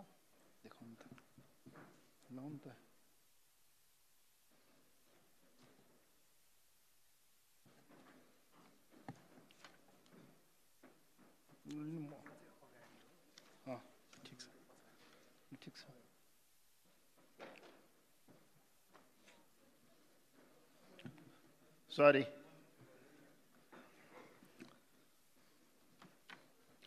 Honorable Finance Minister, Honorable former Finance Minister, Honorable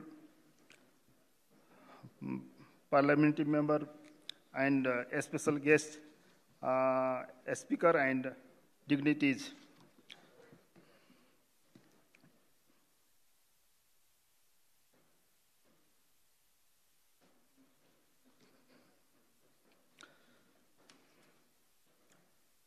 Welcome everyone. Today we embark on journey to explore the vibrant landscape of the small and medium enterprises SME in Nepal. Nepal's economy is evolving and SME are at the heart of this transformation. This presentation aims to shed light on the promising investment opportunity with this sector. Overview of the Nepalese SME sector. Base of the legal provision in Nepal SME are the characteristics with the small industry is the investment up to the 150 million in equivalent to US dollar.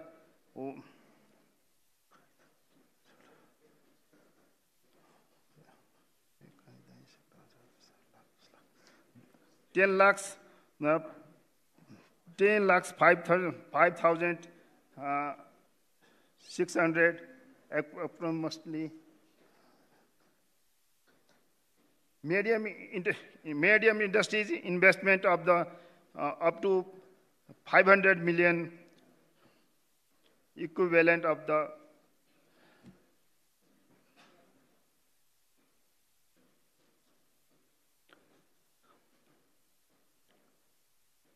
$500.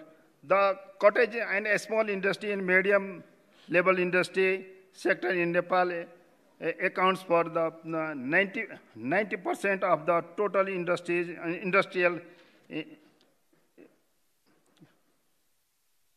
investment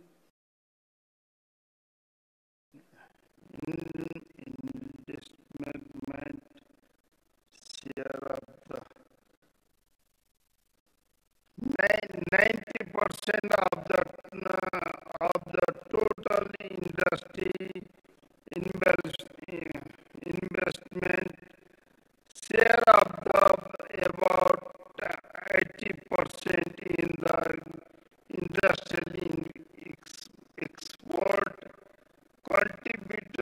contribute of the 80% in the employment generation by industrial sector. Currently, the industrial sector contribute about the 5.65% in national GDP, and the SME has contribute 93% in the industrial sectors.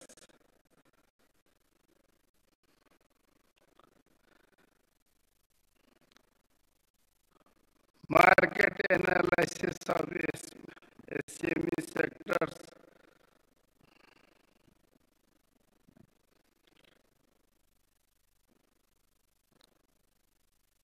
Demographic and the economic trade and aspiring in the market, key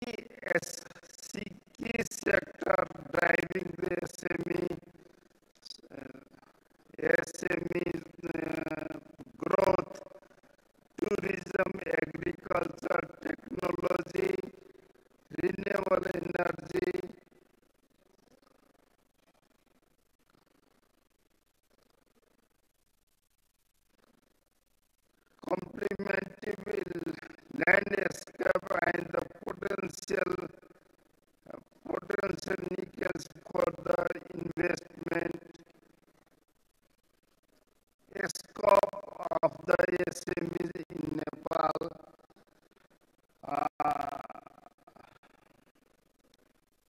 agriculture in agro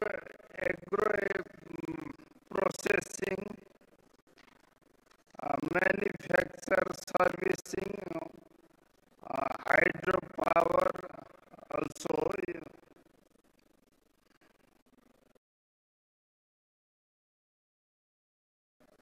agricultural area of the investment, agricultural cluster farming,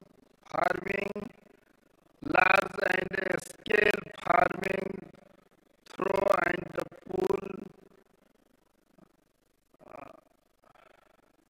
agriculture, processing and marketing, non-timber forest, natural fiber, charcoal, herbal and aromatic medicine and cosmetic,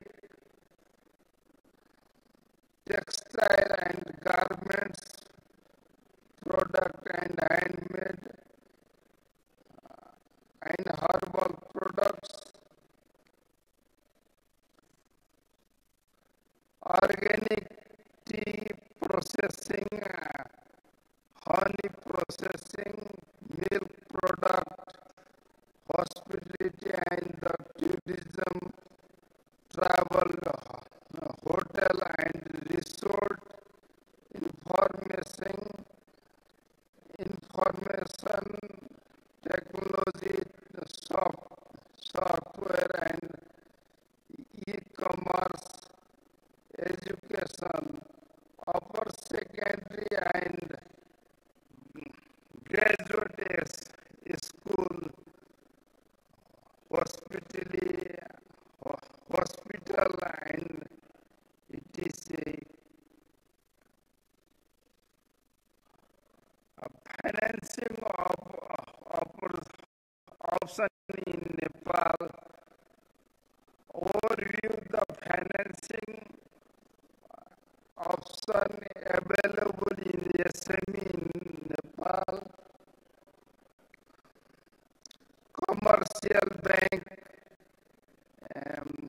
angle investment,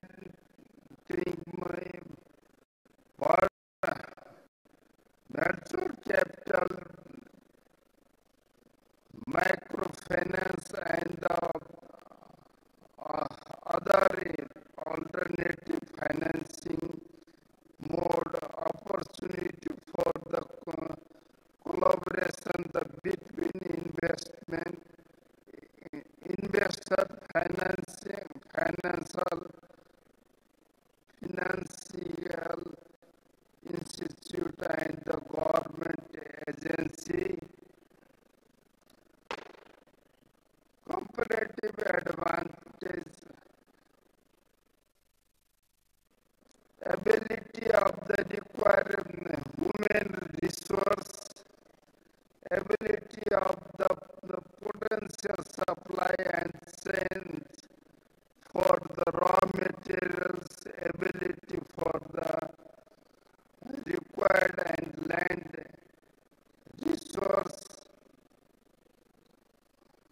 prospective domestic market,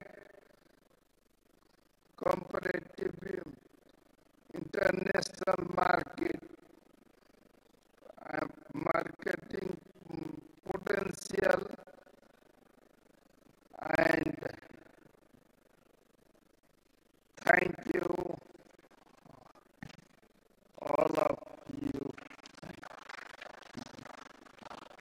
Thank you, Mr. Singh, for shedding light on the various opportunities for investment in SME sector of Nepal. I would now like to request Ms. Shobha Gewali, President of FWIN, to kindly take the stage for her remarks as well. Ms. Gewali would like to request you for your remarks.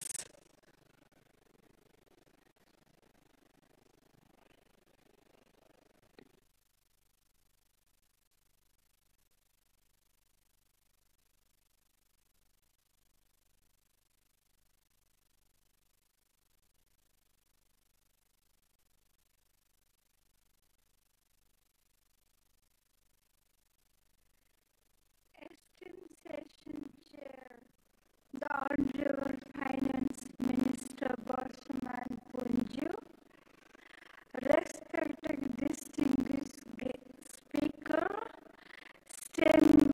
esteemed participants, distinguished international investor, ladies and gentlemen, and media friends. I extend my sincere gratitude on behalf of Federation of Women Entrepreneur Association of Nepal and my personal side to the organizer for inviting me to share my observation today at this distinguished gathering. It fills me with immense pleasure to be amongst you all, embracing this invaluable opportunity to not just share insight but also observe the wisdom and experience to fellow speakers.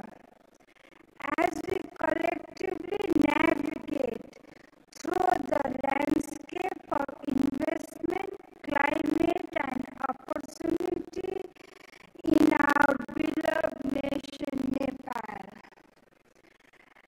As steward of the progress and champion of the empowerment, the Federation of Women Entrepreneur Association of Nepal, FWIN, stands tall, tireless, fostering the growth of women-led enterprise, not just within our border, but resonating a global scale.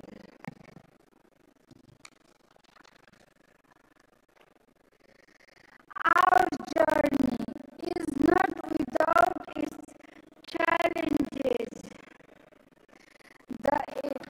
The investability of the countless women-led business in formal economy remains a stark reality, using us to tear down barriers, to eliminate every corner with the brilliance of their endeavors. Amidst the existing risks of the climate crisis, the global focus on renewable energy presents significant opportunity for Nepal, particularly in hydroelectricity and solar technology. In the face of adversity, we find opportunity. The looming specter, the climate crisis, beckons us toward the renewable energy, which is a promising sector for Nepal's development, given its abundance of natural resources. Dear respected guests, as I venture into the heart of region like Jumla, I witness firsthand the transformative of power micro hydro project, breathing life into the remotest corner of our nation, providing concrete evidence the potential the renewable energy project in Nepal. Our soil is rich, our biodiversity abundant in the lush green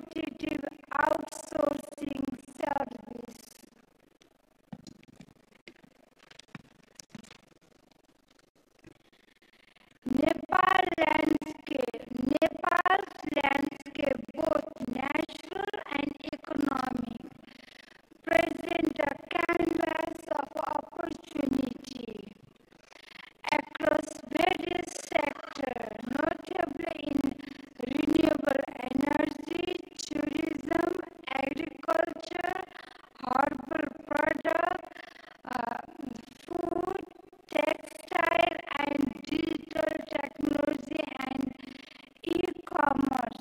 Investing in this sector is crucial for leveraging the country's resources and talent for economic development. We need to emphasize on collaboration between the public and private sector alongside the support of international investors will drive innovation, create jobs, and propel Nepal towards sustainable development.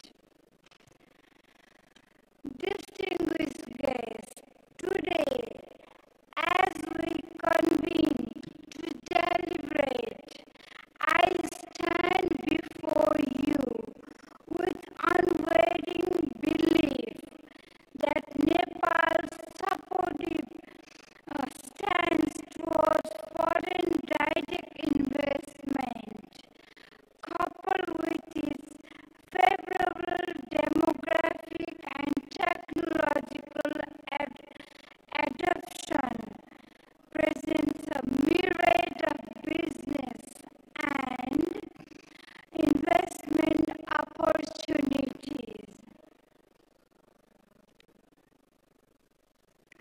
From renewable energy to digital technology, from herbal product to e-commerce, Nepal stands ready to embrace collaboration and innovation. Again, Nepal stands ready to embrace collaboration and innovation.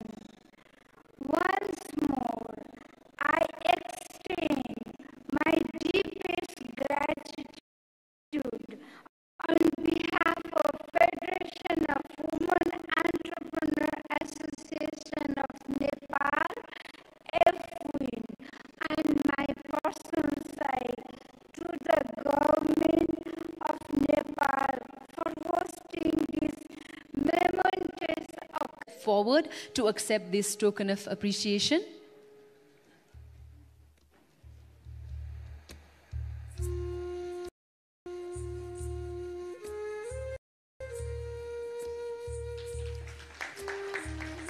We'd also like to thank Honorable Dr. Prakashan Mahad, former Finance Minister and Member of Parliament, for being a speaker in our session and shedding light on important investment opportunities in Nepal.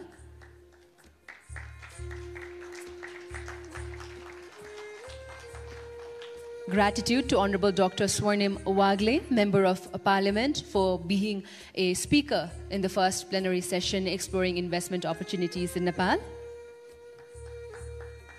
I know, ladies and gentlemen, we're all hungry, but I think a big thundering round of applause is sure to energize all of us. Thank you to Dr. Yuvraj Khatiwada, former Finance Minister, for being a part of this plenary session and sharing his insights on the various exciting investment opportunities in Nepal. We'd also like to request Mr. Kang, HM Trade Commissioner for South Asia and British Deputy High Commissioner for Western India, UK, to kindly accept this token of appreciation from the entire team of Nepal Investment Summit 2024. We'd also like to request Her Excellency Hannah Singha Hamdi, UN Resident Coordinator in Nepal, to kindly step forward and accept this token of appreciation for her powerful and energizing remarks in the Nepal Investment Summit 2024.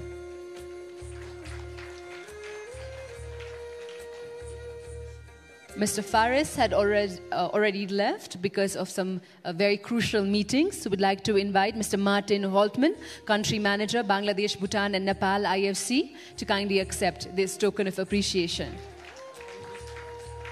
We'd also like to request Mr. Tidian Kinda, IMF Mission Chief for Nepal, to kindly step forward and accept this token of appreciation as a speaker for the first plenary session exploring investment opportunities in Nepal.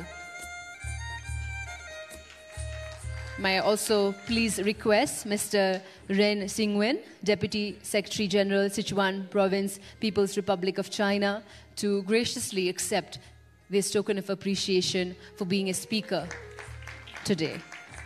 Can I also please request Dr. Rajiv Singh, Director General, Indian Chamber of Commerce, to kindly step forward and accept this token of appreciation. And thank you very much, Dr. Singh, for highlighting some key aspects of the potential opportunities for investment in Nepal. May I also please request Mr. Ashok Chaturvedi, Chairman and Managing Director of UFlex Group, to kindly step forward and accept this token of appreciation. And thank you very much, Mr. Chaturvedi, for graciously opening up opportunities for other entrepreneurs in Nepal and requesting them for a visit to India as well.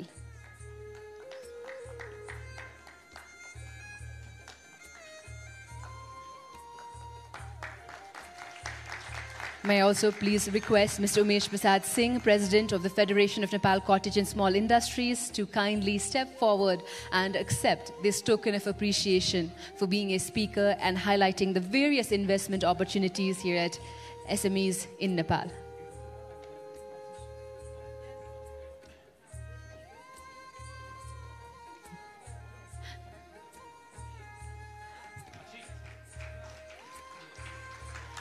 And may I please also request Ms. Shova Gewali, President of FWEEN, to kindly come forward to accept this token of appreciation. And thank you very much to Ms. Gewali for highlighting some incredible work that women entrepreneurs have been doing in the country as well.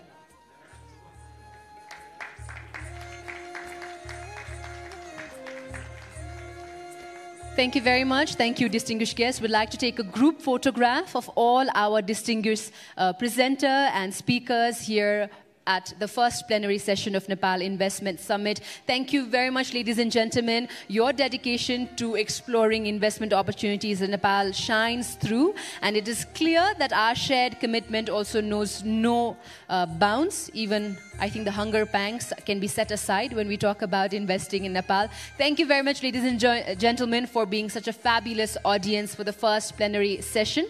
We would now like to announce that we'll have a short 20 minutes break just so that we can get our stage set for the second plenary session. And we definitely hope to see more smiling faces as we start the second plenary session in the next 20 minutes. Thank you very much. Thank you, ladies and gentlemen.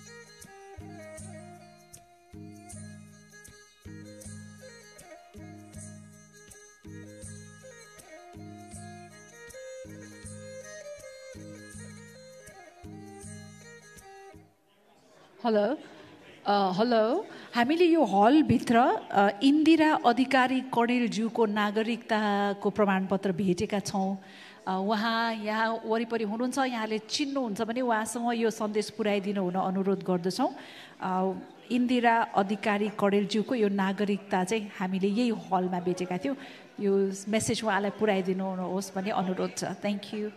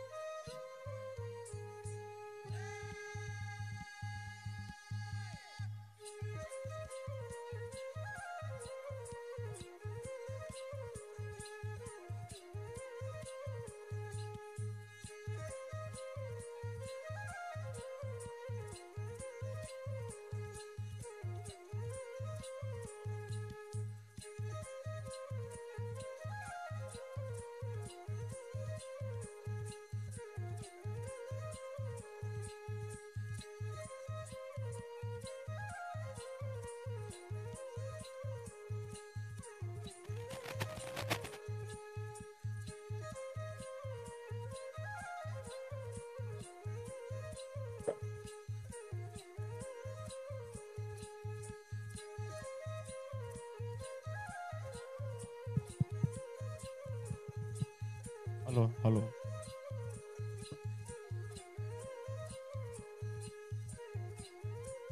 Hello.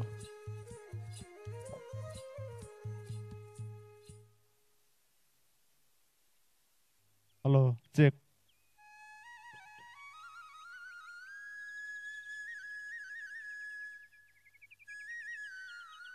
Hello.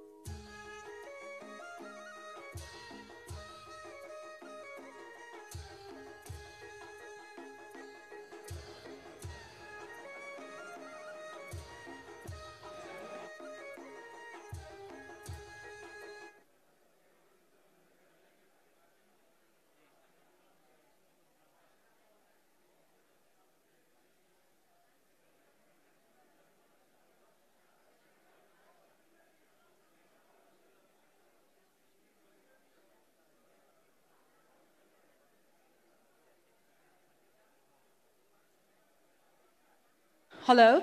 Ladies and gentlemen, a warm welcome to all of you back to the hall. We hope you did enjoy the lunch and the ambience outside.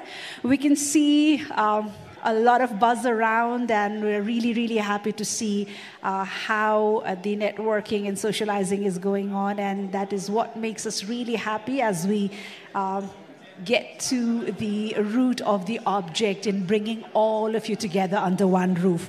Said that, this is inviting all our guests to kindly take your seats. If I'm audible outside, this is a call for all of you to take your seats as we are now all set to commence with the second plenary of the day. To the members of the organizing team and the volunteers, we would really appreciate if you could lend your hand to get our guests inside the hall.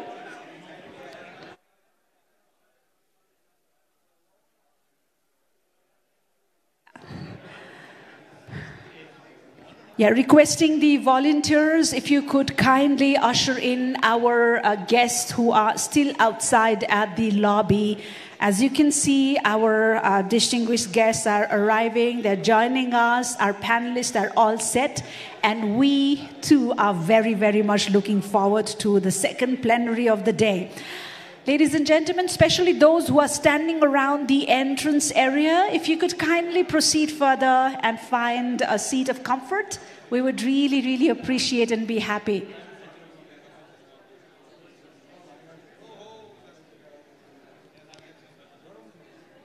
One more call to all our esteemed guests. This is requesting all of you to be kindly seated. We are coming from the inaugural session and the first plenary wherein we discussed about the investment potentials here in the country. And now this is leading to another very pertinent and interesting session, which I had been looking forward to for quite a bit now. Before we get the main things said and set, there is an announcement. We have found a citizenship certificate, Nagarikta Praman Patra, Indira Adhikari Kaderju. उहाँको यो नागरिकताको प्रमाणपत्र हामीले फेला पारेको हुँदाखेरि कसैले चिन्नुहुन्छ इन्दिरा अधिकारी कणेलज्यूलाई या उहाँसँग सम्बन्धित कोही व्यक्तिलाई भने कृपया हामीलाई जानकारी गराउनु होला या हामीलाई सम्पर्क गर्नुहुन यहाँहरूलाई अनुरोध गर्न चाहन्छु. Okay, so it looks like we are almost set to move forward. As I was saying, ladies and gentlemen, it's a matter of great pleasure to have your assemblage here, as we are very, very much looking forward to the next plenary that it delves around success stories of investment in Nepal. I'm sure many of us do have heard this famous say where they say there is no greater power on this earth than a story. That's what they say, and I very, very much believe. And I also believe that there is no greater agony than bearing an untold story within you. So today, as we invite you to converge in this particular session, we will be delving in the success stories of investment in Nepal, which comes with the object to navigate through the complexities of the Nepali market and the insights and first-hand experiences you need to know from the seasoned and first-hand experiences and investors. So without further ado, allow me to invite up on the dais to chair the session, the Chief Secretary of the Government of Nepal, Dr. Baikuntha Aryal.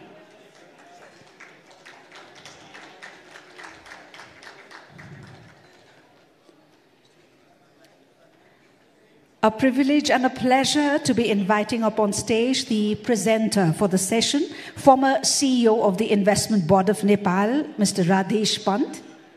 May we request Mr. Pant to kindly grace us on stage.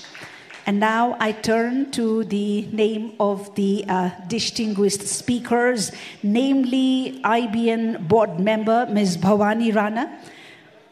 A pleasure to humbly invite her to grace us on stage.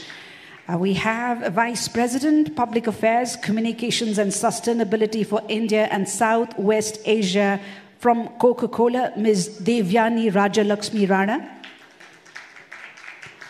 Pleased to welcome CEO of SAP DC, Mr. Arun Dhiman. A pleasure to invite up on stage Managing Director at the Sino Hydro Sagarmatha Power Company, Mr. Ho Zhong. Mr. Ho Zhong, MD at Unilever Nepal, Mr. Amlan Mukherjee. From Mogha Energy and Subsidiaries, the United States, Mr. Samrath Mogha.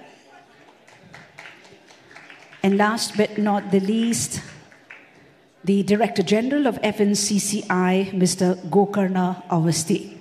Indeed, we are so pleased to introduce to you our host of distinguished speakers. Ladies and gentlemen, the entire object for this plenary is to give you a comprehensive overview of Nepal's investment climate and especially highlighting the key sectors and opportunity for international investors. Having said that, it's my pleasure and a privilege to hand over the session now to the session chair, the Chief Secretary of the Government of Nepal, Dr. Vaikuntha Aryal. Thank you. Is it audible? Can you hear me? Can we receive some technical help, please? Okay, thank you. Thank you very much, Shivani. As Shivani told, this is the session about the success stories that the investors who have invested in Nepal are lined up over here.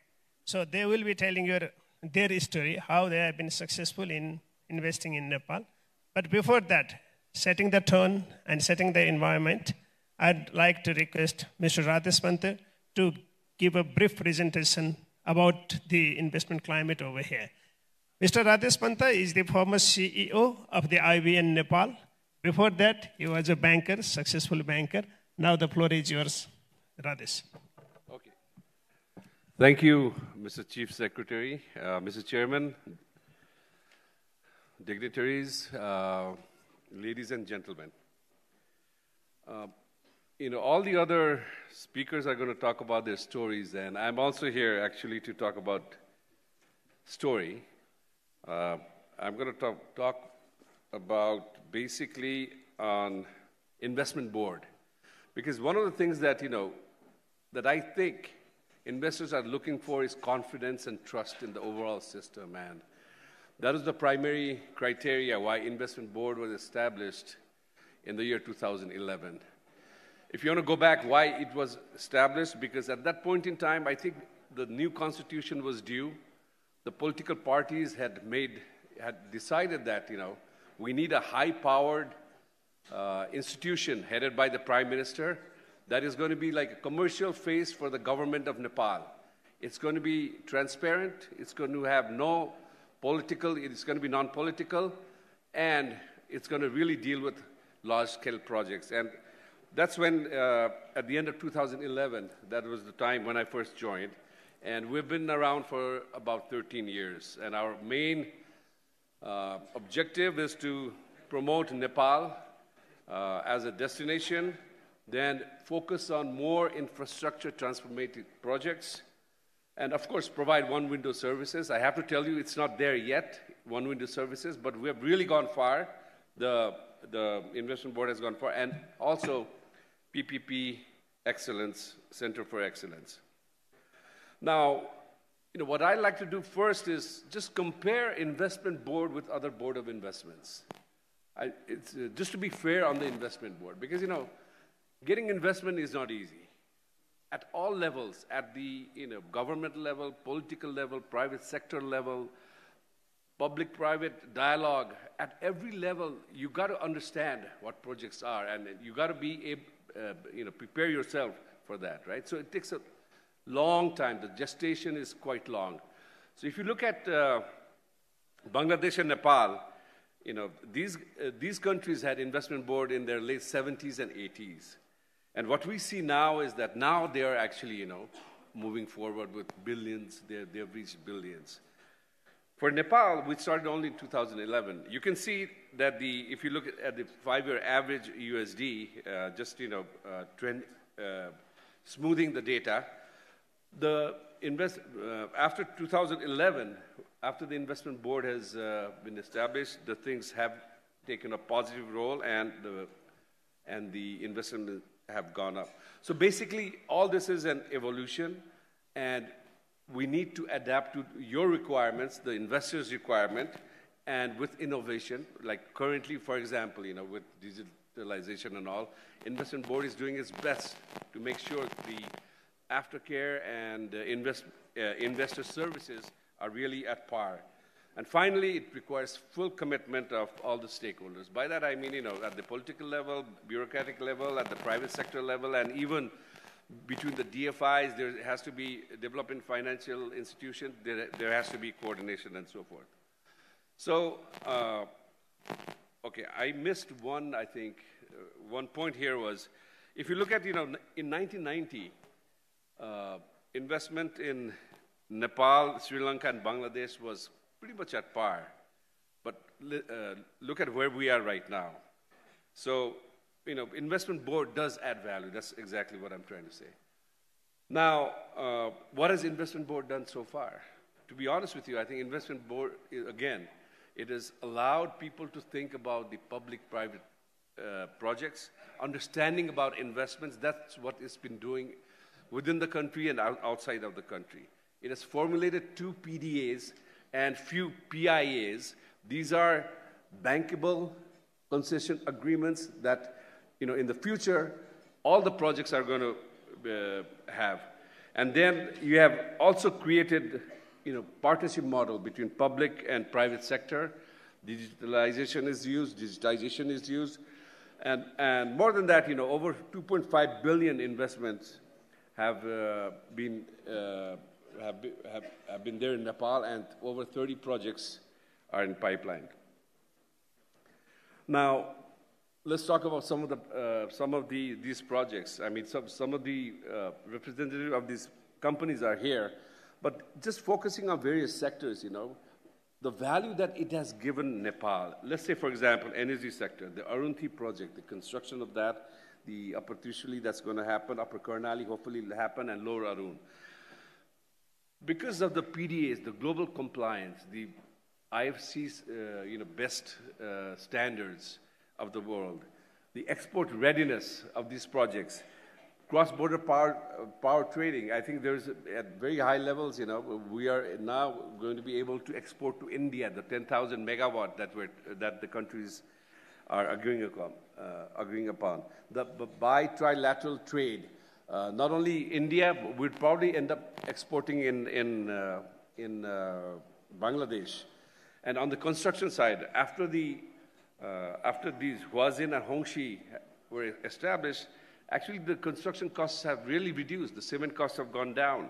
The quality has been enhanced, and then there's export capacity as well. And ICT, if we think about it, if we look at Ncell and F1 software, with them, the services are like global standard in Nepal. The pricing are also very, very reasonable. The digital payment growth has happened. And then all throughout the country, there's nationwide access of these services. And finally, of course, the cashless banking through your terminals. And then the FMCG group, I see more of FMCG as our speakers today. But these companies have been around in Nepal for the past 10, 20 years, or even more than that, maybe 30 years. And they have been doing successfully well. And I think one of our ministers mentioned in the morning, the kind of profits that they're making is also excellent. So, looking at this with the technology transfer, there's a lot that can be done in Nepal, because nothing really that drastic has happened in Nepal so far. So finally, I also want to say, of course, we can talk about good things that the investment board has done in the past, but one of the areas where investment board is going to move really forward is its institutional financial sustainability. I believe just today the president passed this act whereby it can hire its own professional staff. So that's going to really help. This is the slide. And then it would generate its own revenue. And secondly, also the project pipeline development. Here, I think we are, for large scale projects, we need to actually get investments from DFIs to make sure that these projects have international best practices, climate resilient and sustainable. So that's something that the investment board is pushing on the green finance. Of course, I'm not working at investment board now, but I know it's doing the right thing. And the third, the investor facilitation. The DOI, Department of Industry, has one window right now. Hopefully, the investment board will also be able to make all its decisions at the offices. And finally, fostering responsive governance. I think by that, what I mean is that we talked about it there was talk in the morning also. I mean, people. I mean, at every level, we are responsible for attracting you. at the highest political level, at the bureaucratic level, at the local level. I think that's where we need to make sure that we understand well. We need to share ideas. We need to make sure good projects are selected. We need to make sure good financing occurs. And especially, I always say that for investors to come into Nepal, the government has to do a hate malo. Literally, you are partners with these investors, and that has to go on in the future to ensure stability, predictability, and so on. So finally, I'd like to say, IBN is forward bound.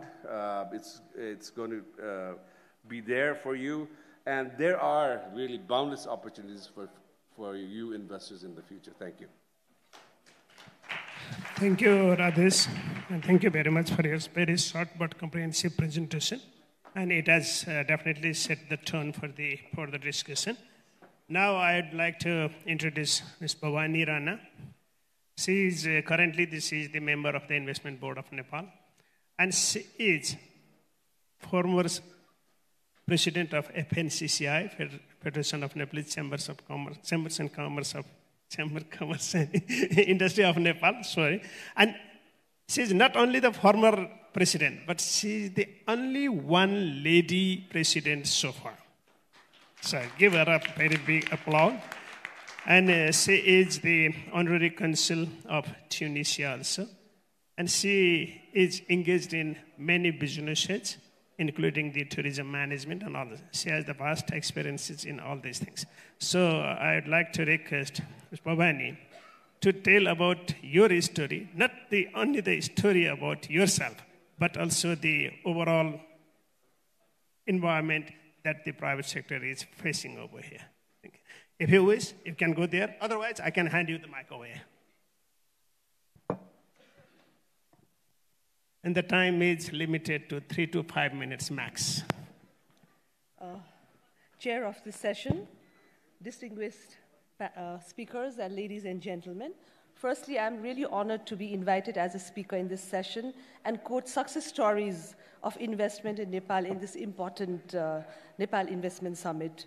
So on behalf of private sector, I would like to appreciate IBM and also Nepalese government for taking special initiative to organize investment summit in post-COVID scenario and also to energize the local and international investors.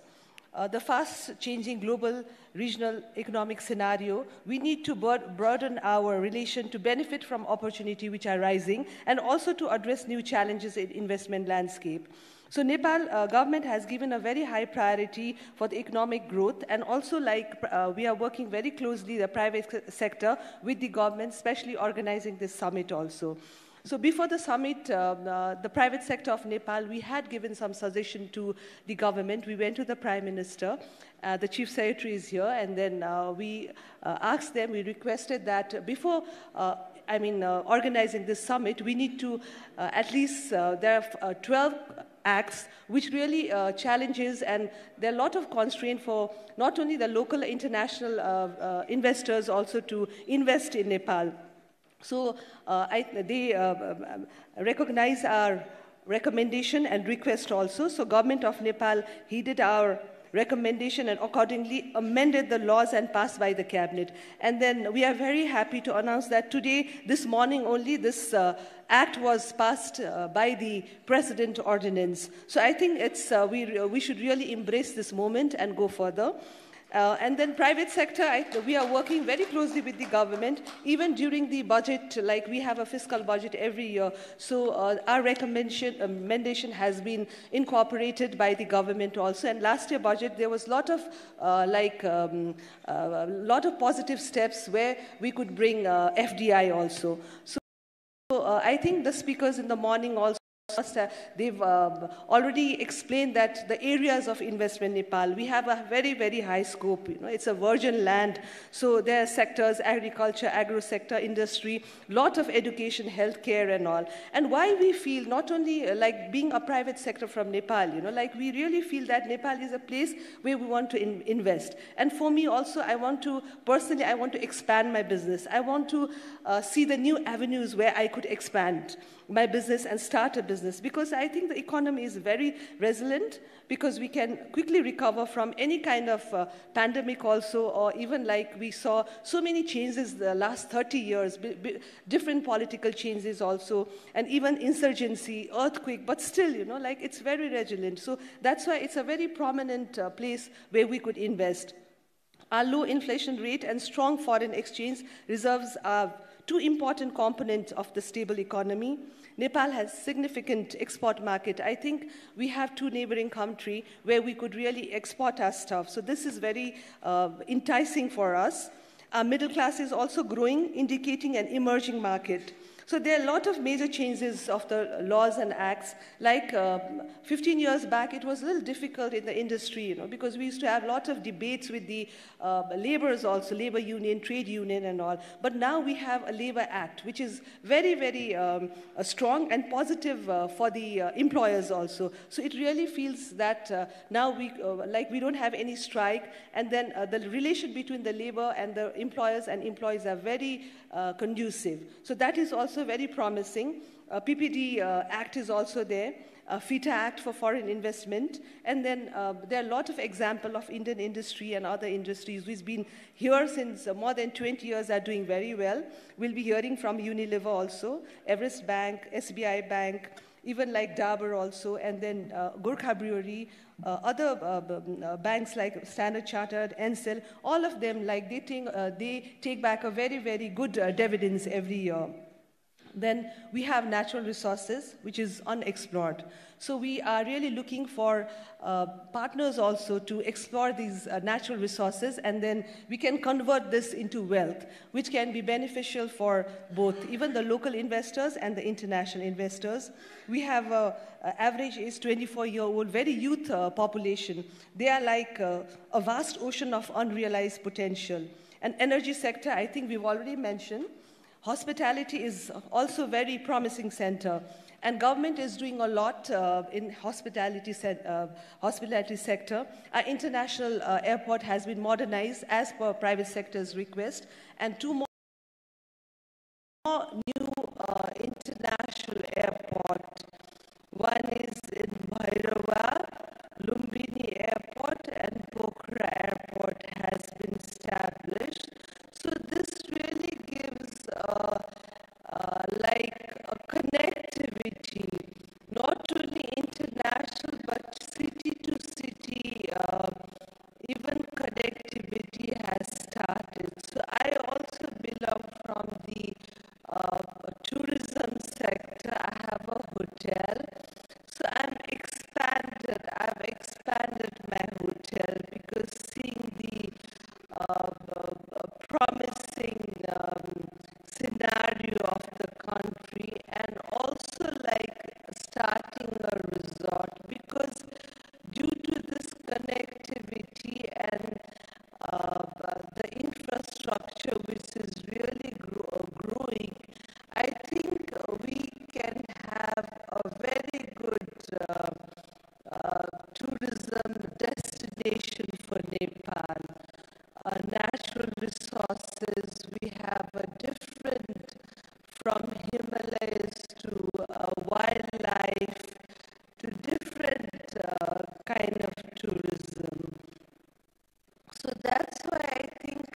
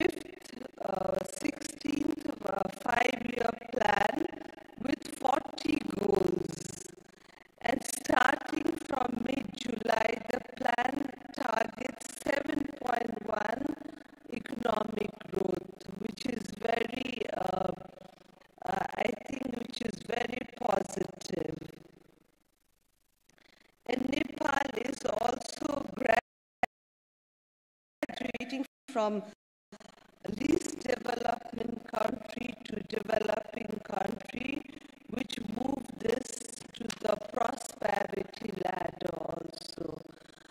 So we need lots of investment in infrastructure sector and manufacturing sector also. I think the Nepalese private sector also looking for the partnership for the joint venture in this sector, which is very in a priority list for the government also. And another very promising and attractive thing of Nepal is like government approach. Like we could approach the government very easily if we have some problem, like while doing business, like sometimes you have some challenges, some small nitty-gritty problems, but we have a very easy access, not only with the bureaucrats, the chief secretary is there, we run to him, even with the secretary, related secretary, ministers, and even the prime minister. And this access is not only for local investors, I think it's for the international investors also. So that is very promising, which you don't get in other countries, I think. And one window system has been established in Ministry of Industry, which is kind of a mediation center for the private sector and the government, and repatriation of the profit by the investors has been simplified by the central bank also. And of course, IBM is very active and proactive on identifying the new profitable project and also to facilitate them in every step also. So because of all these things, I think Nepalese investors are very, very encouraged to invest in further many untapped sectors of Nepal. So recently I've also started to manufacture the syringe, the health product, syringe and gloves and many more health products, because I see the potential in Nepal and slowly maybe we could export. So that's why I think I urge everyone, whoever I hear, to come and invest in Nepal, because I think it's a virgin country and we all are there. I think private sector from Nepal, like Federation of Nepalese Chamber of Commerce, CNI and other related organizations, as well as IBM and Industry Ministry. Of course, the government will be delighted to help you, facilitate you in every step of investment ventured in Nepal. Thank you so much. Thank you, Bhavaniji, for highlighting almost all sectors. And thank you very much that you told your own history also, and all the best for your endeavors. Now I'd like to invite Ms. Devyani Rajalakshmi Rana. She is the Vice President of Public Affairs, Communications and Sustainability at Coca-Cola India and South West Asia. She brings over 20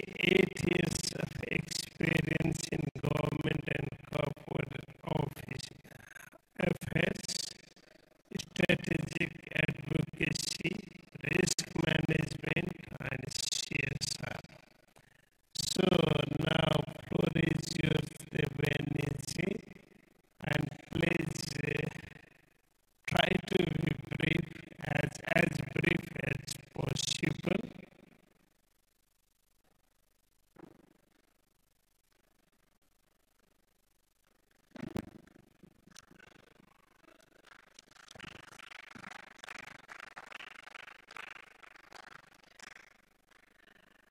Good afternoon and namaskar to each and every one of you.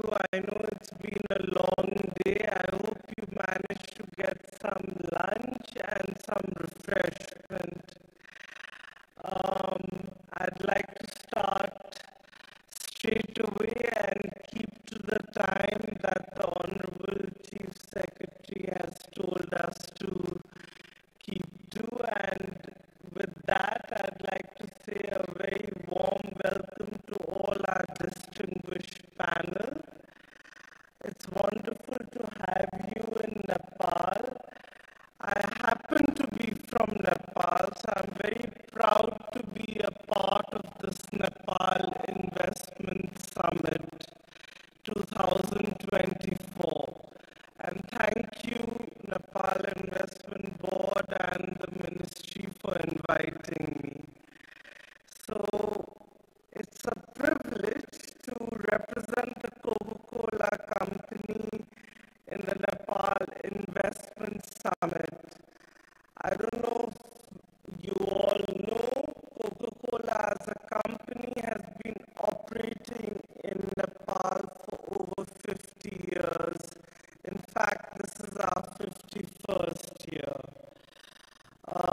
We are obviously very, very committed to the socio-economic progress of Nepal. I wanted to start by sharing a little bit of our story. So we started in 1973, and we are very much a part of the country's social and economic fabric. So we are probably one of the biggest FMCG companies, along with our counterparts who are here on the panel. We started 5 decades ago, and as an American company, during those days, it was a very bold move because, the institutional value change and logistics was not fully developed at that time. But we had confidence in Nepal. And for over 5 decades, the company has developed a very strong partnership. We have 2 bottling plants, one in Kathmandu and the other one in Bharatpur. We've also have various ways we develop and celebrate, our occasions across millions of people in Nepal. Through our drinks, our brands, we've celebrated with families, with national events, creating lasting memories and forging meaningful connections amongst the Nepali people. So we've been investing, just in the last few years, we've invested $80 million. And we will continue to invest. Coca-Cola is among one of the highest taxpayers in the country.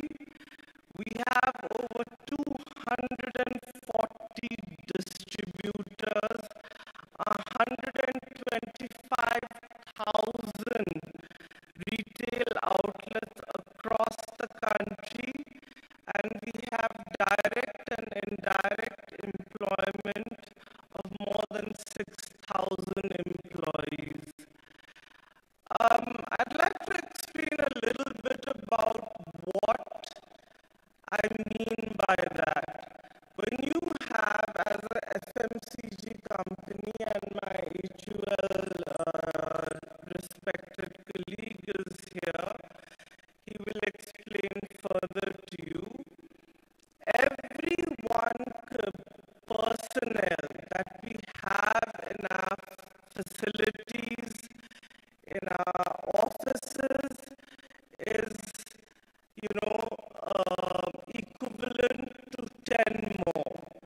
because we have transportation networks, we have supply chain networks, we have our retailer networks, and literally every retailer, when we give the cooler and we do the training, we make them into entrepreneurs, small, medium, big.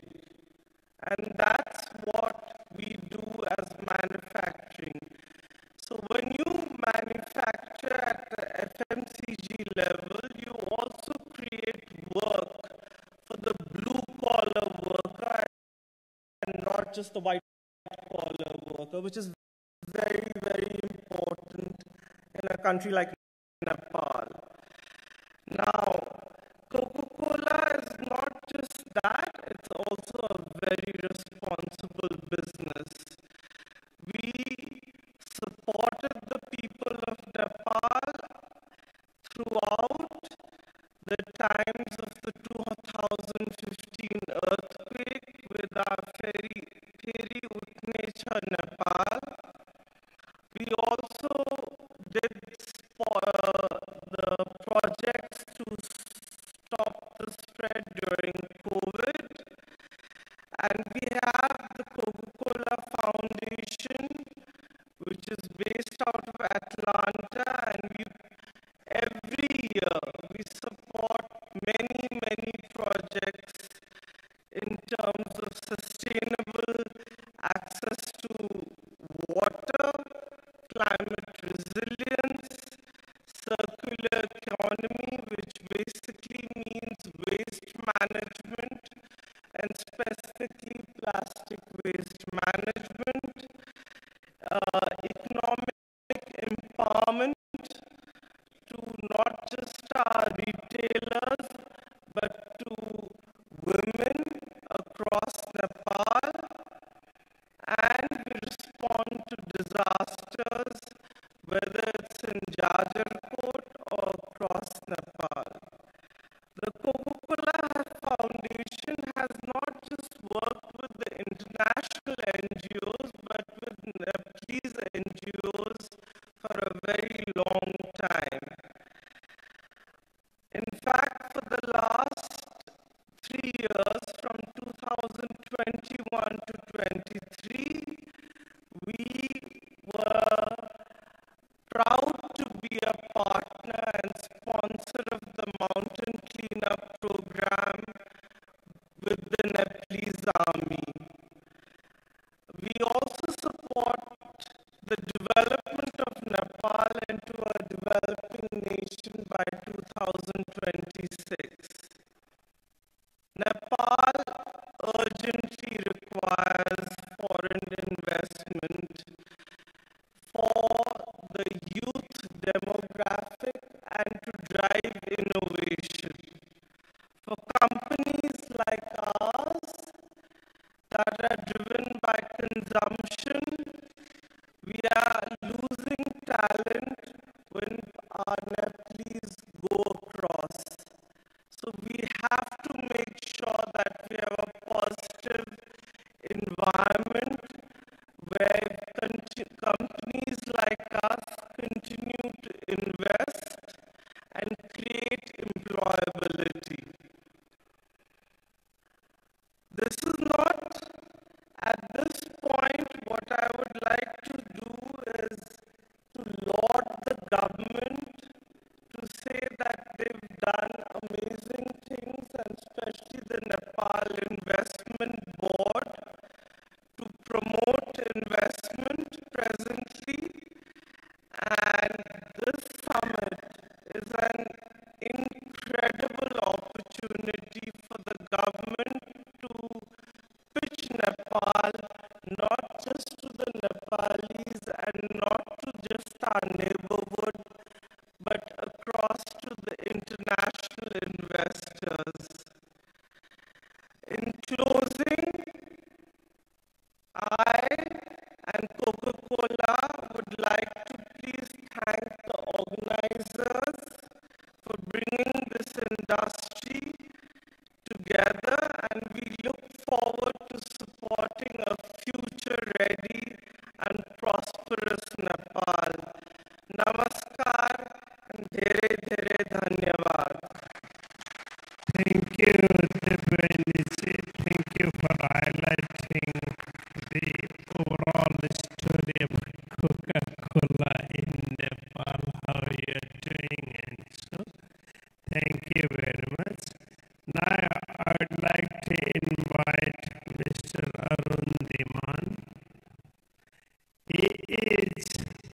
the CEO of 3 hydroelectric projects in Nepal. As his name is Arun, and all these projects are named with Arun also. So, Arun third, that is 900 megawatt installed capacity. Arun 4, 495 megawatts, and lower Arun, that is 669 megawatts. So all 3 hydroelectric city projects with him, and he has the 32 years of experience of engineering, and mostly in the hydropower. So Arun, please be brief in your presentation, and I would like to thank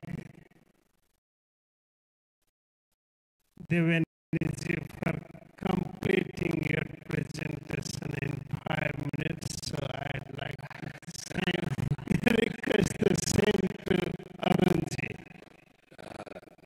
Thank you, respected sir. Good evening to everyone who is present here.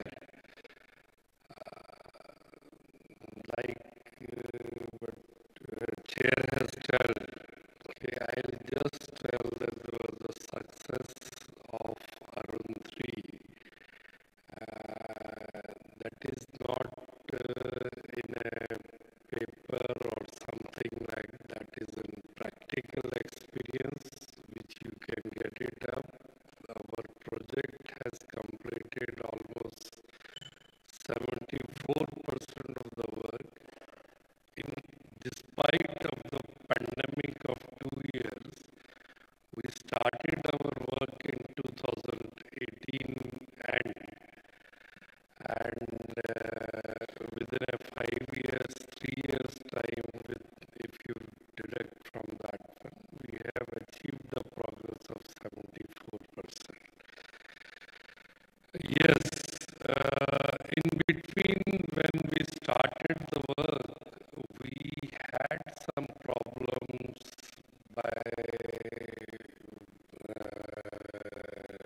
initially by the miscreants at the project site, disturbance at the project site.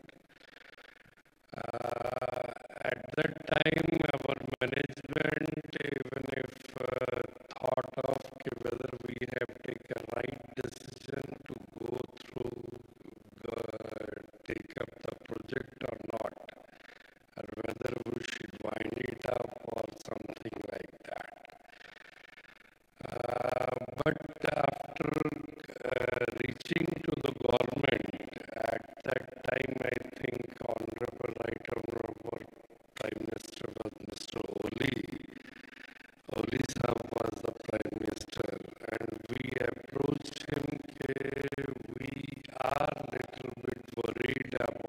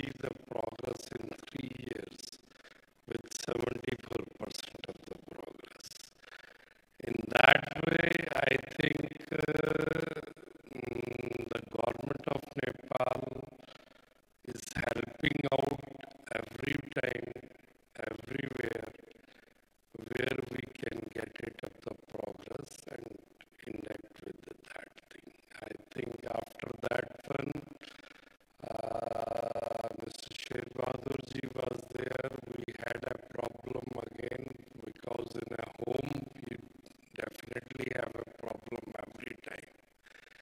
And now Mr. Prachandji, when he joins as a Prime Minister, and when we met him first time, our chairman and that, when we started our telling him the problems of the project which can increase the progress, as a Prime Minister, he took out his diary and noted everything on that one. That is the way the government of Nepal works, and we feel very, very highly obliged at that time that Nepal is ready for the investment, and we can believe on that one, and after we can invest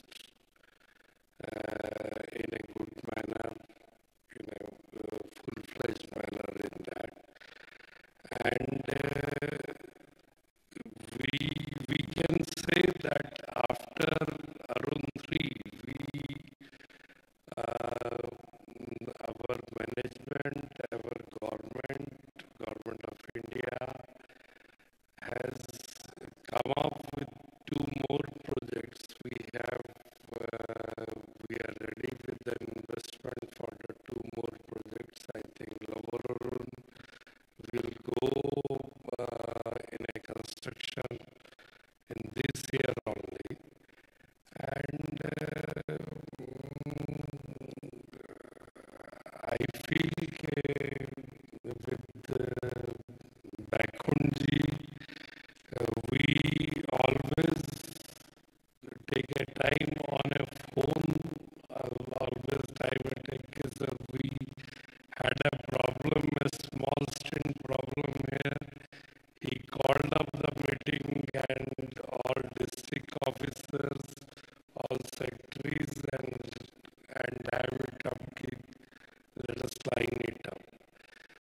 The way the government is working for making it investment-friendly country, and with OIBN in between, which is a single window system, I think from 2011 to now, in the last 2-3 years, that have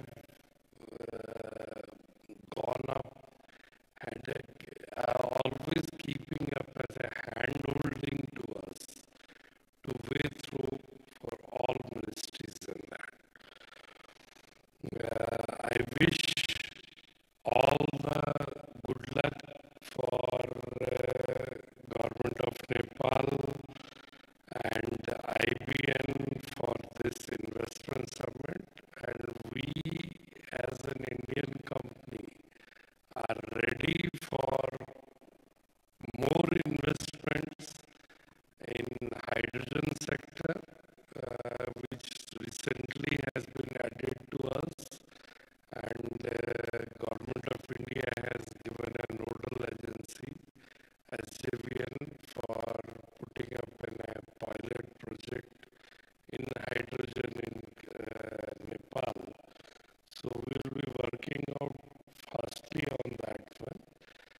And SJVN is almost a 56 gigawatt company in India with solar, wind,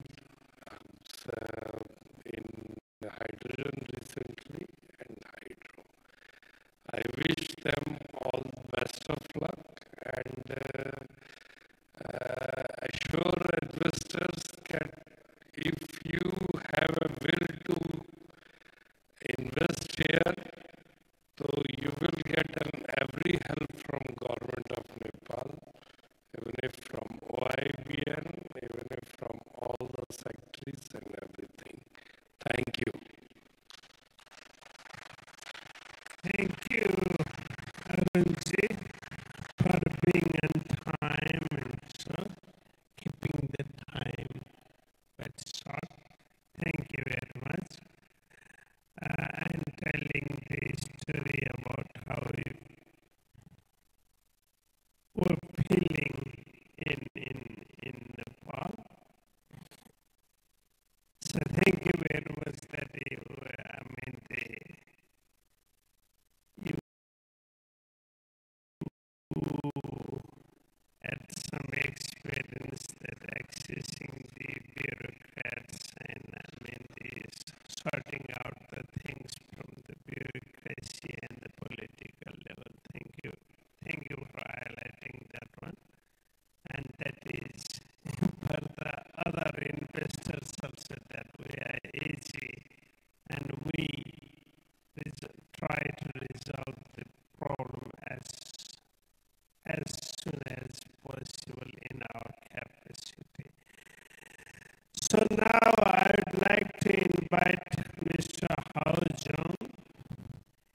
He is a skilled electrical engineer from Sichuan University, and he also has the extensive experience in hydroelectricity sector. He currently serves as the managing director of Sino Hydro Sagarmatha Power Company in Nepal, which is overseeing major projects and demonstrating expertise in various managerial roles across China and Nepal. So, Mr. Hao, the floor is yours. Thank you. Ladies and gentlemen, to my part English, please allow me to speak Chinese. Thank you.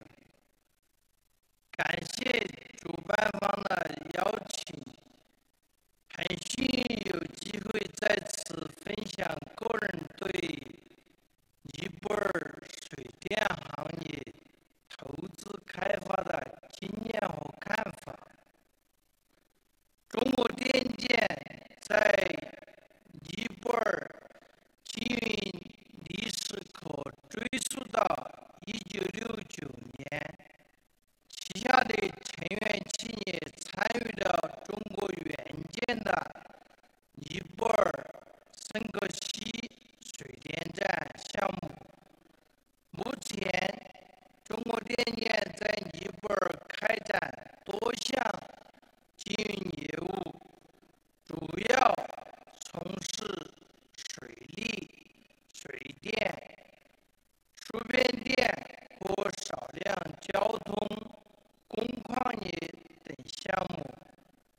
项目涵盖设计咨询、EPC、工程总承包、工程分包等模式，是尼泊尔最大的中资企业之一。其中承建的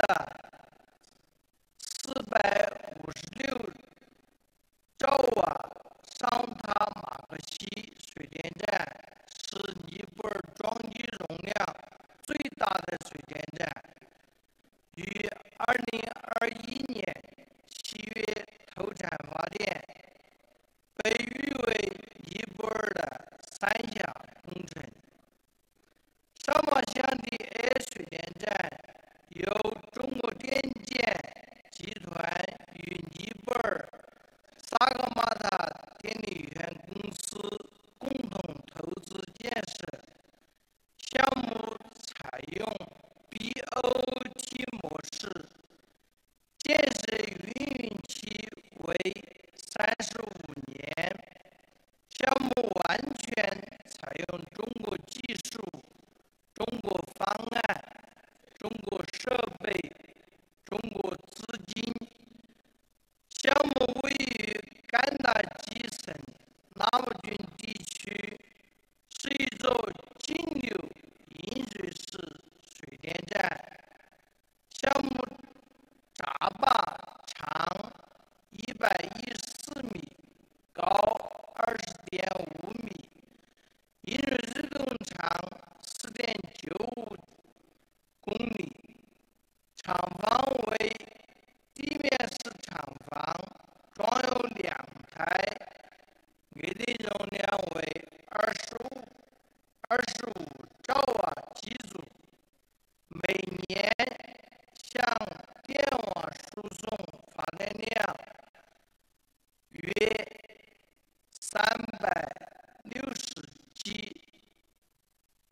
瓦时。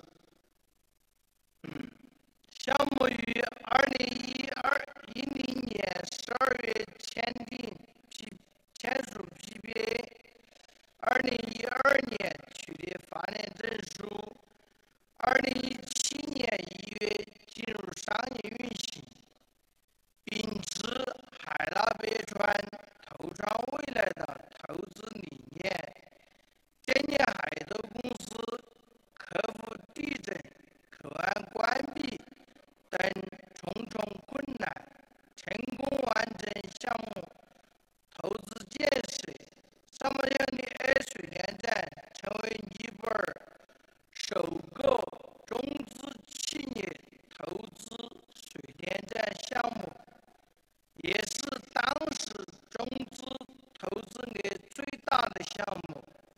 项目投资开发也为其他中资企业起到了示范引领作用，为缓解尼泊尔电力紧张做出了积极贡献。项目运营以来取得了优异的运营业绩，已累计向尼泊尔电网输送25亿千瓦时绿色能源。在此，我就尼泊尔就项目的成功投资开发分享3点经验。第一，发挥中国电建集团全产业链优势。中国电建位于2023年财富世界500强第105位，在2023年 ENR 全球工程设计公司150强中排名第一，在2023年 ENR 全球承包商250强和国际承包商250强排名中，分别位列第6位、第8位，两项排名在电力行业领域均居全球第一，在全球电力建设行业规划、设计、施工等。Right. Now, if this is not an example of success, then what it will be? And it is not the example of Unilever's success. Sorry. This is an example of Nepal's success. Today, if you have opened the newspaper, most of the newspaper which is worth, the only line which you have put in, and those newspapers are, I think, in your packet, you can take it out, is that if we can, you can. Right? So that's our approach. I'll speak about only two parts of our operations. One is Unilever is a marketing company. We take a pride that if not the best, we are amongst the best marketeers in the world. Those marketing best practices we have got in Nepal. Today, the Nepal-made advertisement is being played in different countries. Today, the Nepal-made activation is being mentioned in Kantar. If you know, some of you may not know about Kantar. It is the largest market research agency in the world, in their annual report as an example of activation. And that activation was entirely made in Nepal during the Dasai time, which is the local festival that speaks about our involvement with the locality. The second thing which I'll speak about is about, we heard a lot about digital. When we talk about e-commerce, mostly we talk about B2C, business to consumers. There is a huge e-commerce which is B2B, business to business. Unilever Nepal has created a B2B platform which is called Shikhar. We cover 50,000 outlets in Nepal, much less than Devyani, but Sorry, only that many outlets keep soaps. But in those outlets are tagged, GPS tagged. So every outlet is tagged in GPS. And 18,000 of that 50,000 outlets also deal with us through our app called Shikhar and place order which goes to the distributor, and the distributor services within 48 hours. Now, why am I saying this? I'm saying this because if we can, lots can. The e-com in Nepal has unending opportunity. To end my point, we are a responsible organization. Our plastic footprint is huge. I'm sure all of you know. We take back 100% of the plastic which we generate in Nepal. We take back the same quantity and more from the environment. And 60% of plastic we reprocess and reuse in different forms. 90% of the energy which we use in our factory is clean energy. So hence, as because we are working in Nepal, we never compromise on the Unilever standard of operation which we follow in rest of the countries. Nepal deserves the best. We try to give the best. I don't know how much we are successful. I end by saying, if we can, you can. Thank you so much.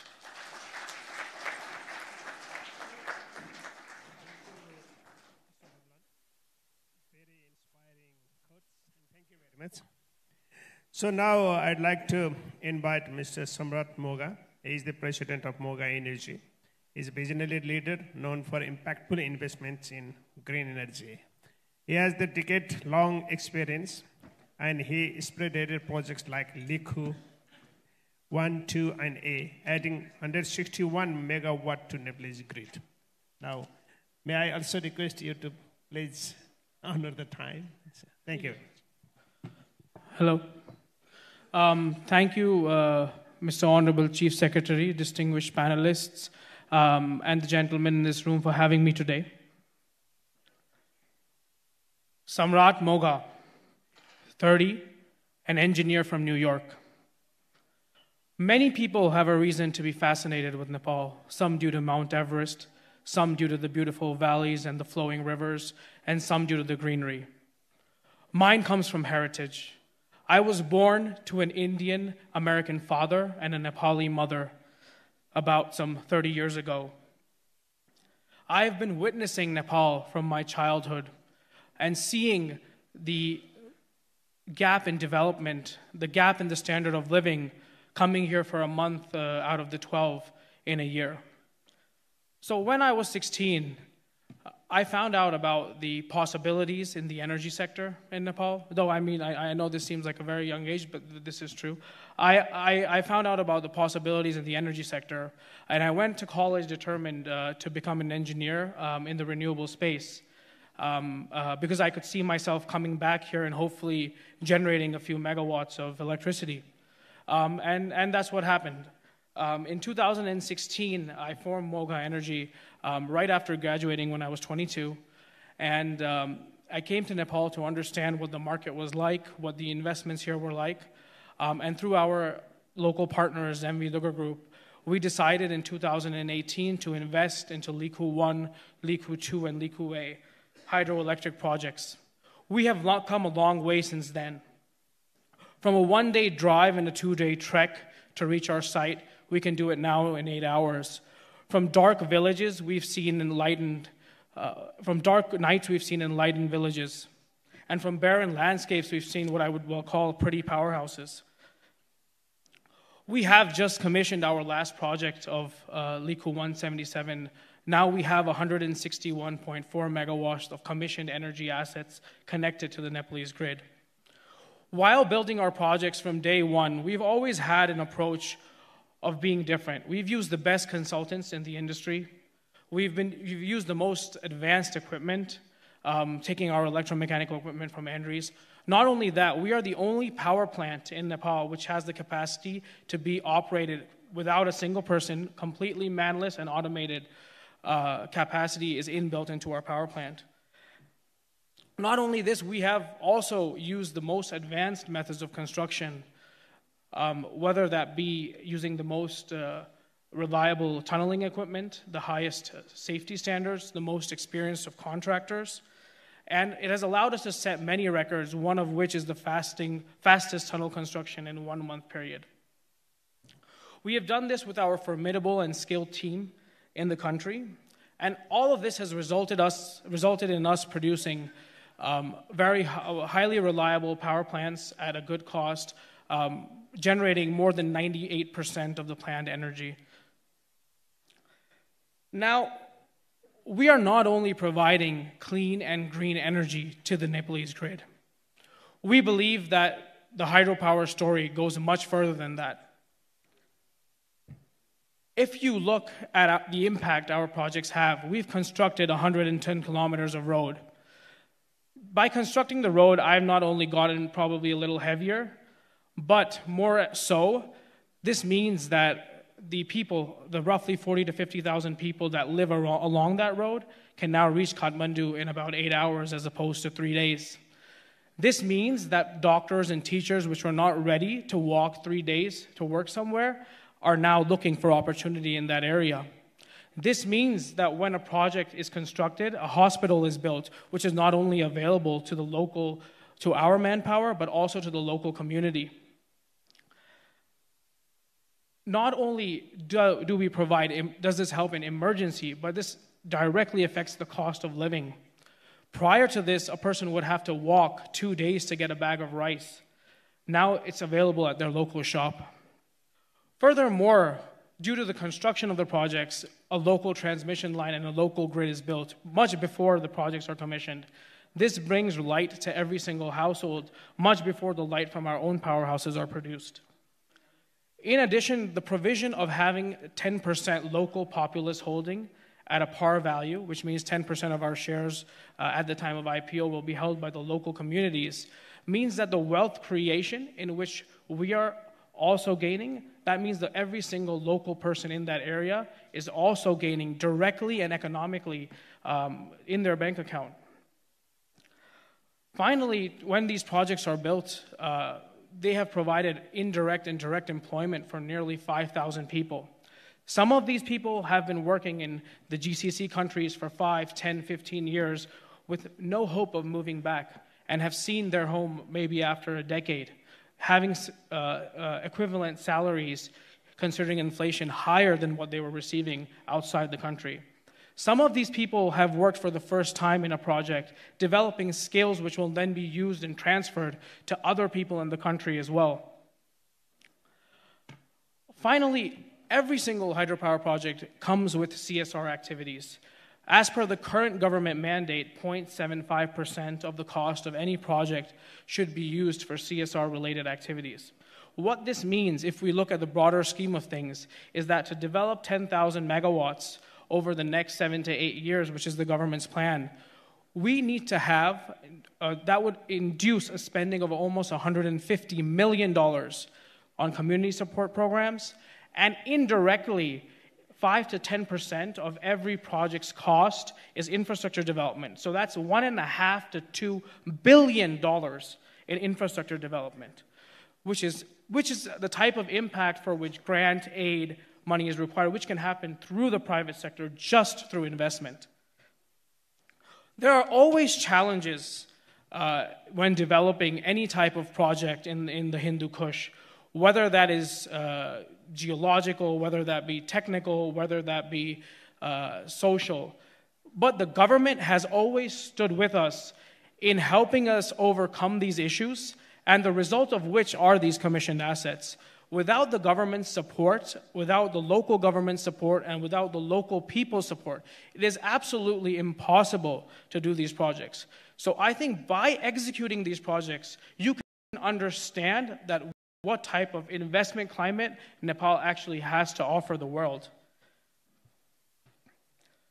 Now, of course, we are very, very optimistic. I would go on to say we are very, very bullish about Nepal. With the continued support of the government and of our neighbors in our energy offtake, nothing can stop Nepal from becoming the green battery of Southeast Asia. Not only does Nepal have the ability to generate electricity, which is important, it also has the ability to store electricity because of its very topography. This could allow a green stabilizing force to the grids of our neighbors. And lastly, I would like to mention that with these assets now commissioned, Moga Energy is putting our money where our mouth is. We are launching an infrastructure fund and by the name of Moga Infrablocks Fund, and we are investing a further $100 million over the next 3 years into the renewable energy sector in Nepal. In addition to this, Moga Energy has done a tie-up with Tata Power through an FDI investment in Duggar Power, and we are looking at developing 100 megawatts of rooftop solar over the next 5 years so that everybody in the country, not just people next to the grid, have access to clean energy. In addition to this, we are also looking at using solar to balance the country's peak and off-peak load issues so that even in the winter, an import requirement severely reduces from where it is currently. Very simply, our plan is very ambitious. We hope to produce 1,000 megawatts in the next 5 years. It's taken us about 8 to get to 161, but I think it's something that we can definitely achieve. And finally, we are also looking to bring this energy to every last consumer in the country. For that, we are working with Static to see how we could develop an EV charging network in the country. So these are only to demonstrate that if we can do it, as our friend from Unilever said, you can too. I would like to thank IBN for having me here today. I would also like to thank my mentor, specifically my grandfather, Mr. Motilal Duggar, for teaching me. And I would also like to thank the government of Nepal as well as the team of the IBN for inviting me here. I would like to end with an anecdote. Why do we do this at Moga? A friend of mine asked me a year ago, we were in Pokhara, you're going to end up commissioning your last project. Why are you doing this? What's the purpose? What's the end goal? And I thought about it for just about a second, and I said, I wish I see the mountains every day from Kathmandu. I used to come here when I was young, and every single time, even in the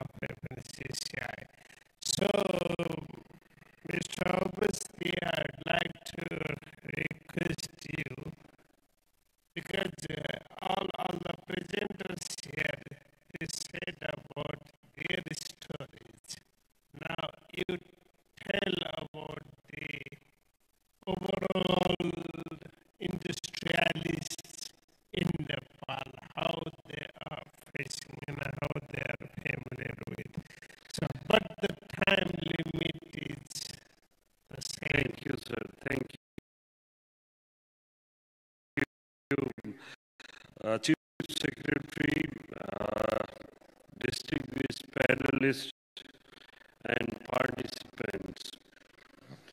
Namaste. On behalf of Federation of Nepali Chamber of Commerce and Industry, I would like to welcome all the participants to the third Nepal Investment Summit. When we speak about Nepal, we often think our country is small, but we are actually quite a large market. That is because we are between India and China, we think so. When we take population into consideration, Nepal is actually the 49th largest country in the world. In the last 25 years, around 4 million Nepalese have risen from the poverty line. 4 million people coming out from the poverty line means that the number of consumers in the Nepali market has also increased. And this could be the reason why the majority of the multinational companies operating in Nepal are performing well. The story of the multinational companies in Nepal is largely successful. As FNCCI is also the Employers' Council, we can say that the complaints related to labor issues have dropped. Our products are getting duty-free market access in India, China, and other developed countries. Now we are graduating to the League of Developing Nations in 2026. Even after Nepal graduates to a developing nation in 2026, we will still able to avail duty-free facility in some developed nations till 2029.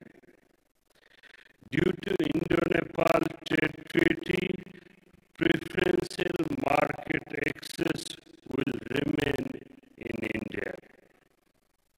The Middle East is another potential market for Nepali exports.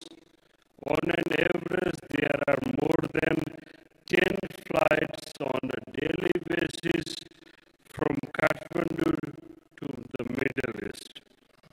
It helps us to export our agro products, bottled water, and other products smoothly to GCC. It means you produce here and export across the world with preferential access. Along with the export of goods, we need to start focusing on export of services too, which is rapidly growing throughout the world. Thousands of Indian nationals visit our border towns for medical treatment. If we could improve medical infrastructure and technical institutions in our hill stations, the number of South Asian and other nationals coming for treatment and education could rise significantly. Religious and adventurous tourism is always there. We have already talked much about potential of IT in hydropower. In a major breakthrough, Nepali cement companies have also started exporting their products to India. Government has amended 12 investment-related laws and regulations to facilitate foreign and domestic investors. Moreover, the framework of the bilateral investment agreement has also been passed from the cabinet. The foreign exchange reserves that we have at present are sufficient to cover imports of 12 months. We now have to focus on how we can create and increase demand in the market. The world outside is a huge market awaiting to be tapped. We need to grab this opportunity. We want to provide our foreign investors with the best investment climate that we can. FNCCI organized business and investment summits in India, China, and Dubai, respectively, in the last year. That is our effort to attract foreign investment and increase exports. We are open to organize such events with other countries, and I request the participant chambers and other participants that we will come to your country for events, and we also welcome you for different events in Nepal. We at FNCCI also have an FDI help desk at our secretariat. The help desk was established to provide assistance to foreign investors. If any investor requires any help regarding any investment policy or procedure, please feel free to approach us. We will be more than happy to assist you. Thank you, and I wish all the participants have a fruitful 2 days at the summit. Thank you. Thank you, Gopinath. Thank you very much. Thank you for highlighting the things and also informing the floor that what FNCCI offers for the FDIs and so.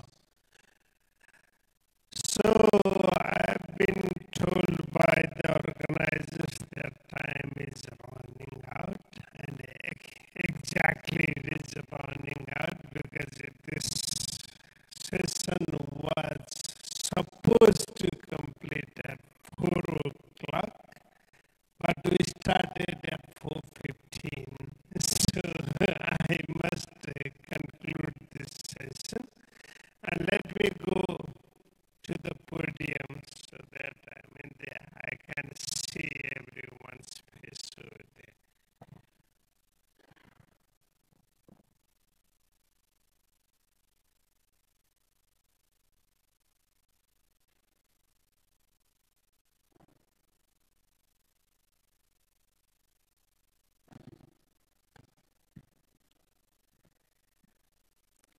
Okay, distinguished panelists, distinguished participants over here, thank you very much for your patience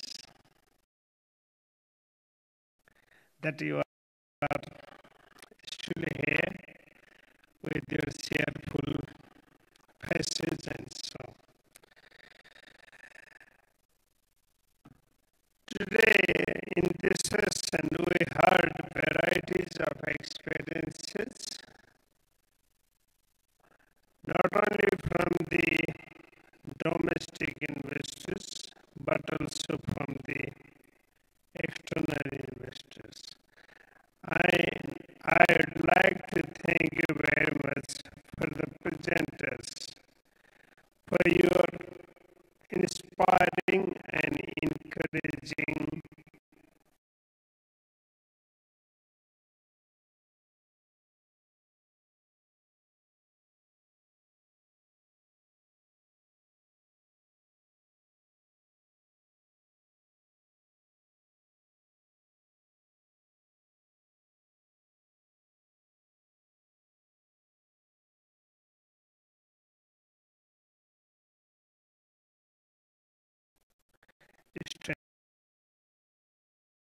statements and some were very powerful investments too. And you were encouraging the investors sitting around in this hall to invest in Nepal and to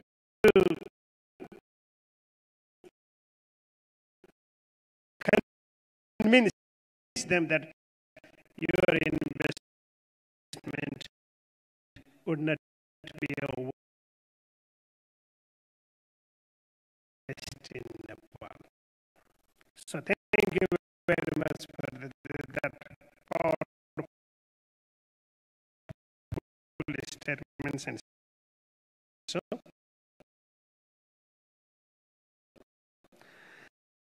this session was actually designed to tell stories by the investors themselves.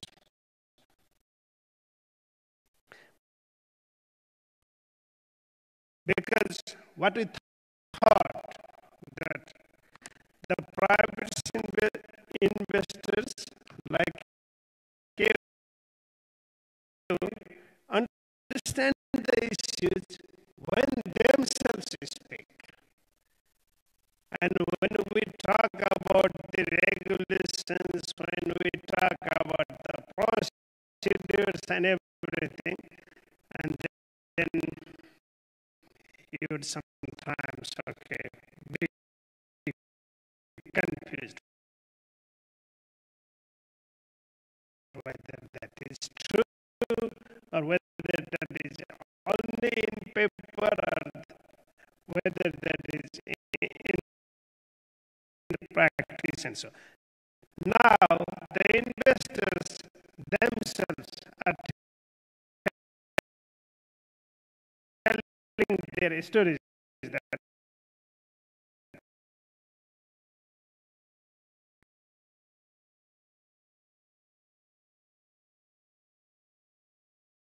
their investments were the success in Nepal.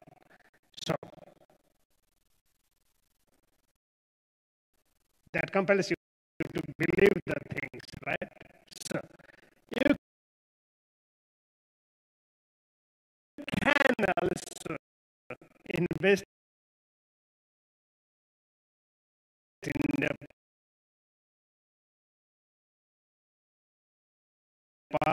and make